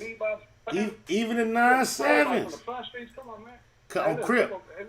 Hey, look, on my mama. Hey, my brother Big Tommy, my brother Lil Tommy, they squabbled a gang of my G homies way before they was G homies, when they was little homies, and won. It's legendary. Everybody know on 99. Everybody know about Butch. My daddy had pit bulls. Butch was the main one. And a few times through the years, before my brothers, high school, before they was turned, I had a brother that played football. He was a linebacker. My daddy had pig iron in the backyard. He a big old thick nigga. And we was just raised up under iron. So my brother was a young, not only he was an athlete, he had iron at home that they didn't have at the school. And that's the way he was a hard, he had a bad temper, and iron was his passion. Pit bulls was his passion. And it was times when his little bro hit the corner, my G homies like Dopey, Bumpy, Milk, Coop, they had different issues, and my brother walked down the street with that pit bull, tied the pit bull to the pole, and he gonna get down with whoever. And like, that was, that's the type of spirit we was raised up under. Big Ant from 9-7. Yeah, rest in peace, Big Ant, cuz. On the set. On my mama, big. You say that randomly out of nowhere, not knowing how close my course coordinates with that name, Big Ant. Big Ant called me one day, y'all. Big Ant called me one day out of nowhere and said, first he called me and said, I was on my way. Matter of fact, I wasn't even on my way. I was in the valley at a meeting with my nigga T.Y. Shout out my nigga T.Y. from Harlem. But he had a label back in the day called For Show Records. And he was one of my first people without paperwork that had gave me a record deal. He was making it monetarily beneficial for me to be a nigga that rap. Studio time, cash in my pocket, planning and plotting on the future. And he was having cash. But anyway, he from Harlem. But anyway, at the time, I say all that, what we was just talking about, damn, I just lost my motherfucking thought. What I was saying? Big Ant. Who? Big Ant. Oh, bam. So at the time, I remember T.Y. was like, this like 99, 2000. So I remember being in the valley. T.Y. like, come see me. I go to see him, but when I go see him, I'm in the lobby of his little office, and he got a white boy in there, and he walking this white boy in and out through past where I'm at, and he like ain't got no time for me. He talking to this white boy, and I'm getting irritated. And I remember Big Ant calling me while I'm sitting there irritated, and he like, hey, I'm up here with Suge Knight. And I remember my first energy being like, so what? Like, I'm like, all right. He like, and that was the end of the conversation. So I'm mad at this nigga T.Y. He told me this. He like, man, I apologize. I got you waiting. He was like, but this dude is from, I think, E1 Distribution. He was from a distribution company. And whatever he was trying to lock in with the distributor, whatever he was plotting to do with me or for his situation or for us in general, it would never happen without him getting this dude. So I can remember on God in Heaven, on my mama, I remember sitting in the lobby, finally, it was a receptionist. I told her, I said, look, I gotta go. Can you take this note into the meeting? And no, I told him I gotta go, but I said I need some gas. Cuz gave me $500. He came out real quick. He was like, I'm sorry, bro. I'm sorry, Will. Gave me $500. He said, I love you. I'll holler at you. All right, well, I get on the freeway to get back to the city. On my way back to the city, Big Ant, rest in peace, called me and said, hey, Suge want to meet you. I'm set. So I ended up going to meet Suge that day because Big Ant told me Suge want to meet me. And I ended up having the whole... Suge was in Port Ranch. I met him in Beverly Hills at the Red Lobster.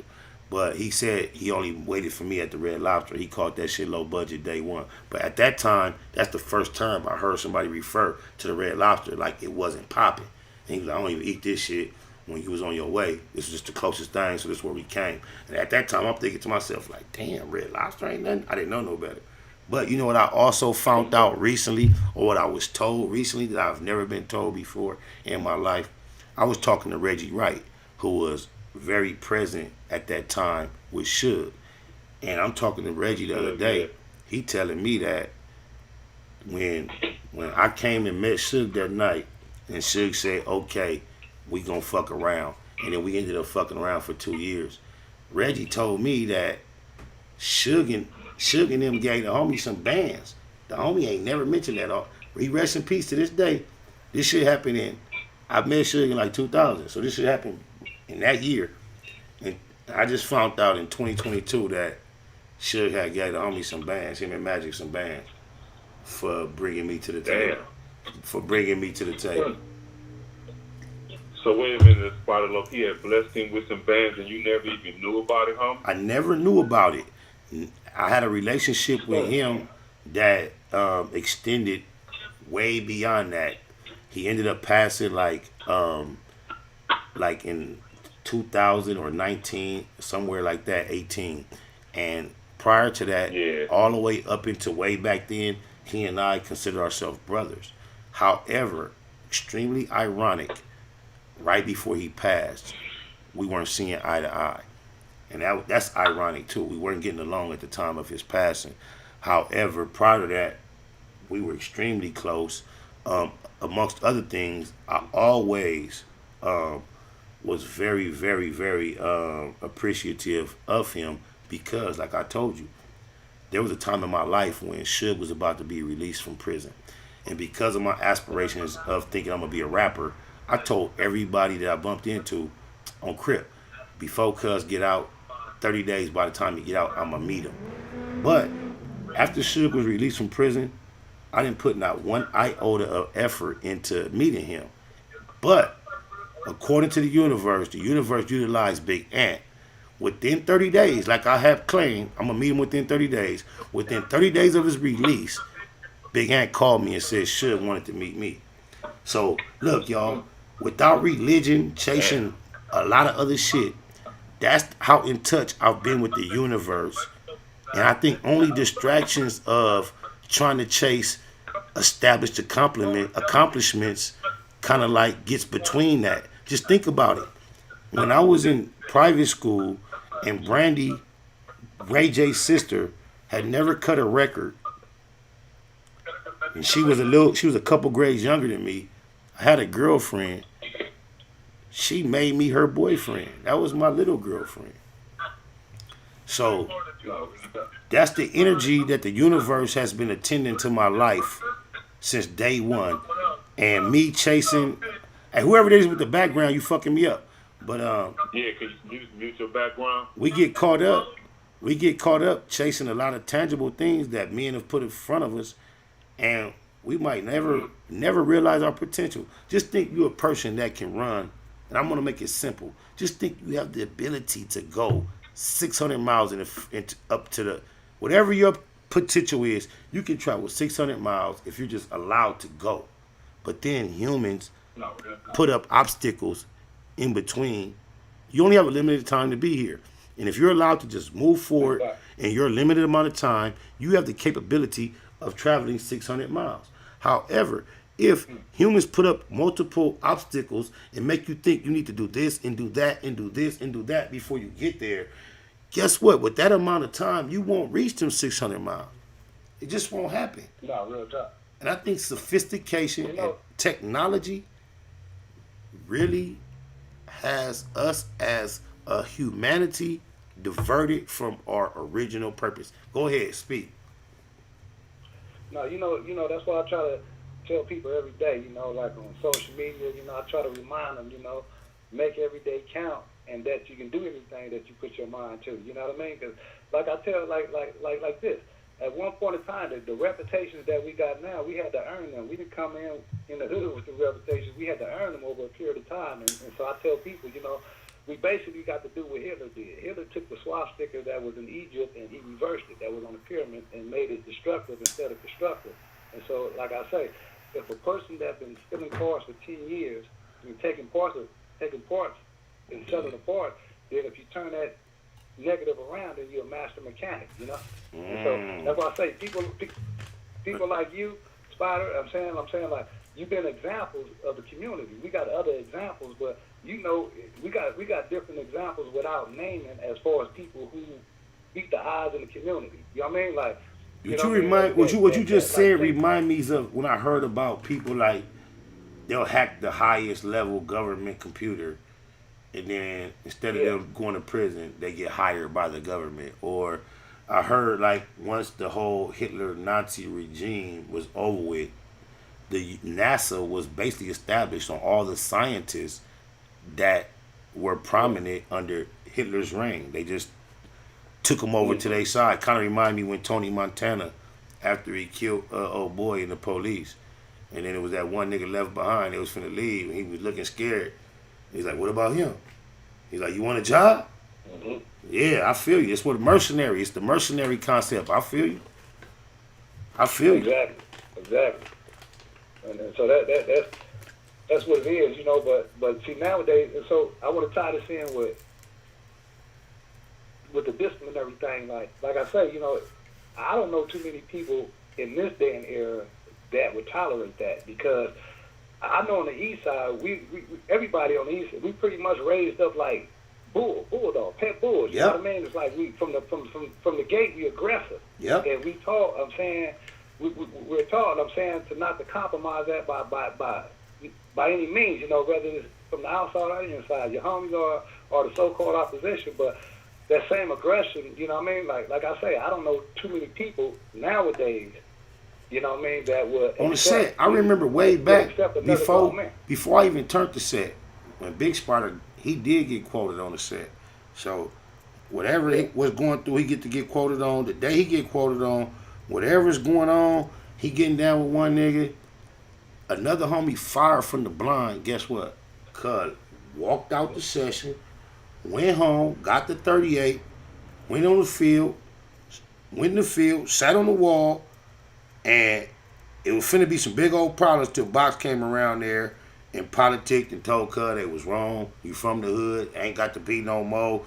Like, yeah, nigga ain't with that. Like, nigga, what you mean? Like, nigga, Big Tommy my daddy. Like you not finna never make me feel like it's love by you utilizing the advantage to hurt me, nigga. The fuck you mean, nigga?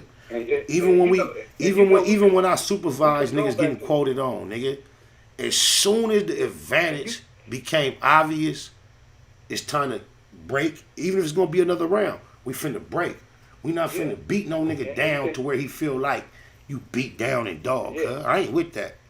And, we was taught not to accept that shit. You know what I mean? On set. You know, it's one thing to get down with me, but like you say, once I go down, let me get back up. On God. You cheated the game now. On God. On God. And so I agree with you that it was deeper. Basically, what I'm learning that nowadays, even from the Crip Mac situation, what I'm learning, you know, not just from Crip Mac, but from Draco, from Slim 400, from Nip. When you got any desire, even from your situation, you know what I'm saying? Like when you got any desire to want to make it, people gonna hate you. Yes. Right. And you can't. And you really, you know what I'm saying? And you really can't go back into the environments unless you completely prepared. Whoa. Rest in peace, neighborhood Neil. You know?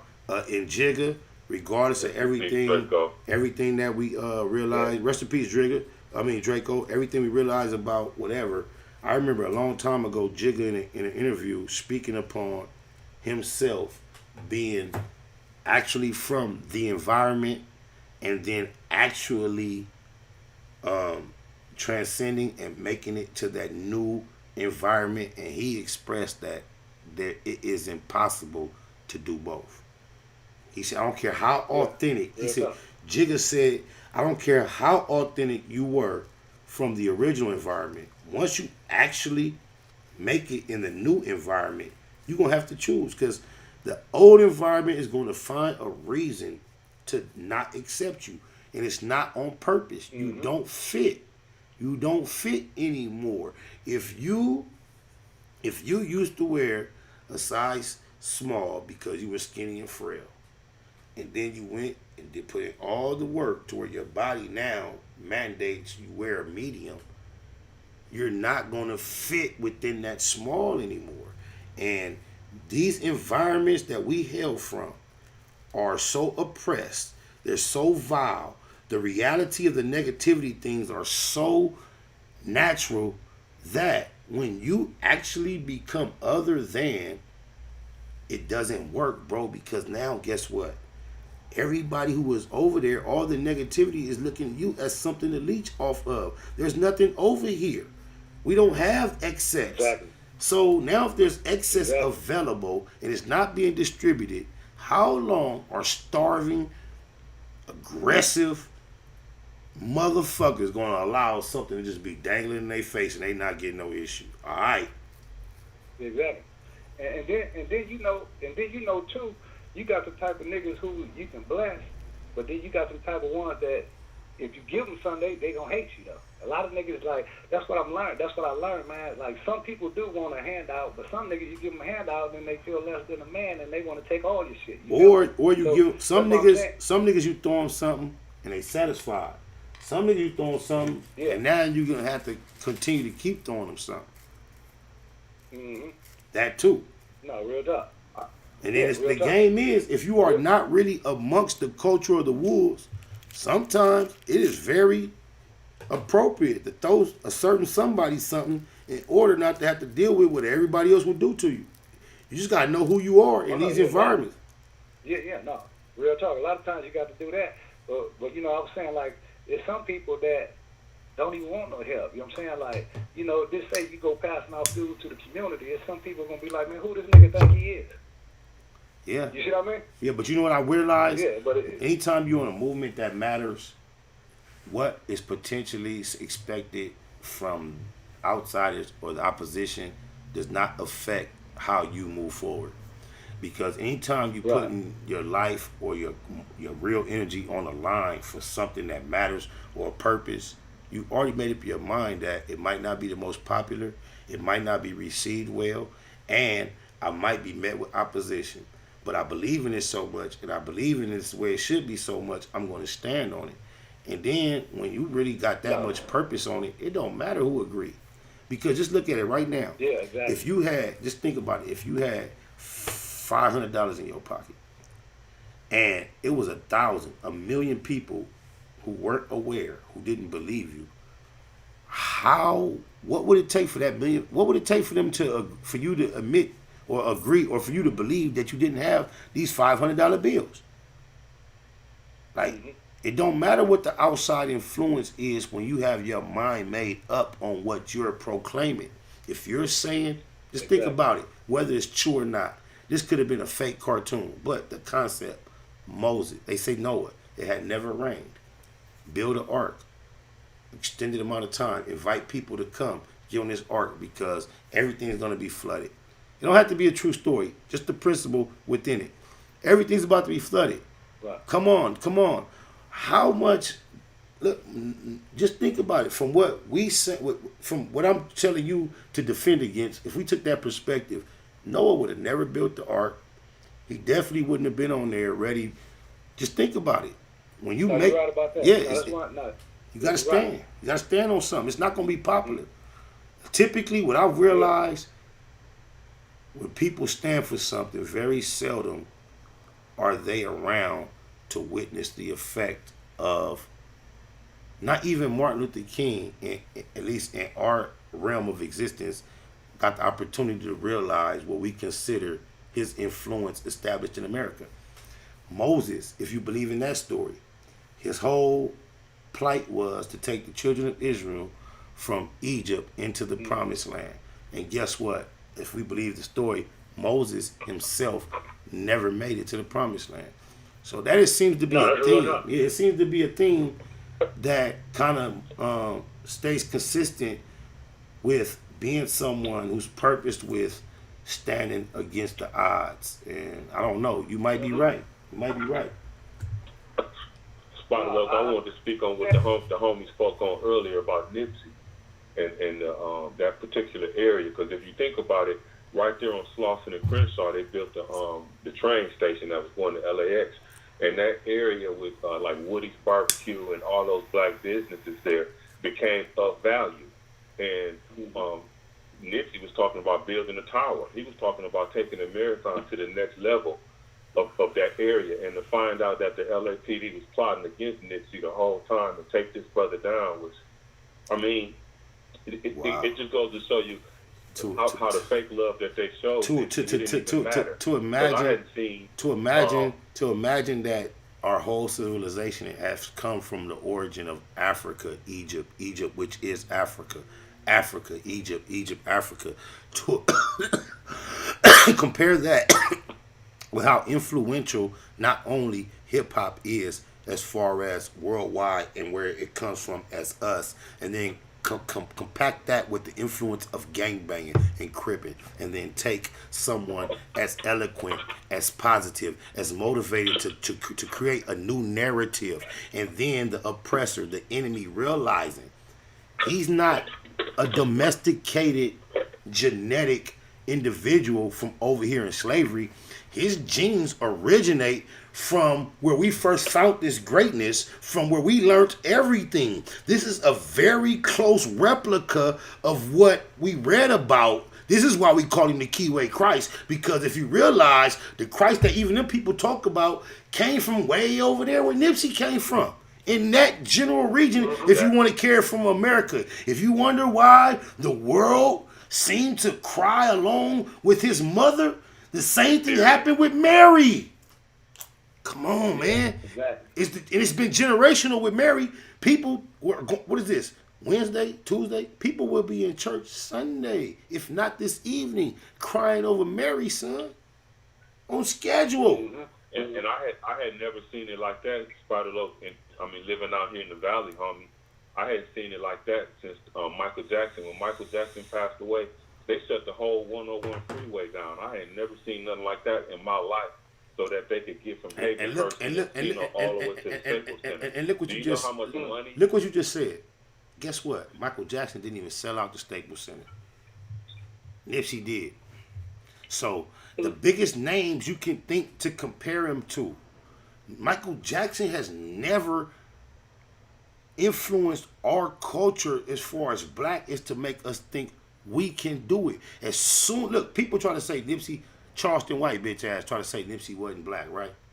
But he, as black as he was, that's what he identified as. Michael Jackson, as big as his influence was, as great as he was, guess what? He created himself to be white, and then he dictated that he had white children. He was a white man. And guess what? Guess what? And Nipsey packed as a Crip. He packed the Staples Center when Mike didn't. So I don't even, as much as we try to compare. And that was my point. I mean, LA was shut down, homie. They rode Nipsey through different hoods, homie. I had never seen it put down like that since Michael Jackson. For never. To honor Nipsey like that. Never. Technical music. Hey,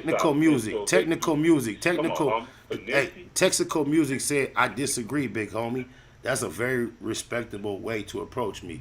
Please tell me what you disagree with. I am extremely curious to know as to what it is you disagree with. Because here in the Black Box, we are dedicated to analyze facts over feelings. And it's very, very, very difficult, if not impossible, to disagree with facts unless you are indeed a plump fool.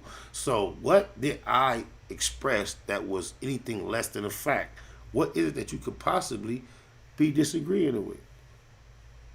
Hey, the phone line's still open to y'all, though. Oh, my mama, I appreciate the way y'all in and out with it. Nobody talking over each other. No, appreciate it.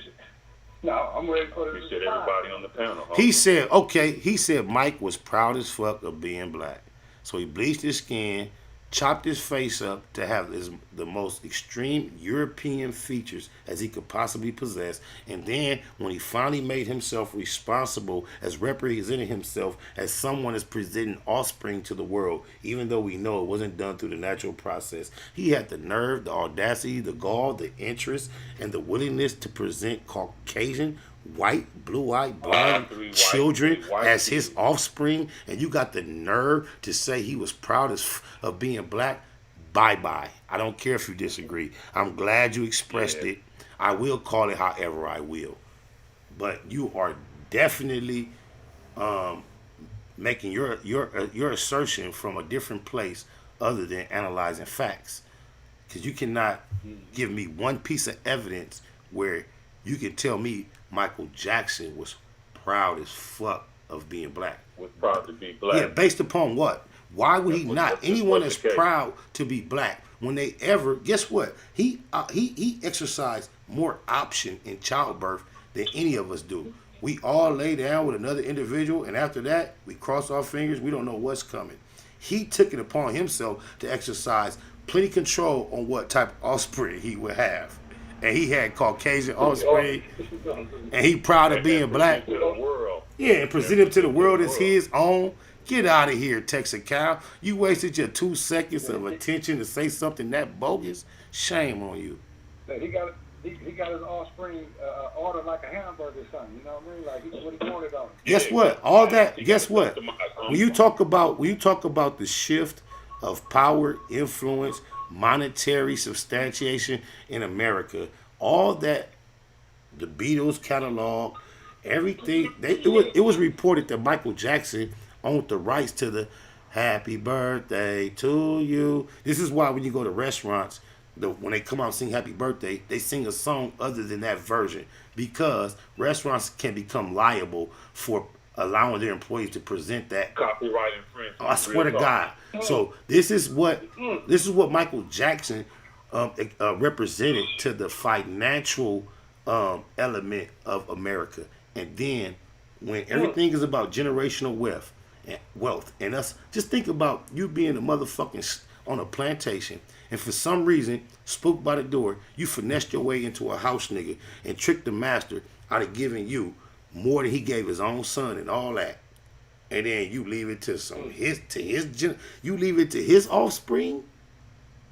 How much sense do that make, cuz? I think on the thing, Spider Low, the world sees the Michael Jackson kids as white, so the money just reverted back to the white. That's my point. That's my point. Just think about Michael Jackson having some natural children who would, the chance we would have, looking like we look, the chance we would have for advancement and exposure if he had some natural born black children who had the same feeling we had. And then they inherited the resources. This is why they make look, bro, this is why it's, just think about it, cuz if Michael Jackson had some black, strong male kids who felt like you and I felt, wow, whoa, this is why Dwayne Wade is not allowed to raise his son as a son. Wow, Magic Johnson. Wow.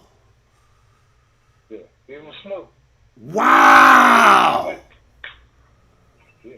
Wow. And why Dwayne Wade would allow his son to wear a dress for the world to see. That's what I would get. I ain't gonna even front on that one. One of the most masculine images of success and just visual, one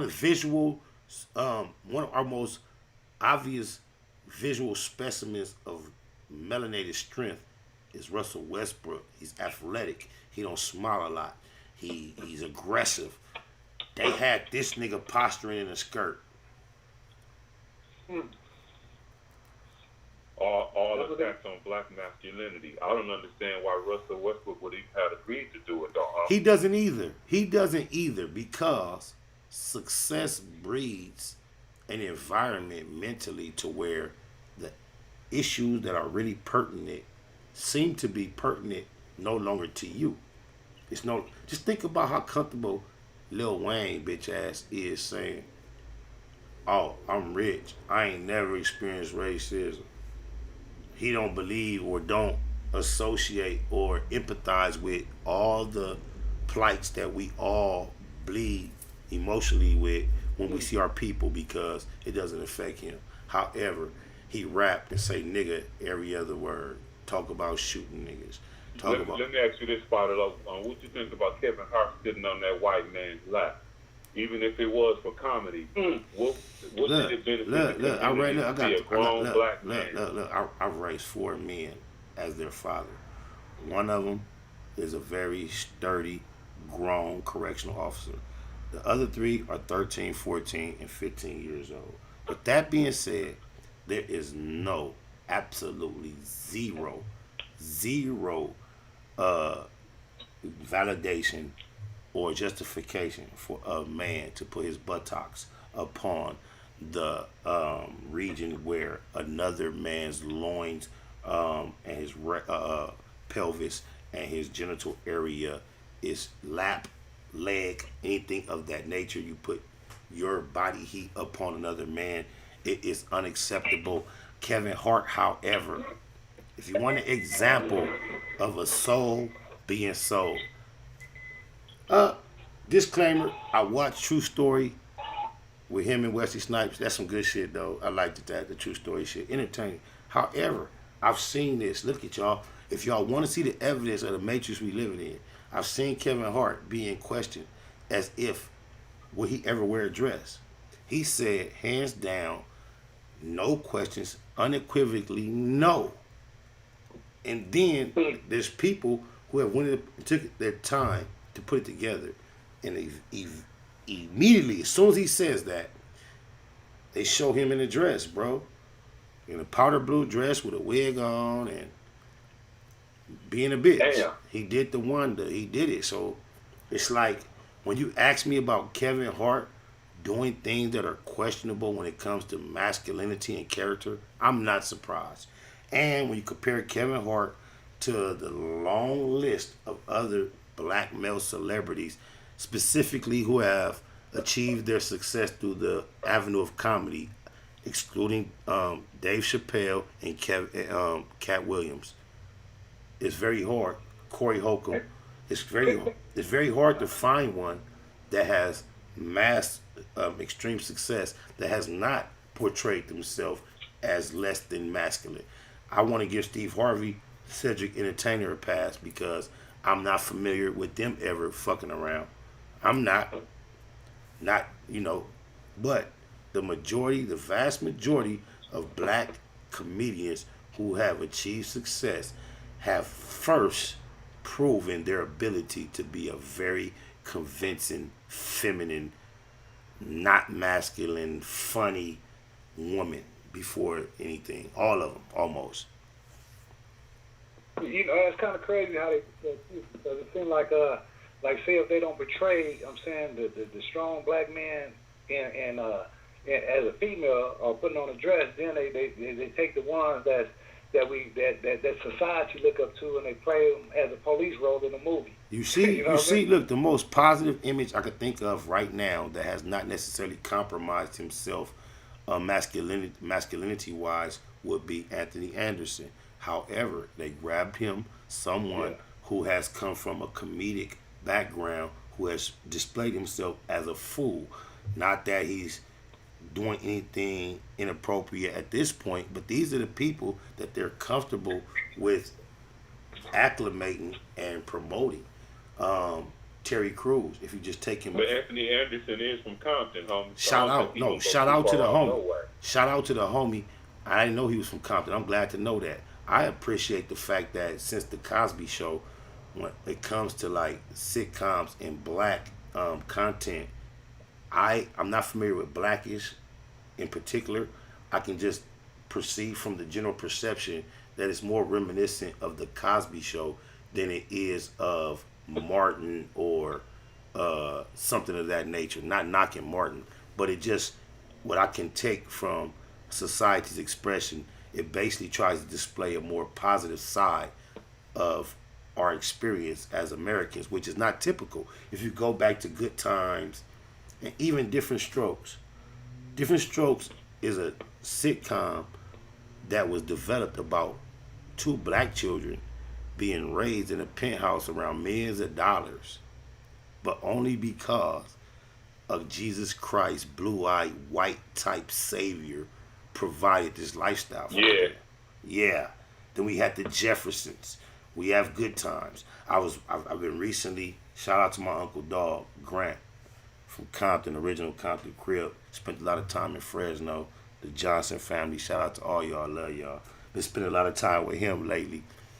Hospice, digitalized, but anyway, love you, huh? But anyway, I've been watching a lot of Sanford and Son.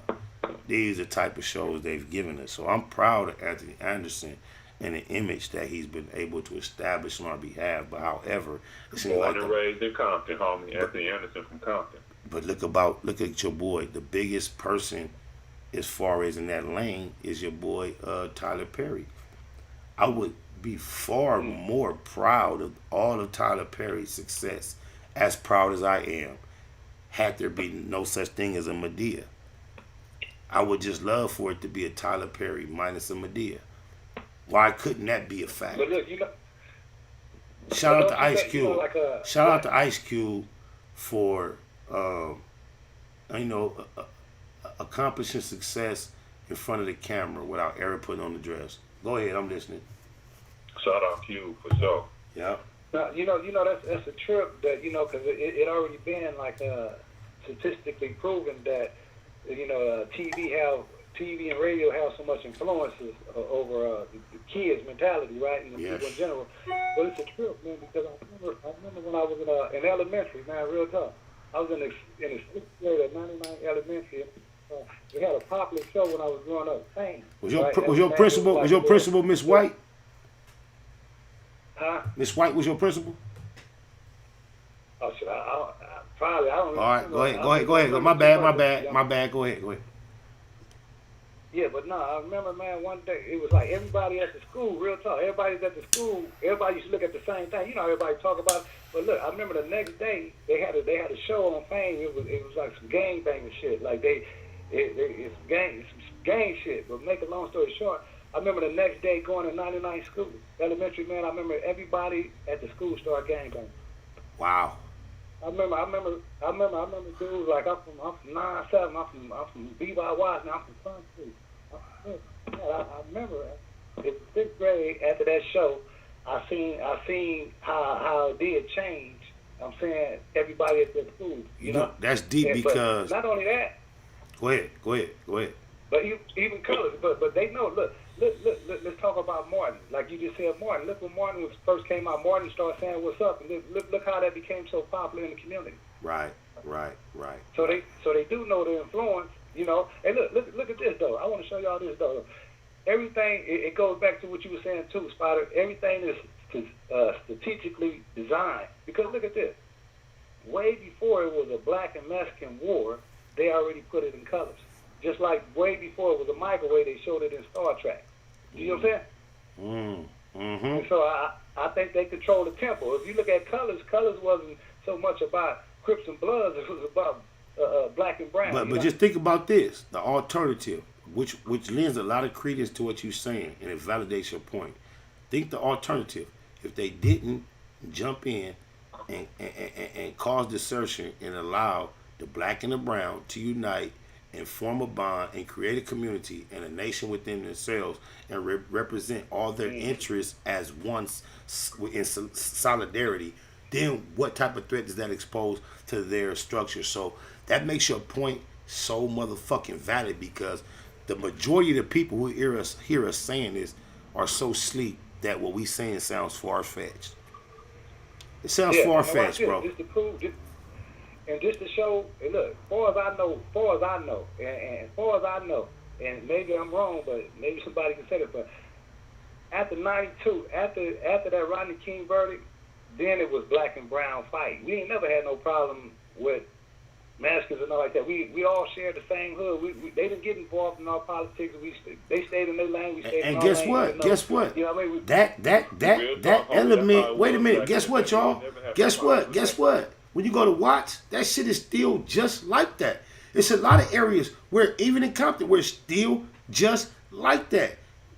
We cannot eliminate and acknowledge. I know personally, when it comes to me and my homies, it happened. It was a point in time, a moment, an incident that took place, a decision my homies made to get at a certain group of them in a certain way about a certain issue that triggered a war. It had nothing to do with about not liking your people. They was cool. The only reason we were able to get into a situation where it turned bad is because it was all good. It was all love. Let me tell you something. Black people don't disrespect and dislike anybody just on GP. Even the period of time when I told y'all we grew up as adolescents being disregarded and negative and violent toward the Hispanics that seem vulnerable. This is learned behavior. This is how we were done, and as a culture, we exacted the same type of behavior negatively upon those that were the minorities and vulnerable in our environment. This is not because it was our nature as a people. Just think about it. Had it been, we would have been exacted revenge missions upon those that done us like that. But we wait until we find someone that is under our oppression, similar to how we were, and we exacted. They always tell you that typically those that have been abused. And that's where we get this. They're different from us. There's less of them. And I believe that's where the energy came from, because that's how we were done. And naturally we exacted it out amongst a group of people who were different from us and initially had less of what was available. And we tried to do them like they did us. And I want to thank them as a group, because even though it's been conflict and war, now that they got the numbers, they don't do us back like how we did them around here, cuz on Crip. No, real talk. Even when it go bad, us against them, it don't be about the color of our skin. It be about it's them over there, us over here. Economics. Something, whatever, economics, a bitch, a disrespect, whatever it is, everybody gonna ride with their people. So if one of these get into one of these, and now we turn to a group thing, it look like it's racial, but it's really just it's the same way. You feel me? That's what it be about. It might appear as it's racially motivated because two people that matter to both sides got into it, and I'm gonna ride with you no matter who you get into it. Likewise, I don't care what color they is, but now it's black against Mexican, but the issue had nothing to do with race. That's what all I'm saying. Man, Spider, look, you gotta remember too, homie. A lot of how the numbers flipped in Compton. A lot of those homes that a lot of African Americans owned in Compton and got lost during the crack era, got smoked out, got lost or whatever. And then the Mexicans came in and bought those houses. My father, started taking over Compton. I would own property on 99th in McKinley. I'm from 97th Street because my roots attached me to 99th Street. That's my neighborhood. My father in the 70s, there was programs available he purchased a 4 or 5 bedroom house for $30,000. In the late 90s, the value of the home had increased to about 300 or something. Due to his battle and struggle with crack, he lost that house. So I'm talking about he lost it at the last minute, to the point where a 2-week time frame. I'm talking about, bro, you want to have a reason to kick yourself in the ass. I love my daddy so much, but I just understand some of the regret he has, because he's way beyond those challenges in life. But this is an actual result of some of the experiences he went through. So when you express, and look what they did now. He had the hamburger stand on 94. On 94th, Tommy's House of Burgers. On God, it's my dad. I love you. Yes. On God, you know. Look, on God, what I'm saying is this though. I know what he mean. If I go through my hood right now, anybody talk all that hood shit, they lying, bro. We had neighborhoods because there were numbers of homes that were occupied by black families, not renters, homeowners, by black people. Yeah. That was the reason why we can hang out. And when the police pull up, you can hit one gate, hit the next gate. You can end up in somebody's backyard who don't even really like you, who don't even really appreciate your lifestyle. And guess what they ain't gonna do? They ain't gonna run you out to the police. They have you in their house cussing you out, talking shit, and still ain't gonna send you out to the police. Guess what? That's over. It's over. No, real talk. It's over. And they had deals. We used to come from LA to come to the Compton swap meet. Drive past the Slauson and go to the Compton swap meet because they had the deals back then. You feel me? No, real talk. Hey, let me ask y'all this though, because this is what I've been trying to figure out, and I read a lot to try to figure out. You know how they never explain like what kicked off the war in the beginning though. Like what made the Crips and Bloods fight though. Like that's what I'm curious. You know, like what did it start at? First thing comes to my mind, and I don't know how true it is, but I've often heard a story that had to do with a leather jacket and a female in a party. Yeah, because look, and also because the only reason I say that because you know, like everything, you know, I keep thinking about the word that he said. Everything is strategically designed. Now watch this. You know, back before the armies wore green, they was the red coats and blue coats. You know what I mean? And so I'm like that. What's the coincidence? You know, like when they had the British and American fight, you know, they wore red, we wore blue. They wore blue, we wore red. You know what I'm saying? But my whole thing is like I seen how. That's the American Revolution that they manipulated us to fight, and I see how they got the Mexicans fighting the Civil War because they fight was over North and South, right? Bro. If that shit really line up how you making it sound, that's crazy because it's so like the shit seems so disconnected from one another. If you just look at the way it's happening, but when you like mention it like that, it just make you think like, God damn.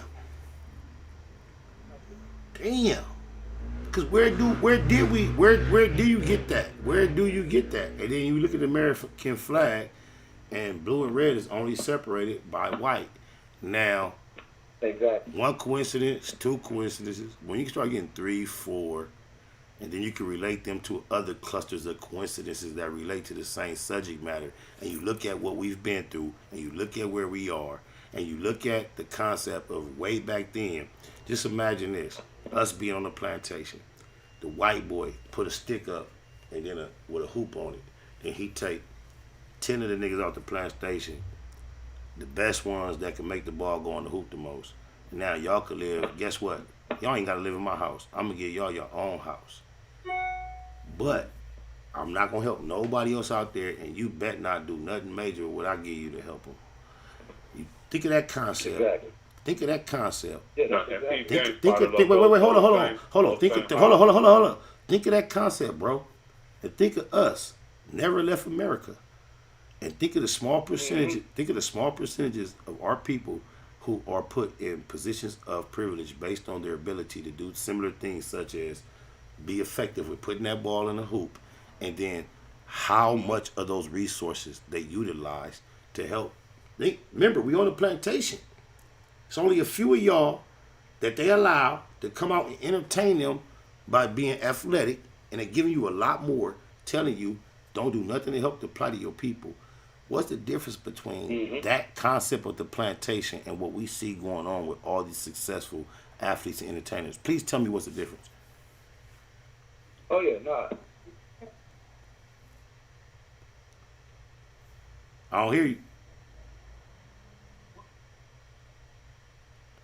Hey, look, I tried to bleed Blog Talk. Remember, we figured out last session that when Blog Talk says it's over, it ain't over.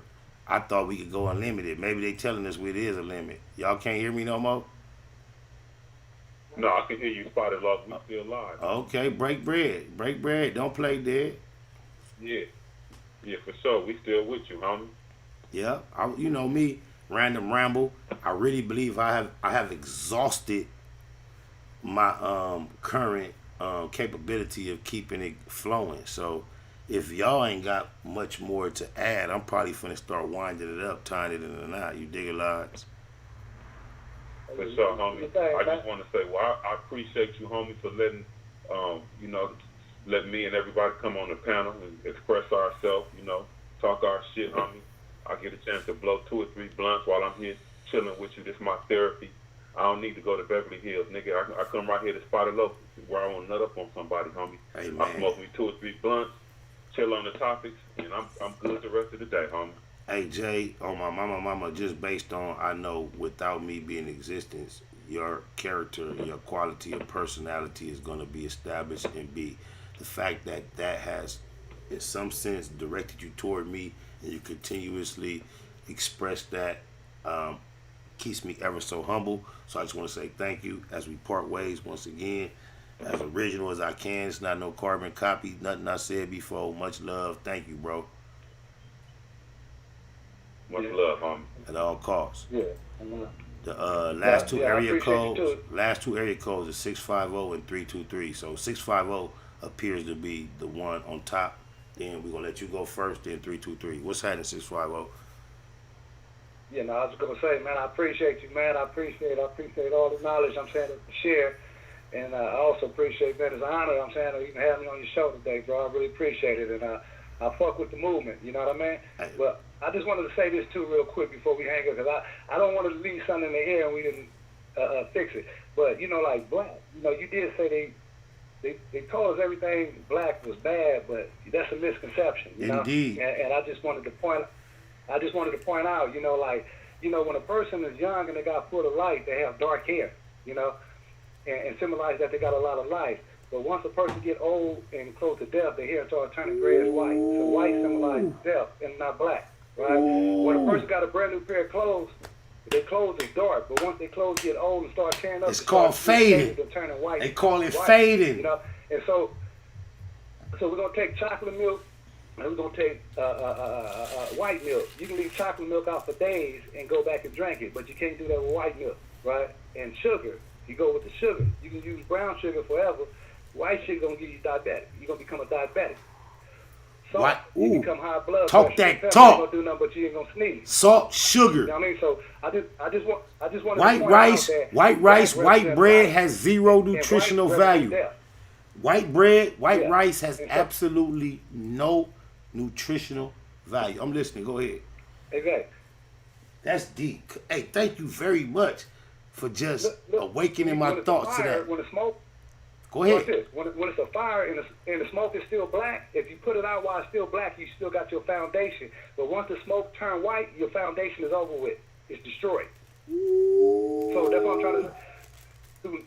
You know what I mean? So, and so if you look at the military, the military soldiers that die, they ride on a white horse in the military to symbolize that their soldier has been dead. You know what I'm saying? White symbolize death and black don't. If you ever look at somebody that's dead, they don't get darker, they get lighter in the coffin. You feel me? You know what you just woke in my mind to realize that the story the Bible tells is there was nothing. Everything was all black.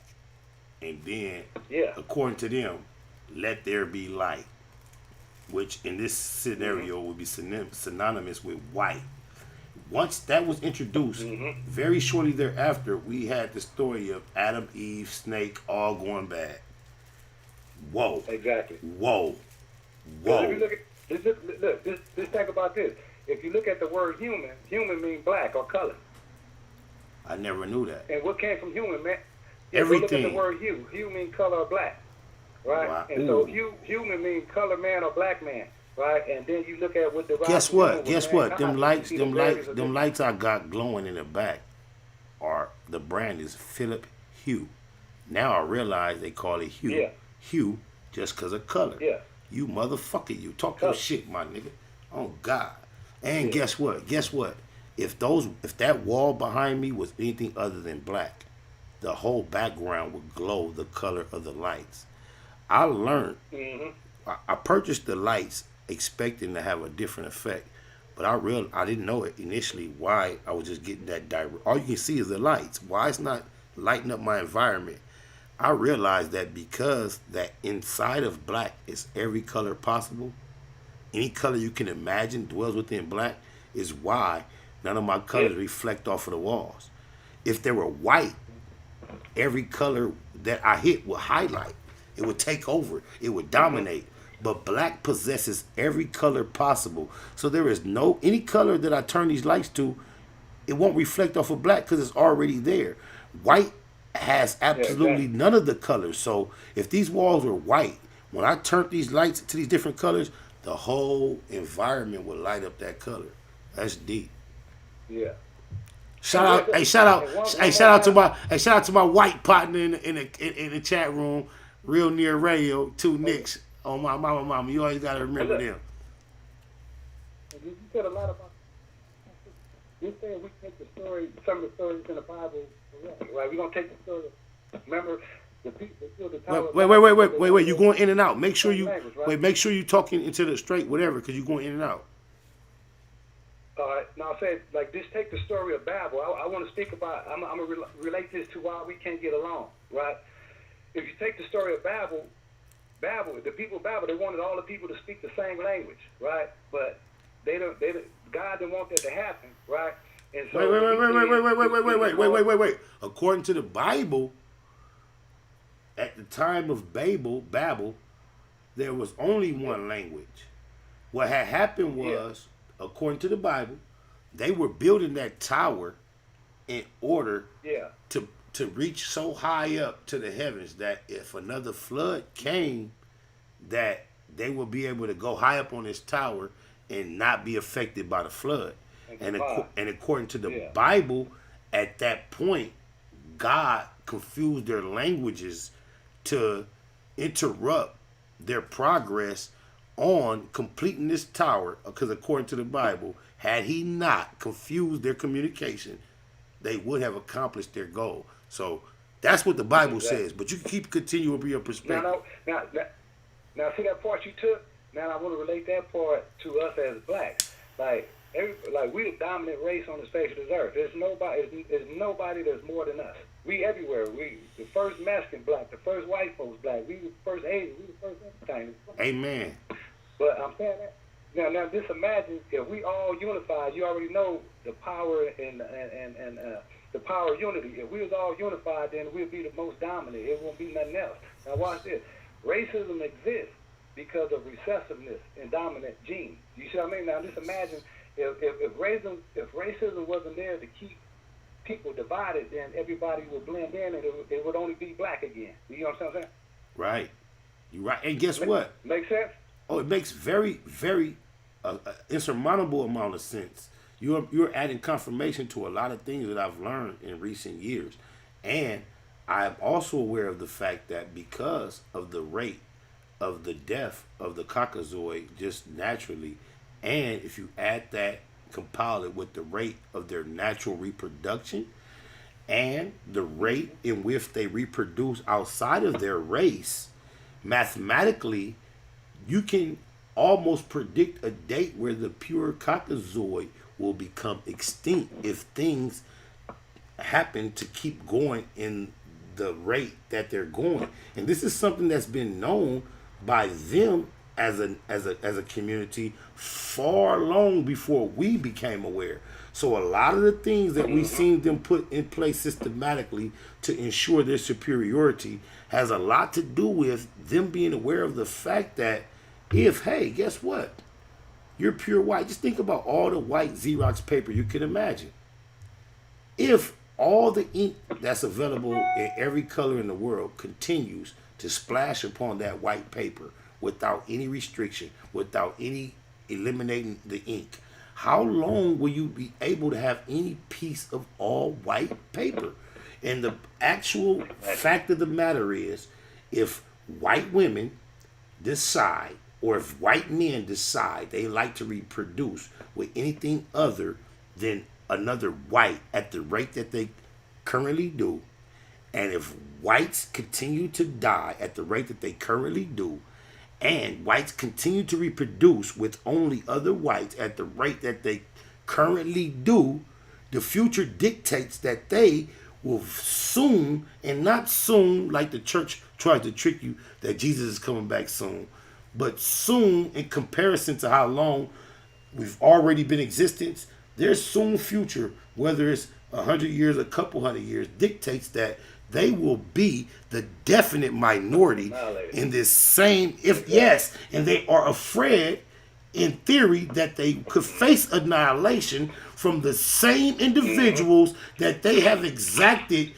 the attempt of annihilation. Just think about it. If we are the original occupants of this earth, and this is why you have black Africans and black Dominicans, and you have Native Americans and blacks in America, and we are one unified race. You know how hard it is to exterminate all of them? They were up against an insurmountable task from day one. And no matter how successful they have been at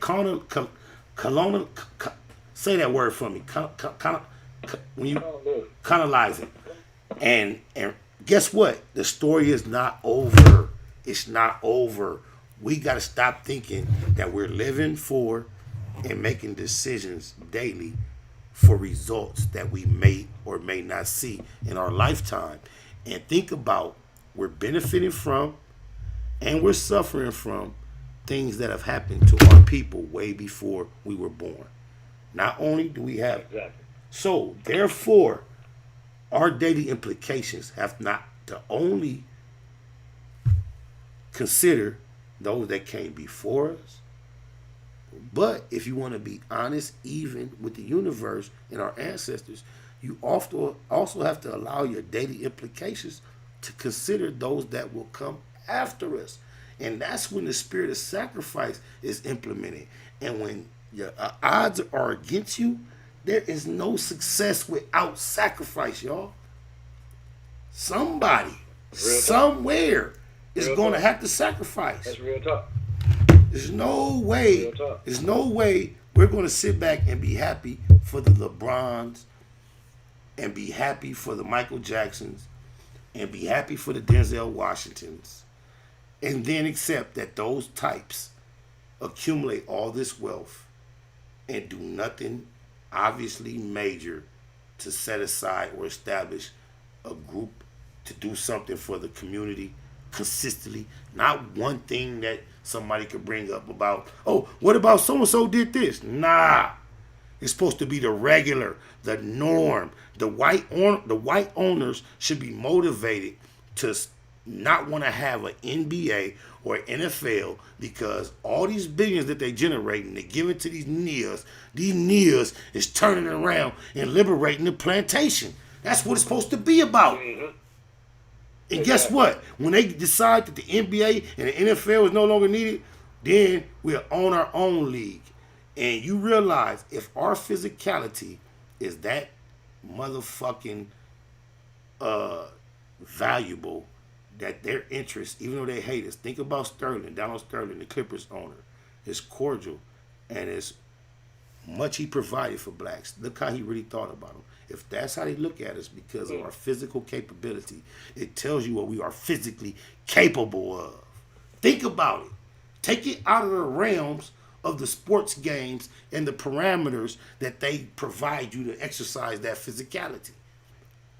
You that physical no matter what your challenge is. You're that superior no matter what your challenge is. Because of your level of melanation, your high twitch muscle reaction capacity is beyond that they are able to realize. And that's why not only they study, idolize, and admire you, it's why they hate you and they attempt to keep you unaware of what you're capable of. Oh, my mama. Exactly. No, that's deep. That's real talk. I appreciate you, man, and I'll link back up with you when I see you go live again, you know. But I appreciate it. I love knowledge, man, and I appreciate the information. You feel me? Likewise. Thank you, loved one. Much love. Yeah. Tell my love, man. Tell him I'm tap in with you too, you know. Tell who? Tommy. I got you. Love you, midget. All right. Got it. All right. 323. Yeah. What's happening? You're the last one on the line, man. I appreciate you you waiting with me, man. What's happening? You not here no more? Alright. Well, back to y'all. Oh my mama. Y'all see how this shit went. This shit went way longer than usual. I appreciate y'all for tarrying, tapping in with me, cause we started off today just laughing at the fact that hold on 100. Let me tell you something. I'm gonna put this out there one more time. On God, on Crip, this a factoid. This a factoid. I'm so glad the homie did this. I ain't nothing like you fucking rap niggas. On God, cause hold no 100. Remember, he was on the phone with some nigga, and he was trying to explain to the nigga, for whatever reason, he was talking to an up and coming rapper. I think the nigga claimed Conte Pyro, and the nigga was trying to explain that because he's such a real street gang nigga or gangster nigga that he the one. And Holding on 100 was on the phone telling him like, blood, how much time do you think gang really spent on the Bompton streets? Insinuating very little to no time. And insinuating these are the type of individuals that eventually become successful in the industry. In the same conversation, he told the individual he was talking to that, cause half these niggas is too gangster to really make it in the game, right? Whether that's true or not, a factoid or not, I want y'all to know this. Long after that conversation went viral and I heard it, I bumped into Wack and just conversate with him. I say, cuz, this on my daughter's dead homies, lokes, loved ones, everything I love and live for. On my mama. I'm like, cuz, when you had that conversation with cuz on the phone, the nigga you talking about that's 2 Street for the game, you talking about me, huh? He like, yup, Paru. I'm just saying that to say that. So all I want to know is, hold no, honey, why not explain to us why it's cool for you to hang with your boy Bluface after he told when that chain got took? And I'm finna let y'all go because we've been here a long time.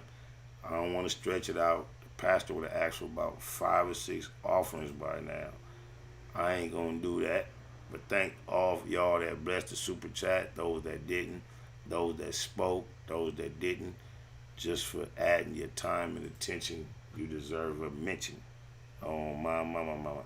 Tupac in my generation, Pac was highly intelligent, but in our culture, street culture, especially in his generation, intelligence was viewed as a form of weakness. How do you get the people that's really affected by, what we trying to solve involved?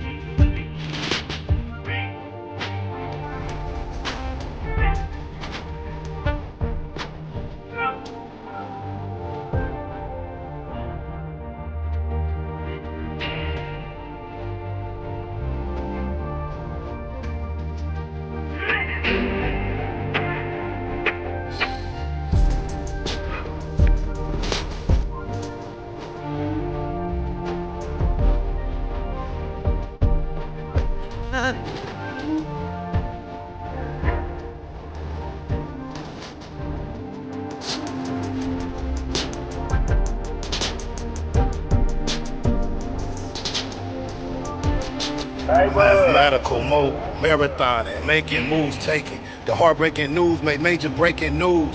Nephews, nieces, siblings, seeds, they confused. Waking up, shaking, aching, praying that it's April Fools. Chosen child from the now down, stakes is huge. Snakes and fake straddling the gate, it's too late to choose. You violent visions gave victory, paid your dues. Motivated, demonstrated, elevated views.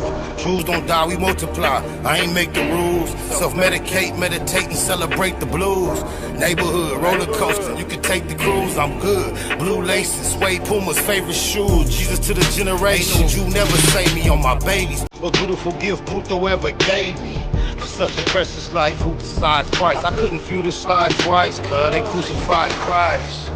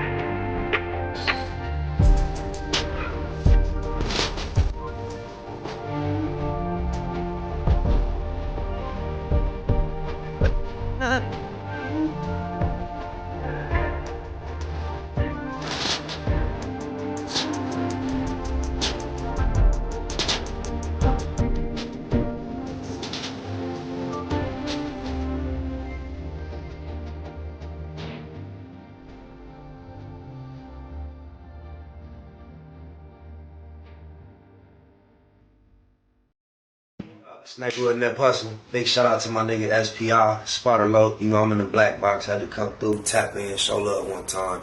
Yeah, y'all make sure y'all subscribe. Stay tuned. All that.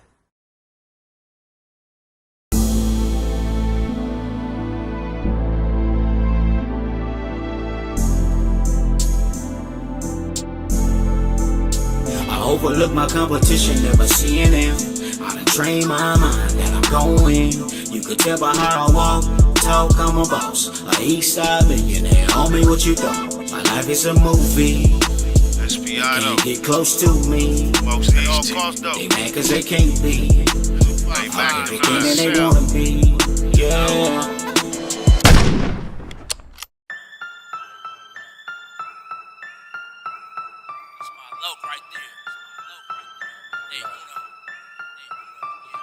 That's my day uno. Only me and him in his two-door Benz. That's my bro. We don't call each other friends, day uno. Even ride with me to the end. Even let me have the last shot at him. That's my day uno. We stay cracking. And when I die, he one of the niggas carrying my casket. Gang bang active. Really with the shit, stay banged up. My day one ain't never changed up. That's my day uno. Niggas know air since day uno. For rare recitors, and I'ma say puto. And I mean that with all due disrespect. To the ops off tops if you diss the set. This man though I go half on the sack with him.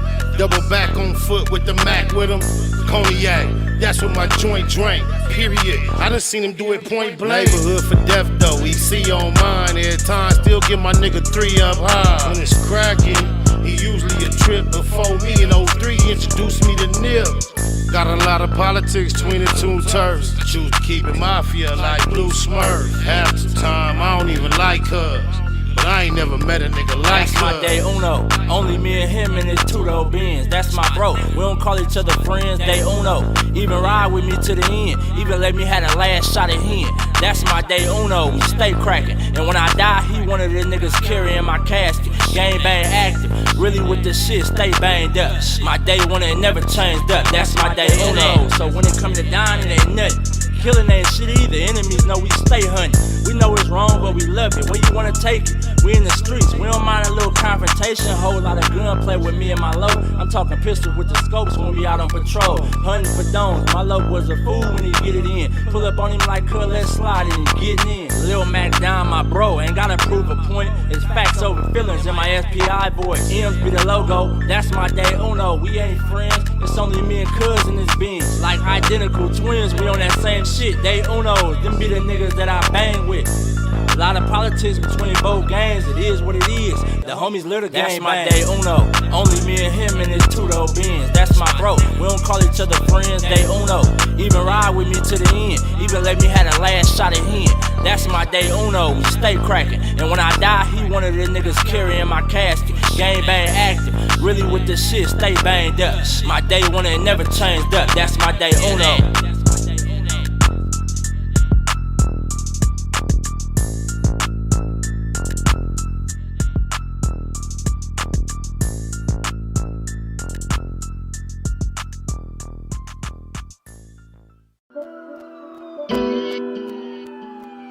Oh yeah, oh yeah, oh yeah, yeah. 97 ways we gon' live it. You can tell me shit about my crippin'. I done been a loco my living. Now it's time to chase me away. 97 ways we gon' live it. Big Mac in the building. 97 ways we gon' live it. We gon' live it. 97 ways we gon' live it. You can tell me shit about my crippin'. I done been a loco my living. Now it's time to chase me up. 100,000 feel like something when you're thumbing through it. Done it when some would say one would be dumb to do it. Running circles round rappers on their last lap. PayPal perhaps. Ass cap the cash app. Ass app is how I expect the next direct deposit. Positivity love phone posits check the closet. Just say we touching paper is an understatement. Underground label running late tell them run the payment. Executive decisions check the balance. Time to monetize the talents, I accept the challenge. Memory a crazy tune, 111 days. Loco for my days, 97 ways. 97 ways we gon' live it. You can tell me shit about my crippin'. I done been a loco my living. Now it's time to chase me away. 97 ways we gon' live it. Big Mac in the building. 97 ways we gon' live it. We gon' live it. 97 ways we gon' live it. You can tell me shit about my crippin'. I done been a loco my living. Now it's time to chase me up. Unable to fake it, fuck how they take it. Heard about the meeting, I was able to make it. Just sick of watching Sherm heads squabble each other while the judge steady handing out lottery numbers. It go down year round, ain't gotta be summer. Life's a bitch and niggas never get apologies from her. Dumber, big and little homies frequently locking. Don't see no other options, that's the reason they flocking. SPI ain't the nigga, how you figure fat? Gift the gab, every gig get a bigger bag. Either name your price or it's appropriation. Finesse game, nigga nice with negotiations. 97 ways we gon' live it. You can tell me shit about my crippin'. I done been a loco my living. Now it's time to chase me away. 97 ways we gon' live it. Big Mac in the building. 97 ways we gon' live it.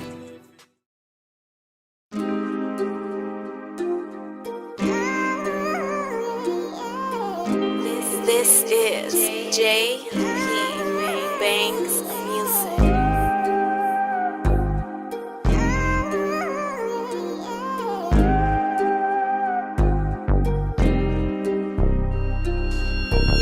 When you're sticking to the script, it's a lonely road. Before they left the hole and tank the big homie told.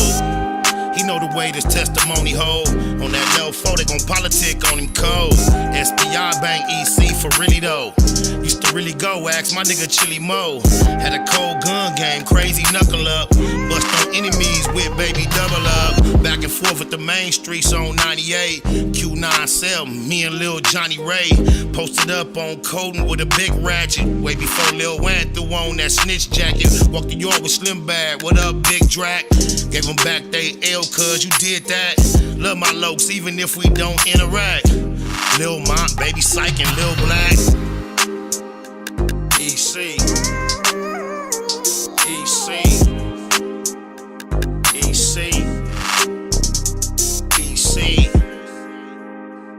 EC. EC. EC. EC.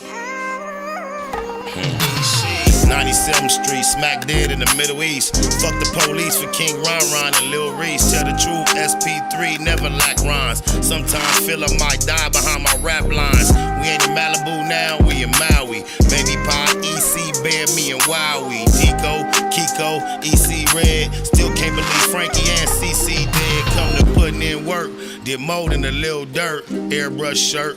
Big Milk, Lil Merc, Lil Box, Baby Ant, both souls, all the coops. First Street to 24 when we call the troops. Lost a legend when we buried Bub. Coach love to the riders that carry cuz, never seen it coming. Was a little foul, still took heart though. My hat off to Lil Owl, EC. EC. EC. EC. EC. EC. EC. EC. EC. Big Spider and Lil Spider both got an Ezel. Tiny Spider got 19, rest in peace, Ezel. Shouts to the females representing EC. The brownies to the quotas, rest in peace, TT. Big Tommy son on the 7, that's Stay Pops. Me and mine never bow down to J-Box. And that's the coldest crip a nigga ever met. Coldest crip I ever heard about. Better yet, 33rd Neverary, only time a nigga ran. On the land, go ask my nigga Ran. ECG unit came up a little short. Got told on by that nigga Lil Show. Went on TV, the homies did BT Ugly. Got love for Infinite and Lil EC Buzzy. For death though, that mean to my dying day. EC, that's all I've been trying to say. EC. EC. EC. EC. EC. EC, EC, EC, EC.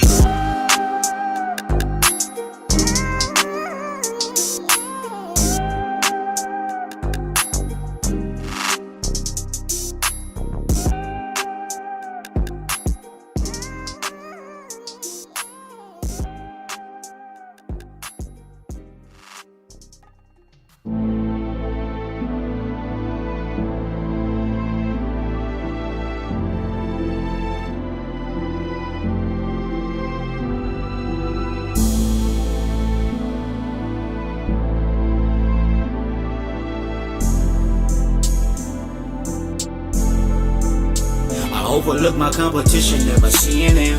I done trained my mind that I'm going.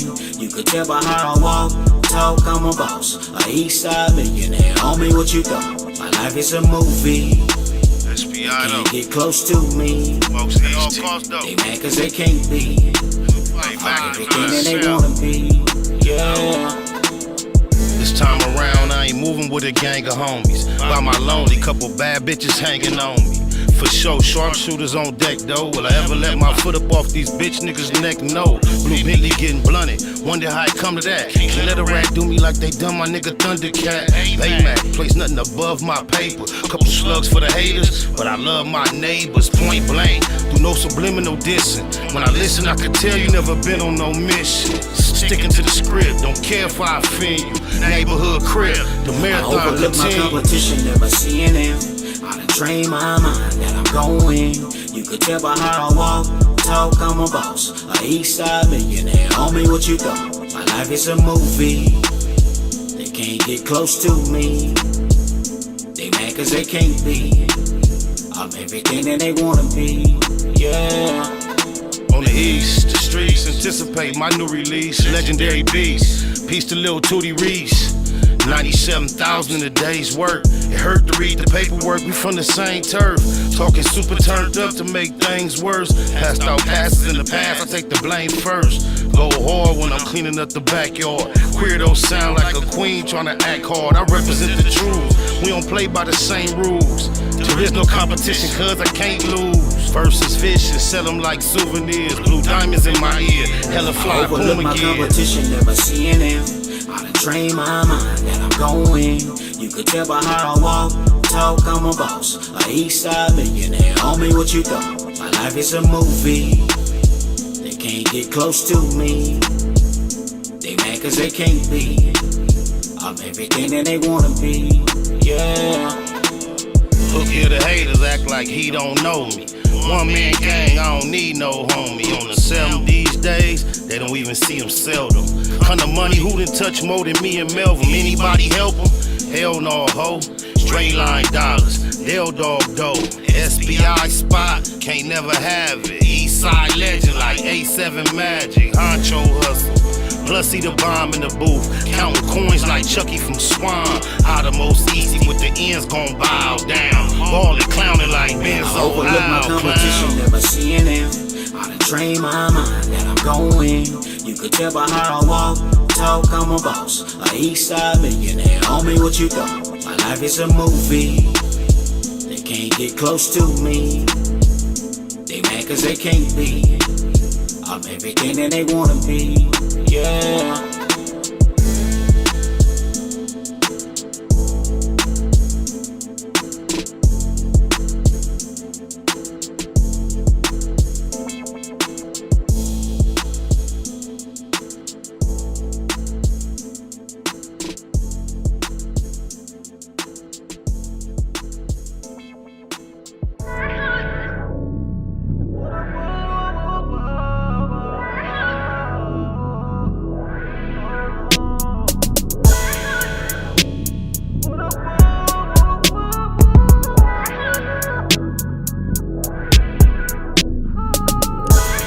throw mud on my real name. Turn around and show love when the deal came.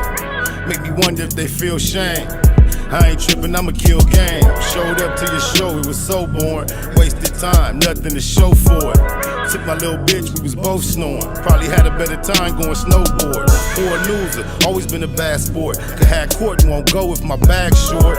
Fast forward, smash for it, don't ask for it. First class stamps on my passport. Tricky shit transpired on the transport. Get busy, keep that fire in the Jansport. Everything for sale, nothing is priceless. Aggressive, decisive, discussing the prices. This might be a war with us and the ISIS. Cause the hustlers fuck with the Pisces. 32 in the clip, 216s. Put a scene, take tripping to true extremes.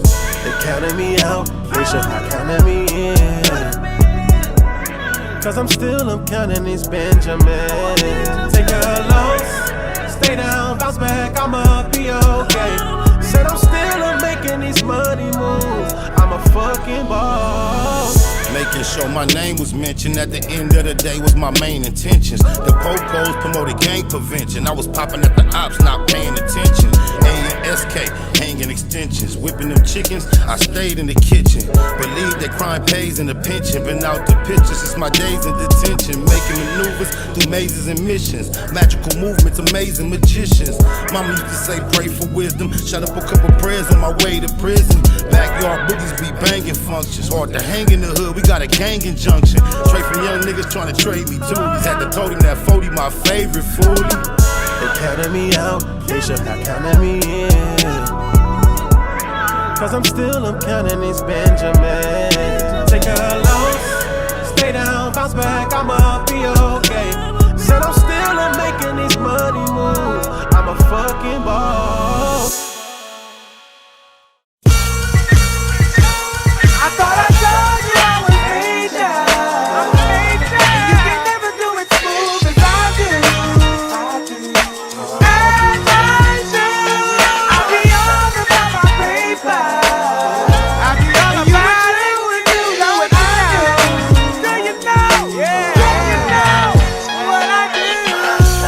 Stupid, he a retard. Spotter low got A's on his G card. Bigfoot go hard with no regard. He like me, he did time on a 3-yard. I'm stuck on scrapes, I pipe resats. In the projects with scrap pipe and D-Mac. Colombo black in the back of the Maybach. Kill the track and push crack with payback. They stole my foes, I came back on 6s. That's the way I rose, Baymac on bitches. I'm in a 5-star with 2 king double beds. With 2 bad bitches doing the bobblehead. They stuck on the fact I still got chucks on. Gone on the size of the rims that my truck on.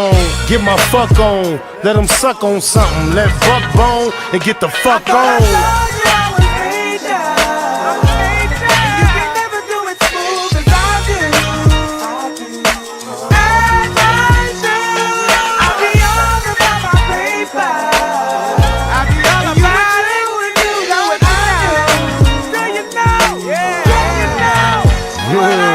Got a deal, but feel I need $1 million bill to borrow. That's on the real, just until tomorrow. He say, she say, BKCK. Groove on my C-Day, holla at a keyway. I got weight on me, the game won't wait on me. I'm on a plane with a whole gang of weight on me. When I was young, we played pick a team catch. Now I'm spending money on a nicotine patch. Don't front, the flow is getting comfortable. I know I'm the one you really ain't want to blow. I'm the shit, give counterfeits fit. I'm legit and I'ma get what I come to get. You just wanna shine, you don't wanna grind. It's beautiful on mine, you the one that's blind. And I ain't the one to open your eyelids. Quit lying, you ain't poking his eyelids.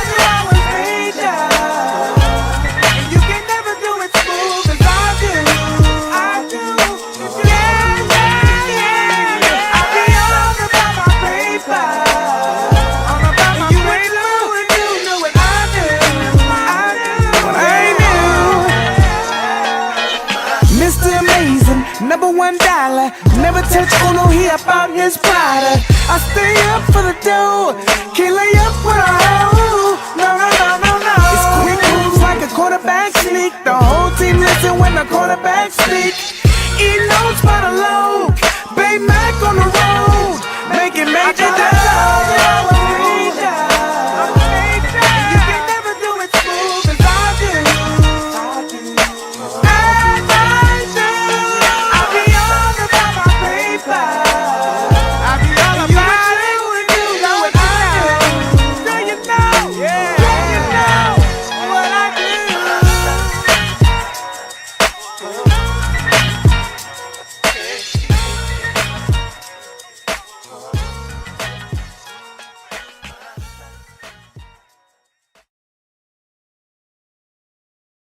Mac. Be about your money, dude. That she do dirt. And that low-cut shirt and that see-through skirt color. Nails, purse, and shoes the same. Tell me the cell number and the user. She knew the game. I was kinda new to game. Typed it in for me. Just learned how to use the aim. Matter of fact, how you get back to the Yahoo? Here, let me do it. Okay, cool, good looking, good looking. I ain't trying to blow you up when you sleeping and such, but I don't see nothing wrong with us keeping in touch. Just got your text about to type you now. Wish you could slide through so I could pipe you down. Accept my apology. Respect your quality, but ayo, getting sick of using technology. On the way to my spot, bumping Justin and Curtis. In love with some nigga, but she lusted for Curtis. I don't care who she stay with, she my female. Say she get wet when she read my emails. Had no idea when she slid the info, the amount of immaculate sex she was info. On her iPhone, staring at my MySpace hook. Say she love how my face look on the Facebook. I bumped the Shaniqua, then I gotta aim me. My Paniqua mommy know if she want me, gotta aim me. Hit me on the aim, hit me on the aim, hit me on the aim. SPI, LOC, 97, AOL. Aim to MySpace, MySpace. Ain't that, yeah, AOL, yeah. What's yours though? Just put it in the phone. Yeah. Instead of looking too cute, she drunk a double shot of Grey Goose. See-through skirt and it was knee-high. Long legs though, she was 5'9". The club was in the rage, I had to hit the stage. Only a second just to say my hey. And then she walked away. MySpace, telephone, now she in my sheet. Hit me on my AIM, I don't care how late, but if you call my phone, I'm MIA. We can type all night, when we meet, we play. On the aim, on the aim. Hit me on the aim, hit me on the aim, hit me on the aim. Baby, shoot me your aim, baby, shoot me your aim, baby, shoot me your aim, baby, shoot me your aim. Then it was aimed to MySpace, MySpace, MySpace. Telephones to my place, my place, my place. Started with the aim, it started with the aim, started with the aim, it started with the aim, it started with Bitches aim. see me out in public, blow me kisses swiftly, cause I'm an everyday subject on this is 50. Like love at first sight, an instant attraction. She know my aim backwards, we missing in action. If she wanna hang, just hit me on the aim. Baby girl guaranteed to get me on the gang. At the show, bouncers know to let you in the club. You the reason I remix Computer Love. I got a crush on you, a critical craze. Swear to keep you downloaded all my digital days. Say she ain't planning to stay this long. Then I had to fuck around and play this song. I'm on her for every bit of sex I can get from her. Been nasty since 976 numbers. After orals, I'm retarded with the aim. She love me to think it all started with the aim. Aim me. Hit me on the aim, hit me on the aim, hit me on the aim. Baby, shoot me your aim, baby, shoot me your aim, baby, shoot me your aim, baby, shoot me your aim. Then it was aimed to MySpace, MySpace, MySpace. To my place, my place, my place. Started with the aim, it started with the aim, it started with the aim, it started with aim, it started with aim. You texting me, I'm texting you. You sexing me, I'm sexing you. Aim, aim. It started with 3 letters. Yeah.